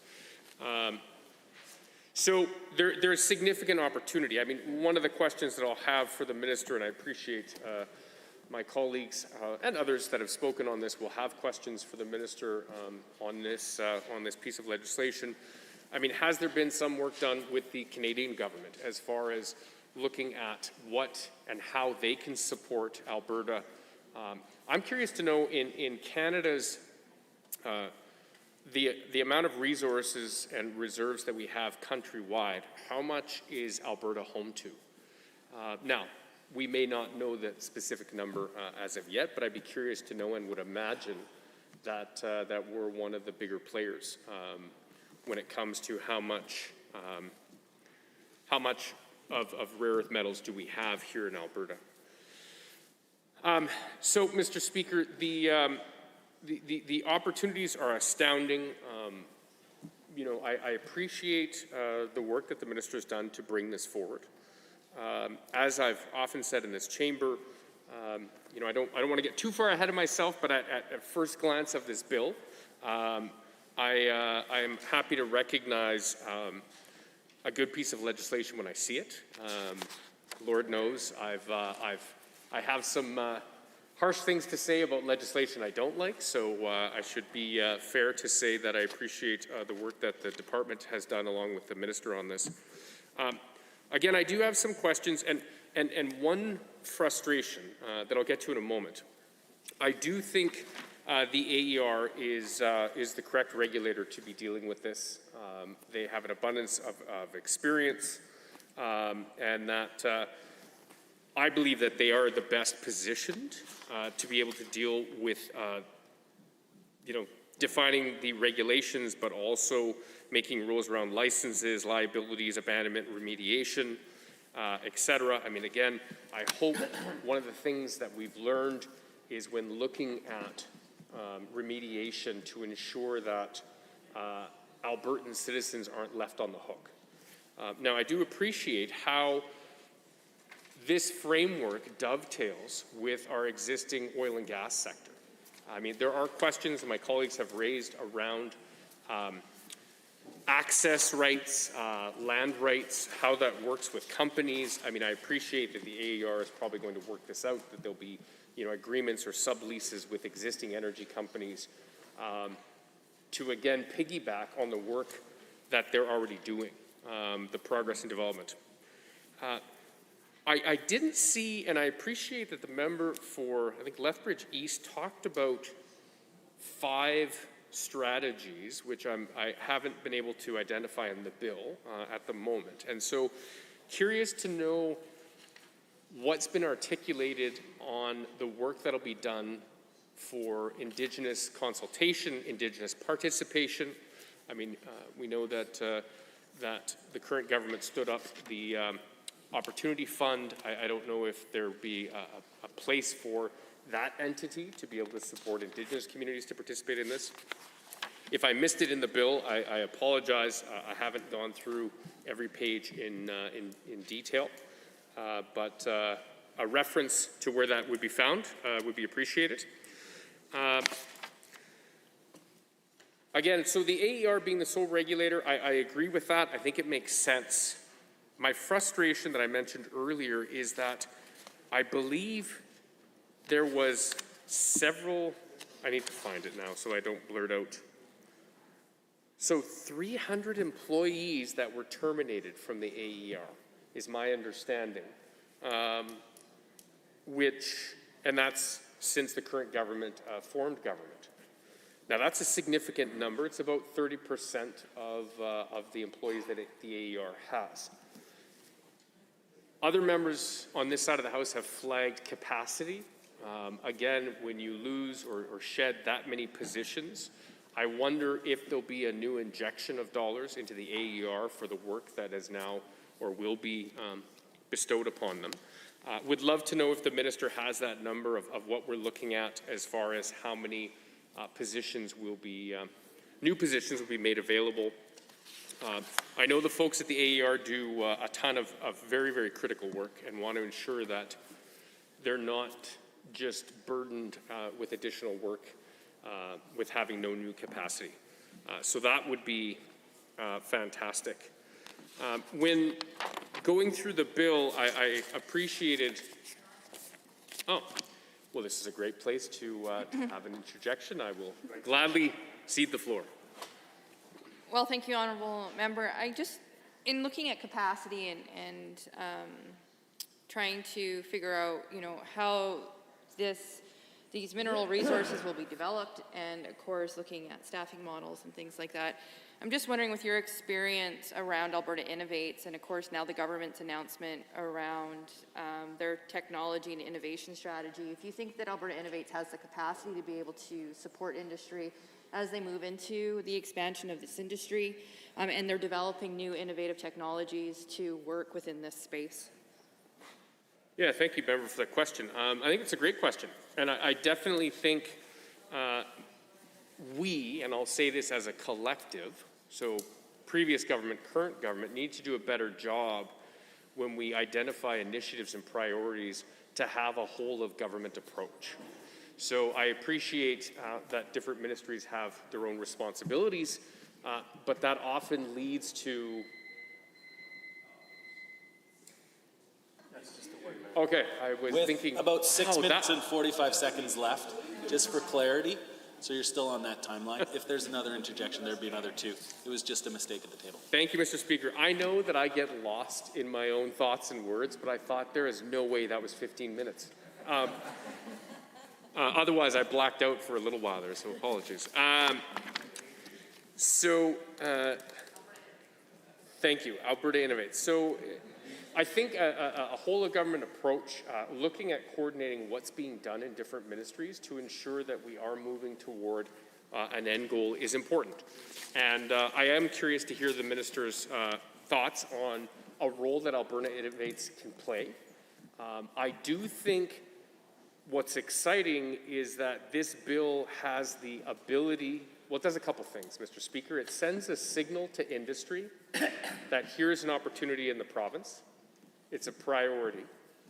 Again, should the entire Assembly pass this bill, and I don't want to get ahead of myself, I'm saying should, I think that could send a strong signal to industry as far as this being an area that Alberta already has a certain amount of expertise in, that we can leverage the expertise that we have from the energy sector that already exists, and to produce something that I think we'll see, and I don't know, I'd be curious if the minister has a report or access to data on the demand trajectory or projections over the next 5, 10, and 15 years for the use of these. So we're talking about, again, lithium batteries. You look at, I mean, you know, if you just looked at the price of Tesla stock on its own, I mean, that would give you an indication that there is a significant demand. But we look at not just the use of it in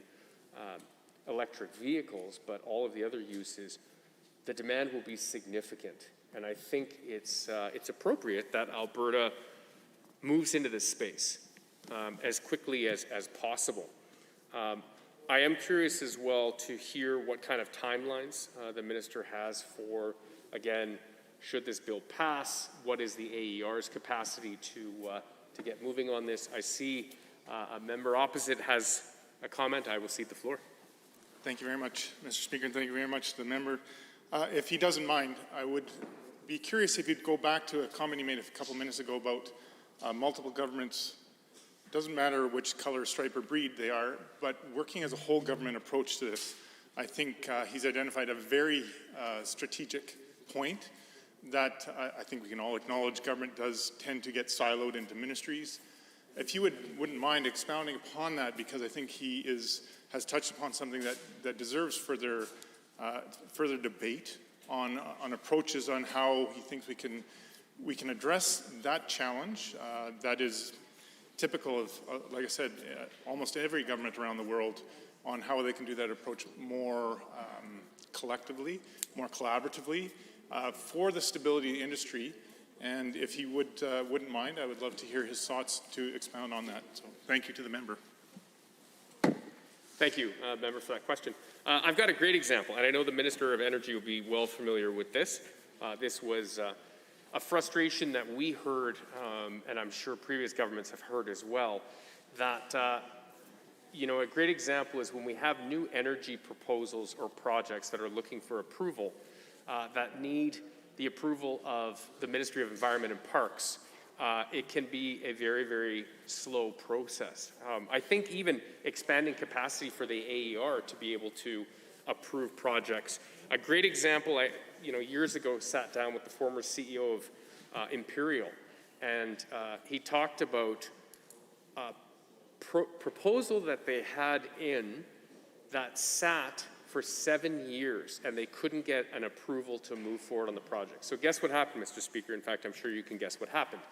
They moved to Saskatchewan, and they ended up getting approvals, I think it was within 6 months, to move forward. So we know that when companies make these massive investments and decisions to invest, they go through their own internal processes that can be lengthy, but when they get to that place where they are approved, we as legislators need to do everything we can to support the very entities to be able to move in a timely fashion, to carry out their due diligence. Obviously, Mr. Speaker, we're not talking about cutting corners, but to come back to industry within reasonable time frame, because it is critical.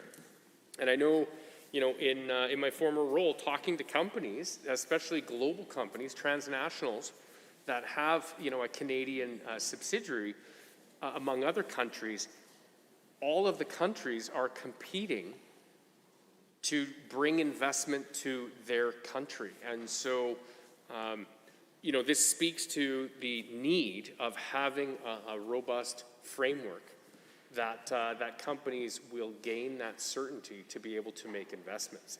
And, I'd be curious to hear how many companies have already reached out to the minister in favor of this, and who are already seeing this as a signpost for investment in this space. I see my colleagues risen to make a point or question. I'll cede the floor. Well, thank you, Honourable Member. And going into investment and just looking at job creation in the economy, I'm curious as to what your thoughts would be around how we support our small and medium-sized businesses in research and development. We know that the IT, AI sector, all of those sectors, when we're looking at innovation and technology, obviously there is a ton of talent in Alberta that has the expertise and knowledge. Our post-secondary institutions obviously are looking at making sure that we're recruiting and we're supporting young Albertans to not only learn here but stay here. And so, what kind of things do you think or ideas have you been hearing or thoughts that you might have in regards to if we're looking at this industry and obviously the potential and expansion, how we can be ensuring that we're supporting those small and medium-sized firms that are working in this space to grow and expand, and are there grant programs or ideas that maybe you'd have on that? Yeah, thank you, Member, for that question. So that ties back to that original question around the role of Alberta Innovates, looking to support especially our startups or SMEs to be able to participate in this space. And so that also goes back to the whole of government approach. And so I would imagine that an entity like Alberta Innovates would be interested to have a conversation on what role they can play in helping when it comes to that innovation. They have some great ideas, including, I love when they put on and host competitions. So we challenge the bright minds in this province to come up with solutions that are needed and then offer prizes for those solutions.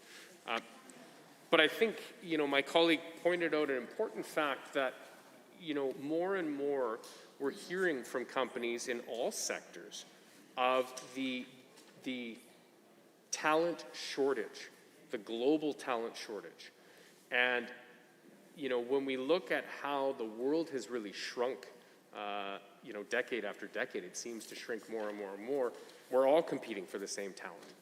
And so it's critical that governments make investments in our post-secondaries to ensure that we are growing our talent pipeline, not the opposite.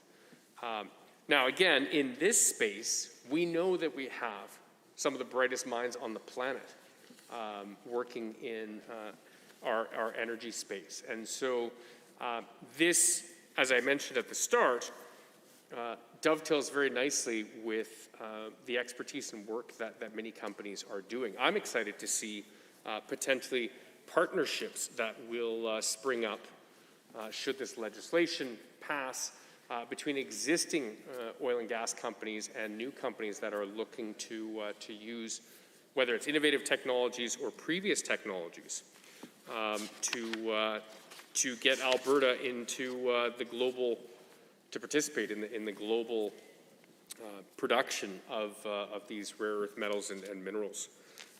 One of the things that I thought was interesting going through the bill, looking at brines and wastewater, and how that's one of the ways to extract lithium. Especially in the fact that it's left over in the water of reserve, and so, if I've understood this correctly, we can pump the water up from an existing well, filter out the lithium, and then and use that. But I know that that regulatory framework needs to be updated because it's based on older technologies, which, speaks to the fact that this is why it's so critical that that Cabinet on a regular basis looks at previous regulations to ensure that technology and new technology is accounted for. Now, my understanding is that under the old regime, a company that was looking to produce lithium would have to get an oil and gas tenure, which of course can be extremely expensive, and obviously keep them out of the market. And so, a whole-scale review of how this legislation will apply, I think is important. I'd also be curious to know from the Minister how long her department have been working on this piece of legislation. Thank you, honourable members. I see the honourable member for Spruce Grove, Stony Plain, caught my eye. Yes, thank you very much, Mr. Speaker. And I rise today to speak on Bill 82, the Mineral Resource Development Act. And it should come as no surprise to members of the House that I happen to be a pretty big fan of this piece of legislation. So first of all, I'd like to thank the Minister of Energy for her incredible hard work in getting us to this point so far. So Bill 82 is part of a broad and thorough critical and rare earth mineral strategy called Renewing Alberta's Mineral Future. And I'm honored to have participated with the Minister and her team on this strategy over the past year. Critical minerals have always been an interest of mine. Before getting into politics on the municipal level, I worked as a dual-ticketed tradesman working at various industrial construction sites around Alberta, as well as technology sales for a large Fortune 500 company. Now, a lot of the products that I sold required specific minerals and materials to operate. And I always hoped for the day when Alberta would be in a position to produce those minerals. And that is why I'm so excited to see this legislation be put forth and how much of a game changer it can be to Alberta's resource sector. After years of economic troubles for our province, this legislation will lead to the economic rejuvenation of the province, and Alberta is very well positioned to take advantage of this opportunity. For far too long, Alberta has neglected the abundance of critical and rare earth minerals that we possess. Alberta's focus has been on energy-related minerals, oil, natural gas, and coal. Now, that has not necessarily been a bad thing, and many families in Alberta have reaped the benefits of those three sectors.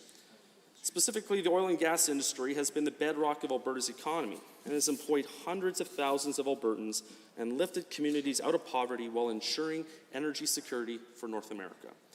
But unfortunately, little attention has gone to critical and rare earth minerals, and there has been little incentive for investors and companies to invest in the development of these other critical resources. This is, partially because the regulatory system has not been in place for this mining, which has resulted in an arduous process for investors that puts them at much greater financial risk if they were to invest in energy-related resource developments such as oil.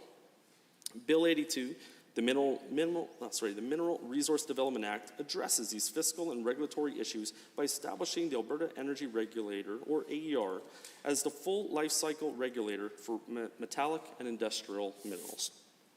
This will streamline the responsibility of regulatory oversight to the AER, and in conjunction with the Responsible Energy Development Act, will provide the AER the authority to regulate these minerals to ensure the safe, efficient, and orderly and responsible development. Amendments will be made to the Oil and Gas Conservation Act, Pipeline Act, and Geothermal Resource Development Act to clarify the exclusions and applications of these statutes with respect to the development of mineral resources and the ability to address any potential regulatory gaps or overlaps. Amendments will also be made to the Natural Resource Conservation Board Act to remove the mandate of the Natural Resource Conservation Board over the mineral resources and move its public interest decision-making role for major mineral resource projects to the AER. These amendments will ensure that the AER has specific powers related to orphan assets, management and liability closure, resource equity, resource development, and that the applications of other energy resource enactments are enumerated to align with overall government policy. And included in these provisions are obligations of licensees and approval holders that relate to liability management, remedial action, and compliance, oversight, and enforcement. All this will provide regulatory clarity for industry while ensuring responsible resource development and conservation, public safety, and environmental protection. Mr. Speaker, some constituents that are listening in today may be wondering why developing this critical and rare earth mineral industry is so important to Alberta. The answer to that is quite simple. These minerals are fundamental to most of the products that we use every day and for renewable energy products that Canada and the world needs to get to a low carbon economy. We have lithium, which is needed for lithium-ion batteries, greases, and pharmaceuticals. We have nickel, which is needed in magnets, rechargeable batteries, steel, and superalloys. We have titanium, used in metal alloys and pigments, vanadium, used for catalysts, alloys, and energy storage, and zinc, used in steel plating, alloys and paints, rubber, cosmetics, and pharmaceuticals. We have uranium, needed for nuclear fuel, another source of clean energy, and rare earth elements which are used in wind turbines, clean technologies, batteries, and electronics. Diamonds, iron, potash, and zirconium. The list goes on, and we have it all here in Alberta.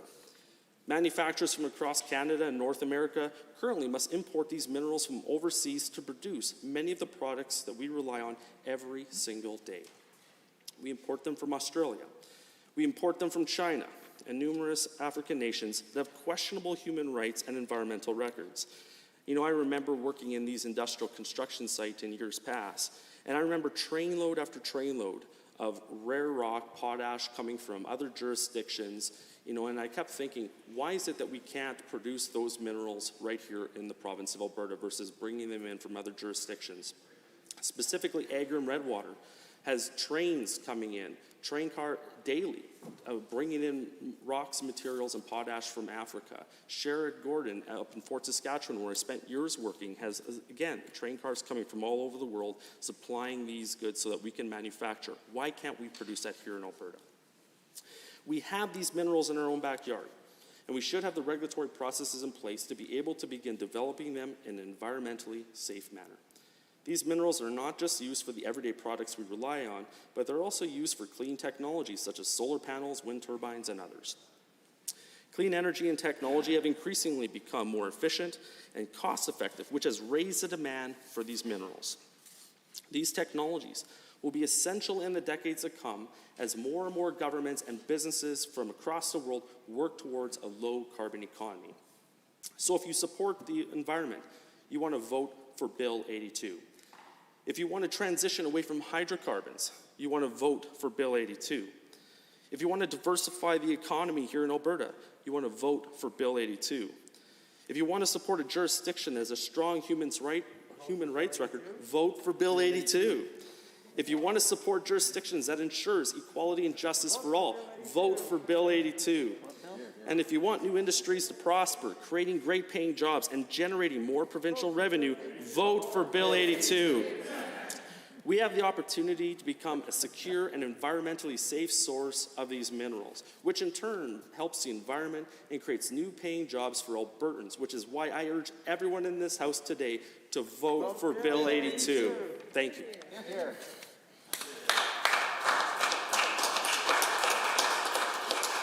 Thank you, Honourable Member. I see the Honourable Member for Edmonton Castle Downs has risen to join debate. Thank you, Mr. Speaker. It's my pleasure to rise this afternoon to speak to Bill 82, the Mineral Resource Development Act. Other than singing, support Bill 82. I just want to say, to start off, that I'm open to interventions and I can be a little bit clunky with them, so bear with me if you want to do that. I really appreciate the back and forth in the debate, and I welcome them. So I want to start by talking about critical materials and the relationship that we have in Alberta with other jurisdictions around North America. I know when we were in government, I sat on, I was a delegate for Alberta for PENWAR, which is the Pacific Northwest Economic Region. And I know within PENWAR, there was many cross-jurisdictional conversations that happened, ways that the jurisdictions were able to communicate and support each other. For those that aren't familiar with PENWAR, I'll just give a little bit of a briefing on what it is. It's the states Alaska, Idaho, Oregon, Montana, Washington, and Canadian provinces of BC, Alberta, Saskatchewan, Yukon, and the Northwest Territories. They have a mission of basically increasing economic well-being and quality of life while maintaining and enhancing our natural environment. And so being a representative for Alberta with PENWAR, I found it to be an incredible experience because we were able to discuss strategies, we were able to discuss issues that were relevant to the different provinces and territories and states. And when I'm reviewing this piece of legislation, when I look at some of the resources that, the minerals that Alberta has, one of them is potash. And immediately it made me think of PENWAR and some of the work that was done there. So one of the strategies that came out of PENWAR was having a cross-jurisdictional strategy for how to address zebra mussels. And so they're an invasive species that can negatively impact our waterways. And when we look at some of the critical minerals that we could use, one of them was potash, and Winnipeg, unfortunately, had an infestation of the zebra mussel. And so at Penwar, there was a conversation across all of these jurisdictions about how best to eradicate, support Winnipeg in dealing with that. And potash was one of the minerals that was discussed as a way to collaborate and to potentially get rid of these invasive species. And so not only was the communication between the jurisdictions essential, but it created a strategy that made all of the jurisdictions communicate. So when one region noticed an issue, they were able to come up with a kind of a universal strategy on how best to support not only the eradication of the zebra mussel, but a strategy that would essentially prevent zebra mussels from invading our jurisdictions. And so Alberta had an incredible policy when it came to this, and they had dogs that sniffed out the zebra mussel. So when there was an education system about when you're using your boat in different waterways, when you're crossing borders, when you're looking at transporting perhaps a new boat coming in. There were stations all across the province, especially at the border crossings, that looked at ways to detect potential zebra mussels in a way that would ensure that our waterways were protected. And so I talk about Penwar because what they do is support each other in ways to develop their economy, and they come up with strategies to support each other. And so when we look at what Penwar was talking about this summer at their Montana Summit, one of the key speaking opportunities and seminars was about the U.S.-Canada binational relationship for strategic critical mineral supply chains. And so when we're in this legislature and we're talking about Mineral Resource Development Act, I'm curious what information was taken from Penwar and put into this legislation. Because there's other jurisdictions that have these minerals, and are they taking advice from perhaps other jurisdictions that are already doing it well? Are there opportunities for us to perhaps learn from those other jurisdictions, take that information and put it into our legislation to make sure that things like the surface rights and if there's a disagreement for a landowner perhaps, how those different things are being adjudicated, how they're being laid out. Instead of starting from scratch, I would suspect that some of the jurisdictions involved in Penwar already have, if not this legislation, similar legislation. So was there an opportunity to take some of the information from Penwar and bring it forward into this legislation to make sure that we're already, we're doing something that already exists? I see a member wanting to intervene, and I'm happy to give way.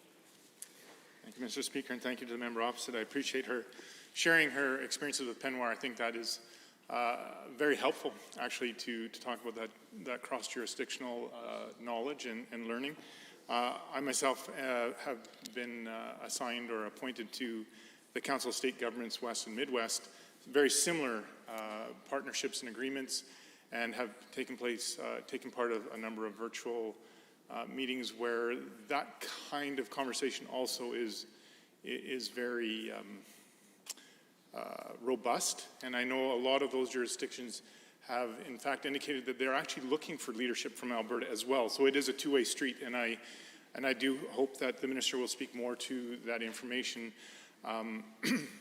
My question there is, in the member's time with Penwar, is she also of the opinion that Alberta has shown a lot of leadership in that role, and the things that we have done very well here to take there, and what will it get we'll take together the same vote Bill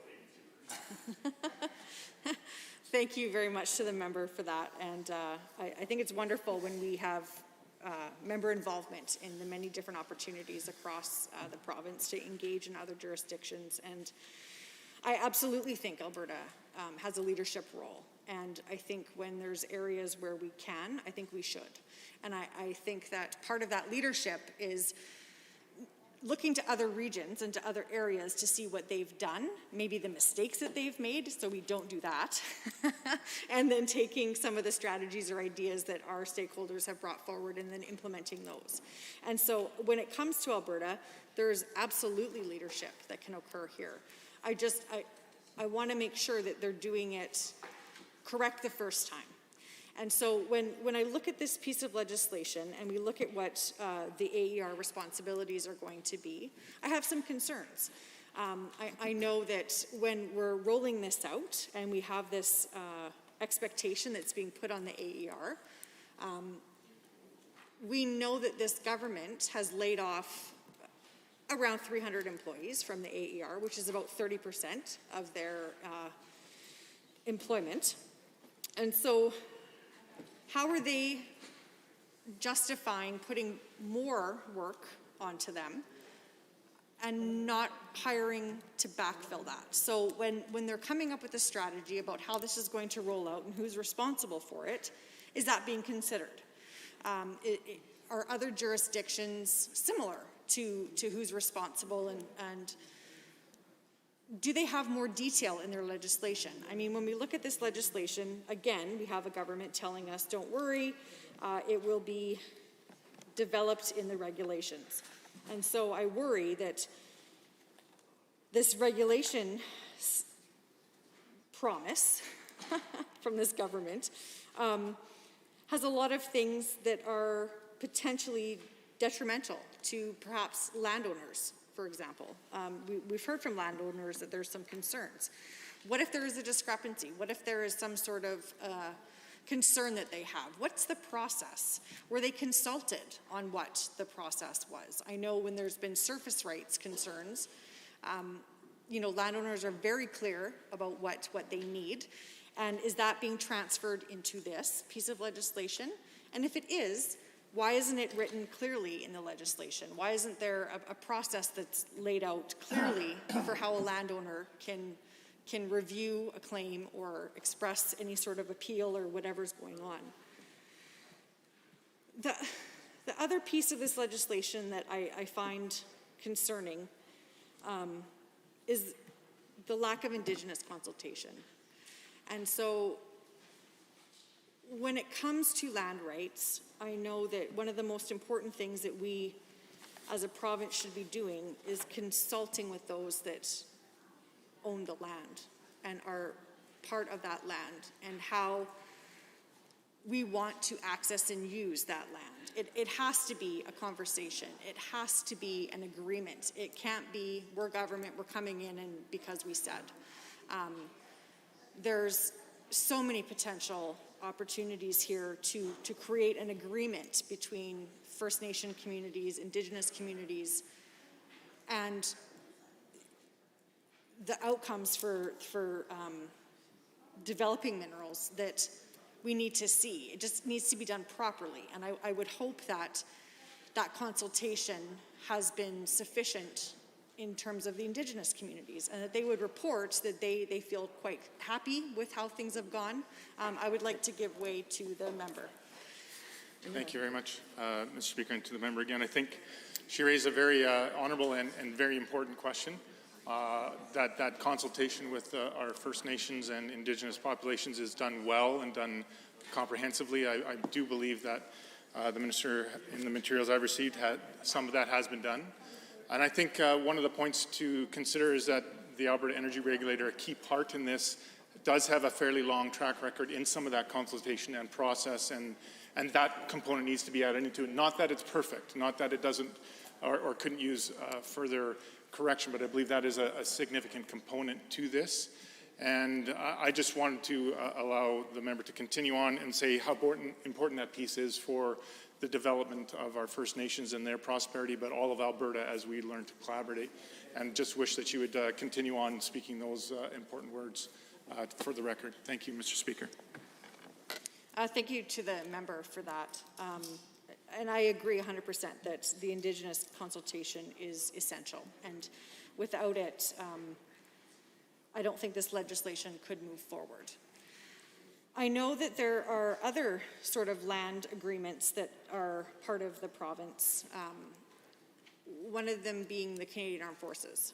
And so we have Canadian Armed Forces bases throughout the province, and there's significant agreements that happen between some of the oil and gas companies and the property that the CAF has, not only with land and land use for the oil and gas, but airspace, specifically over Cold Lake. We also have agreements between the CAF and Indigenous communities when it comes to hunting and gathering berries and those types of things. And so when it comes to consultation, was the CAF consulted with how that access would look? And is that something that we're going to leave up to the AER to develop later? Or is this something that we should be getting ahead of and having these conversations ahead of time? Because those agreements already exist when it comes to access onto property for reasons of oil and gas and Indigenous communities doing hunting and such. And so I know that, you know, there's different pockets throughout the province where these mineral resources are. And I'm curious, have those bigger conversations happened and how robust were they? Were they, I see my honourable member would like to intervene, and I'd like to give way. Thank you. Okay, thank you. I appreciate it. And I guess this is your questions lead into something that I fundamentally wonder about with this legislation, and that is, does Bill 82 expand the scope of the sale of mineral rights in different parts of the province, right? I mean, you mentioned something I never even thought of, which is considerable Canadian Armed Forces lands, and who owns that, the mineral rights and the substrata of those places, right? Like the Air Weapons Range and so forth, and Suffield. And does Bill 82 somehow clarify if, let's say, an individual or a company has the mineral rights to energy development, does that also allow them the whole range of mineral development in that same area, right? We see that lithium is one place, one area that these two things intersect, but are there others like that? Thank you to the honourable member. And I mean, those are great questions. I think it's something that we should have information on. When we talk about landowners and who owns the land, I think it's important to hear about the concerns of the liabilities on those landowners, whether it's private property, whether it's Indigenous property, or whether it's Canadian Armed Forces property. Was there an analysis done on potentially the increased impact of critical mineral mining on these landowners, and who has the right perhaps to veto some of this mining? Has that conversation occurred? Because I think when it comes to the landowners, I think as government, we don't want to come in and tell them how it's going to be done. We need to make sure that they're consulted with, that their conversations are robust, and that there's an agreement between the government and the landowner, or the person responsible, entity responsible for that property. I know, specifically with the Canadian Armed Forces, that sometimes it could be cumbersome because it's not just the base commander, it has to go up to Ottawa. And so there are big conversations that happen regarding permits and access and training. We know that the Canadian Armed Forces is continuously training and using the space where they are set up to do many different things, many different exercises throughout the province, whether it's land-based or in the air. There's a whole bunch of things to consider. And so I'm curious if there's been any sort of analysis done on what that would look like, if there's been any sort of economic impact on what that would look like, because just because the mineral is there doesn't mean that the government can come in and dictate that it needs to be mined. There's procedures and processes that should be in place, and I would hope that those conversations have happened.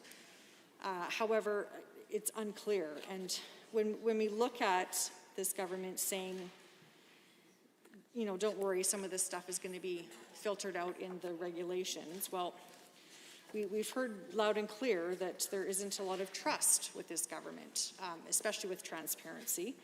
And when we look at, you know, how they've done their consulting, you know, we haven't seen a what we heard report. That would be wonderful for us to be able to review and look at what some of the feedback has been, because we're hearing concerns about liabilities from landowners.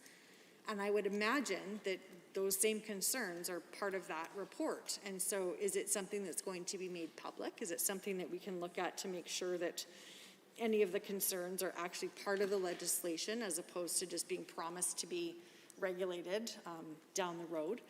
I think when it comes to something that we have as a natural resource here in the province, absolutely, we should be looking at ways to benefit. We need to look at ways to diversify our economy, something that, you know, this government has said over and over that they want to do, yet we haven't seen actual planning to do that. So I think there's absolutely a wonderful opportunity here, but there's just so many questions that aren't answered and concerns that are being raised.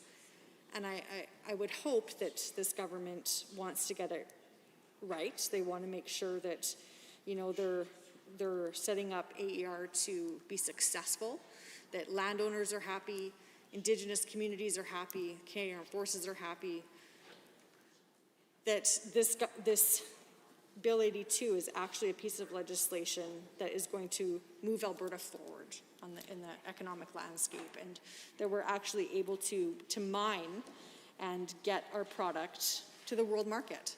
I think it's essential that we look at ways to diversify, and I think this is a great opportunity. I just am curious why there's so many details that are left to regulation.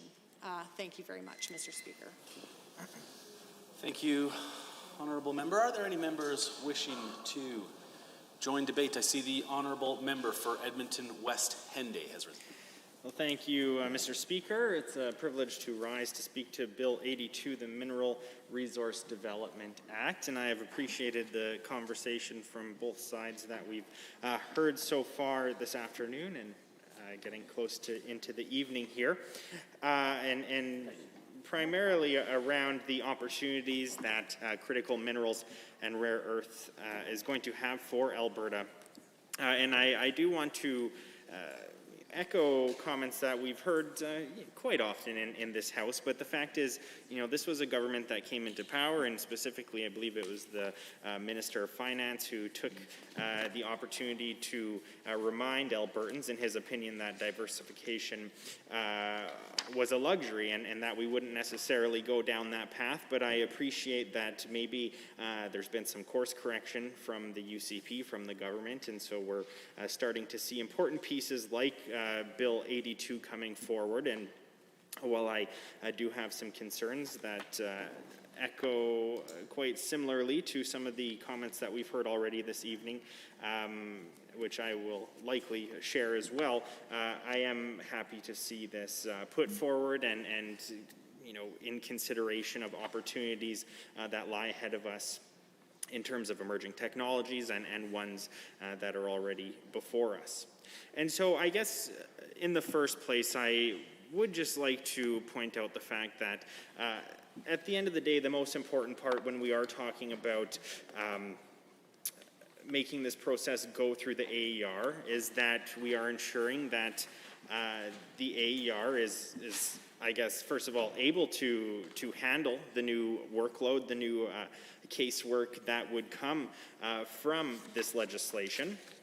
And as has been said, we have seen since this government came into power, 300 or so staff relieved of their positions in the AER, which is deeply concerning on several levels. Of course, this is an organization that is so fundamental to ensuring that we see projects moving forward and ensuring that there is a transparent process in place.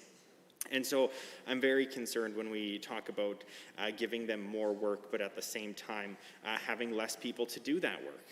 And again, the most important part through any process that is going through an environmental or energy regulator is that transparency and accountability is there.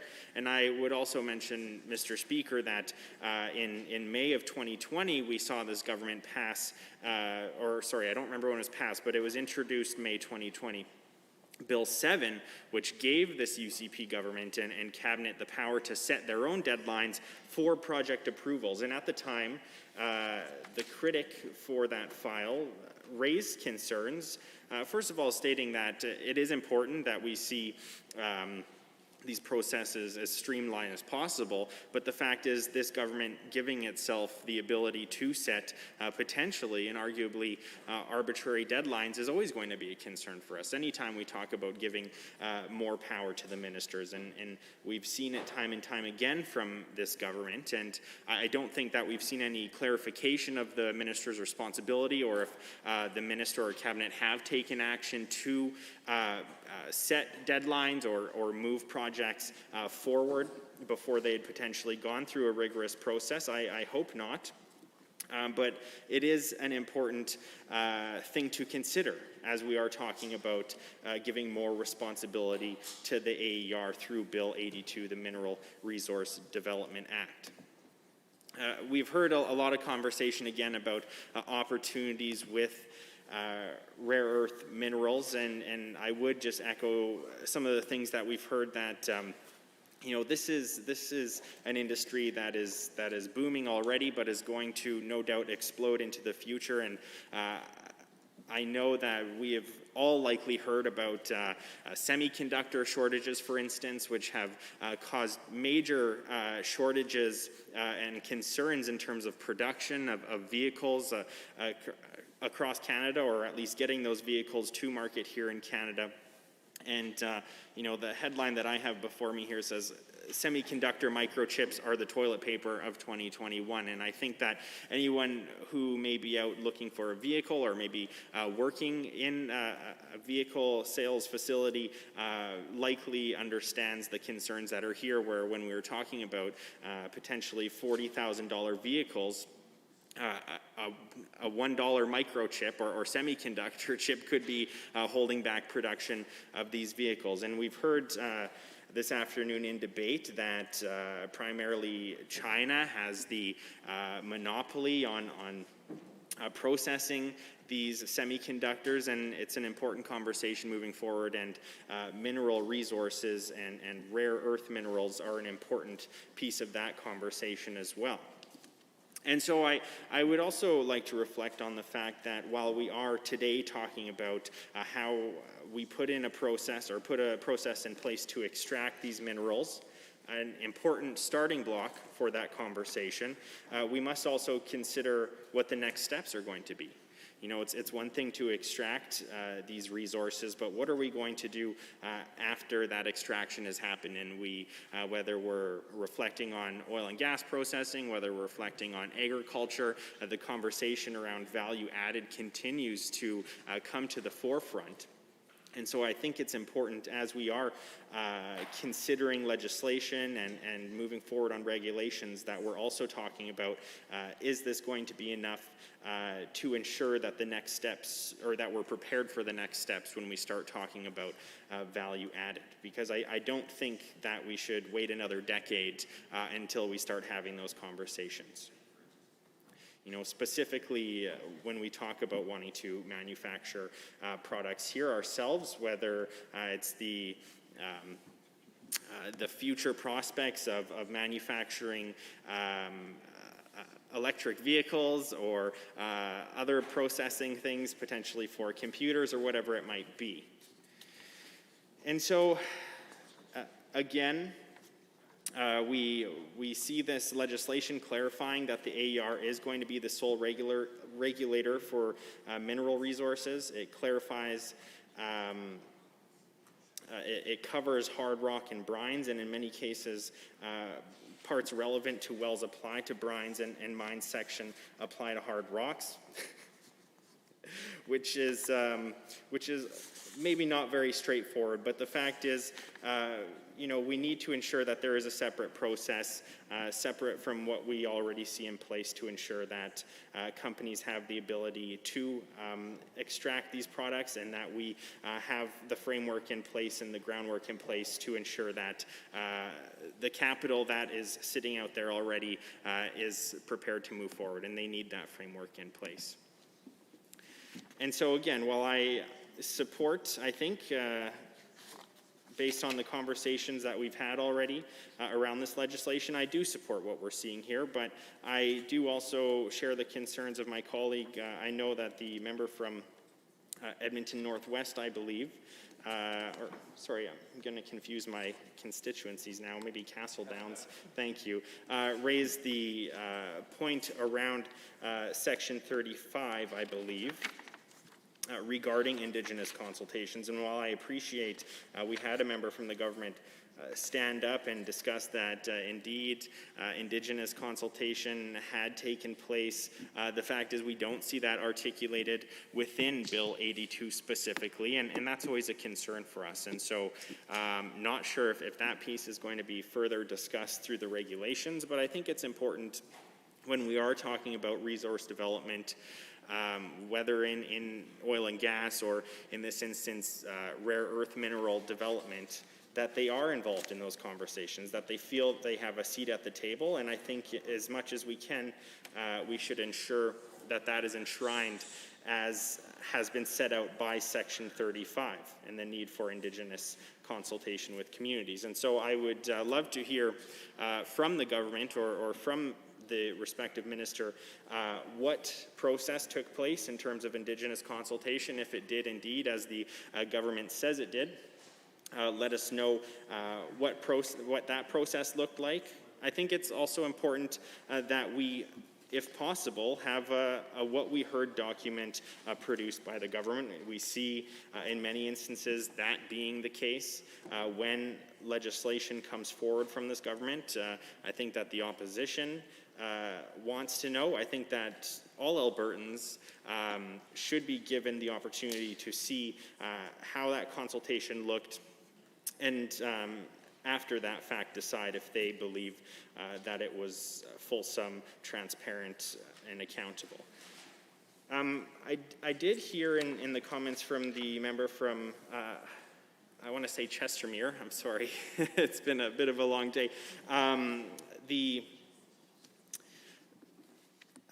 oh my gosh, I'm going to lose my spot here, Mr. Speaker. I apologize. Not ready for the question. I'll come back to that. But did also reflect on the point that we discussed earlier, and I believe it was me that brought up the fact around liability, and when capital is looking for places to invest, or when organizations are looking for places to invest, more and more they are looking at environmental standards and the long-term prospects of ensuring that things are done to the highest environmental standards. And I think that through this legislation, that we have a starting block for that through the AER and their ability to do this work. I think that these are good stepping stones, but again, we need to ensure that when we are giving more work to the AER, that they are ensuring that they have the structures in place to move forward in a transparent way. And I again raise concerns that we have seen this government make some major cuts to that organization. And so I do look forward to hearing more from the government on potentially the consultation process that took place There is indeed no doubt a need to see this move forward.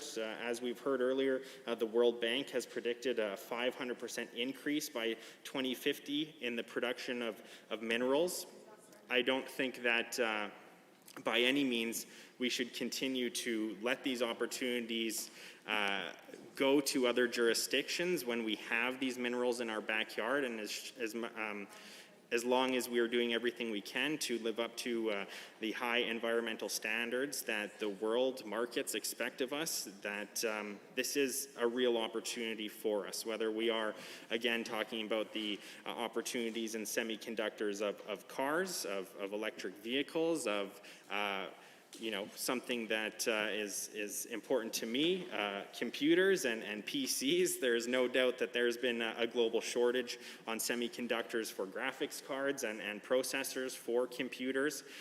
We've seen a real fight for the supply chain, and we're seeing products, going upwards of 50 to 300% over the original cost of these products because people are trying so hard to get their hands on them. And so we continue to have supply chain issues because not everyone is at the top of the line for getting those semiconductors when they need them. We see, I believe, on average, a wait time of about 12 weeks to get some of these semiconductors, and now we're moving into 25 or more weeks. So this is going to be a real supply chain issue into the future if we don't do our best to get our foot in the door and ensure that we are taking part in this phenomenon. And so, Mr. Speaker, with that, again, I look forward to hearing more about this conversation, what the next steps might be after potentially, if passed, Bill 82 is put into place. Because I'm very excited about it, and I think Alberta is well situated to be a leader in this resource extraction, but I hope that we, again, are considering what it means for processing and value added after that fact. So, Mr. Speaker, with that, again, I would like to say that I am happy to support this legislation in terms of what it means for diversification of our province, what it means for bringing in more capital to our province, and what it means for the future as we move towards net zero. Thank you. Thank you, Honourable Member. Are there any members wishing to join debate? I see the Honourable Member for Edmonton Manning. Well, thank you, Mr. Speaker, and it's a pleasure to rise and to speak to this piece of legislation. I think from an economic diversification perspective, there's a lot of potential in what this legislation can do, but at the same time, what we know could already happen prior to this legislation. So although I appreciate that this legislation is being introduced in the House, and really the idea of bringing everything under one piece of legislation, I think is a housekeeping piece, and obviously will create a pathway for investors to be able to understand that it's more of a one-stop shop than having to go to different places to access and understand the regulatory process and what ministry do they talk to and what department do they talk to and all of those things.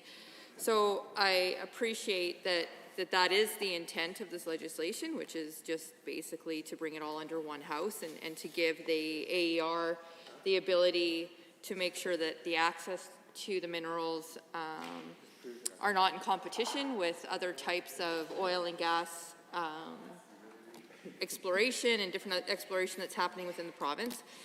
I do find it a little bit strange that coal is not included.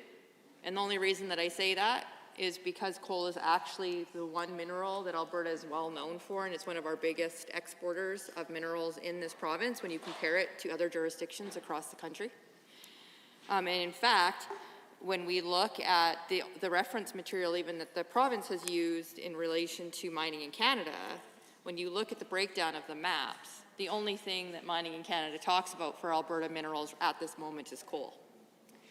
And so the one major piece that is what Alberta is known for, and the part that the federal government and Mining Canada is actually advocating and supporting from an industry perspective when it comes to mining, is the one piece that is actually not included in this piece of legislation, which is a little bit counter to the fact that when we look at what the government is talking about, it's about that partnership between all of the different provinces, the territories, and the federal governments, and how we can create a mining community to attract investment into the country and to create a battery network where we can be looking at how we're going to make sure that the mining materials that are being used are actually going to be value added within the provinces to create the very batteries and lithium that we're talking about. And yet, again, the one piece that the federal government has highlighted for Alberta has been coal. Now, in saying that, I mean, I think it's a signal to investors that there are other minerals in the province, and that there are other things that can be mined here, and that there's a lot of potential. But why the government would exclude coal out of this piece of legislation and under the umbrella of mining and making sure that industry has a one-stop shop when it comes to this investment seems a little bit odd. And I get the argument that, you know, the Coal Conservation Act is under review and all of these things. And that's why the government didn't do it. But then I guess my thought would be is, are we going to get back into the old behavior of this government, which means in about 6 months we're going to reopen up this piece of legislation and coal's going to be added in? Because that seems to be the government trend, is that bills and legislation just keep getting reopened again, and oh, we forgot something, so now we should put that in there. Which actually counters the whole idea of making sure that there's regulatory processes and that industry knows that there's consistency and that the AER has the rules and regulations in place that are needed. Now, something I did want to look at, and questions that I have for the government when it comes to this piece of legislation is, the ability to mine minerals in Alberta has already existed prior to this piece of legislation. It's not new. All this is really housekeeping and bringing everything under one umbrella.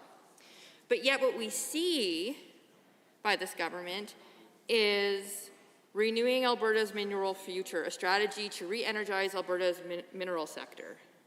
Great document. It's long. It's got lots and lots of pages. But the part about it that I don't think I understand is that we see this document that's accompanied by this piece of legislation in the press release. There's no document or link that says what we've heard, which is unique, because in every other piece of legislation that's been introduced so far in this session, there's been a what we heard document. And yet, for some reason, this piece of legislation doesn't have that. So the consultation and how this document was created is an unknown.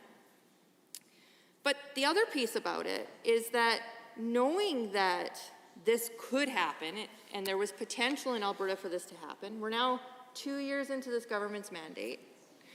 And the very document that's talking about the future of mining in Alberta, the first action item, which is immediate, isn't for another 2 years. And those include creating a public geoscience mechanism, which federally we already have, which for those who don't know, because I believe I heard from the honourable member across the way at one point wanting to know what geoscience meant, is basically the geoscience programs map out where our minerals are in the province. It's a public document, which means industry doesn't have to pay and they don't necessarily have to explore because the government has already done the mapping for them. It's a way to encourage investment, for sure. And it helps identify the critical and strategic minerals within the province. So companies will invest, they already know where to go, they're able to map that out. That's great. Other jurisdictions already do it. Federally, it's already done.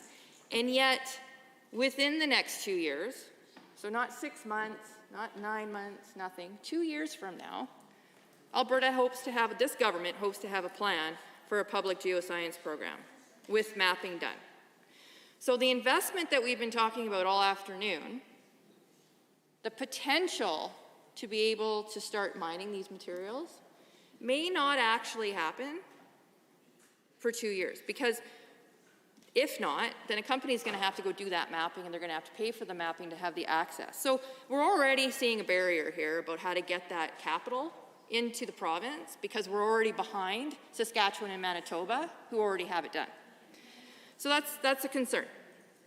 And it's a concern because for 2 years, the government had the capacity to do this.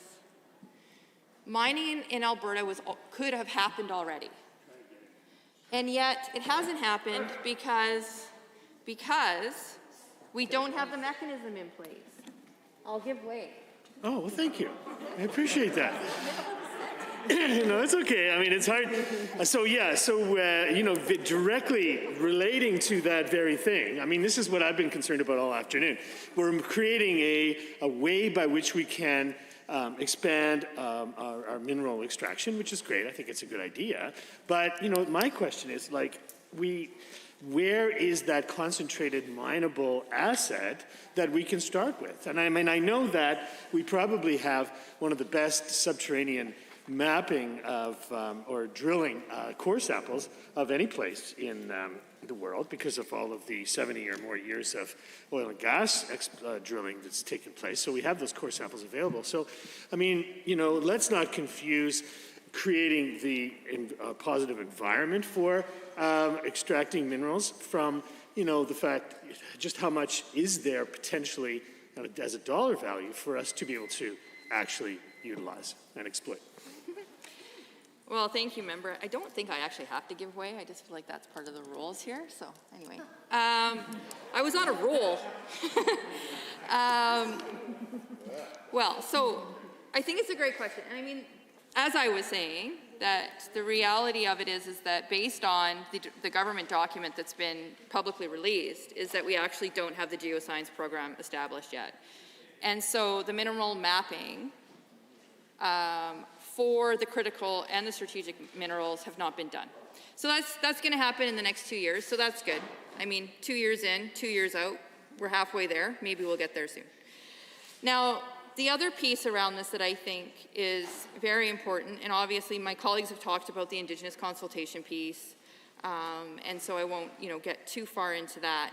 But if we look at the next level of engagement that the government has put in their document, so for the interim, so not even in the next 2 years, but the next 2 to 5 years, the government is going to increase public geoscience, enhance the fiscal and regulatory environment. So although the AER part is in here, apparently there's more to do. Updating life cycles of metallic and industrial mineral regulations. So the regulations, even though the government has said this is going to set those regulations and rules in place, apparently in the next 2 to 5 years, those are going to change. According to this document, the very document that the government released. Exploring policy and other tools available to the government to encourage mineral exploration and development. Well, I think going again, we need to make sure we have the public geoscience in place. We don't. So that's 2 to 5 years out. Hopefully we'll get to encourage more exploration. And then we're going to update the royalty framework. So if something happens, let's say we get some capital investment in the province for minerals, we start having some of that exploration happening. There's some, revenue being created out of some of this exploration. The very royalty framework. So again, let's remind everybody, this is public good. These minerals, no different than oil and gas, actually belong to the public good. But we're not going to have, under this framework, a royalty framework for 2 to 5 years. So if there's anything happening in the next 2 to 5 years, that royalty payment doesn't necessarily exist yet. Fundamental problem, Albertans should be concerned about that. That needs to be done. That needs to be done before any contracts are signed to say, you know what, the Crown will allow this to continue. The royalty piece, the payback to the taxpayer needs to be put in place, not 2 to 5 years from now. That's a huge flaw in the framework of this legislation and could have already been put in place. So it needs to be, the review and the updating of this needs to be not done in 2 to 5 years, needs to be done like ASAP. Because if this is about getting capital investment happening in the province, I don't disagree.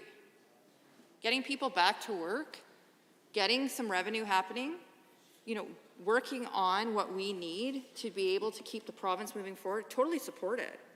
But the royalty framework needs to be established to make sure that this doesn't turn into something where the taxpayers aren't getting the value for the very resource that belongs to them.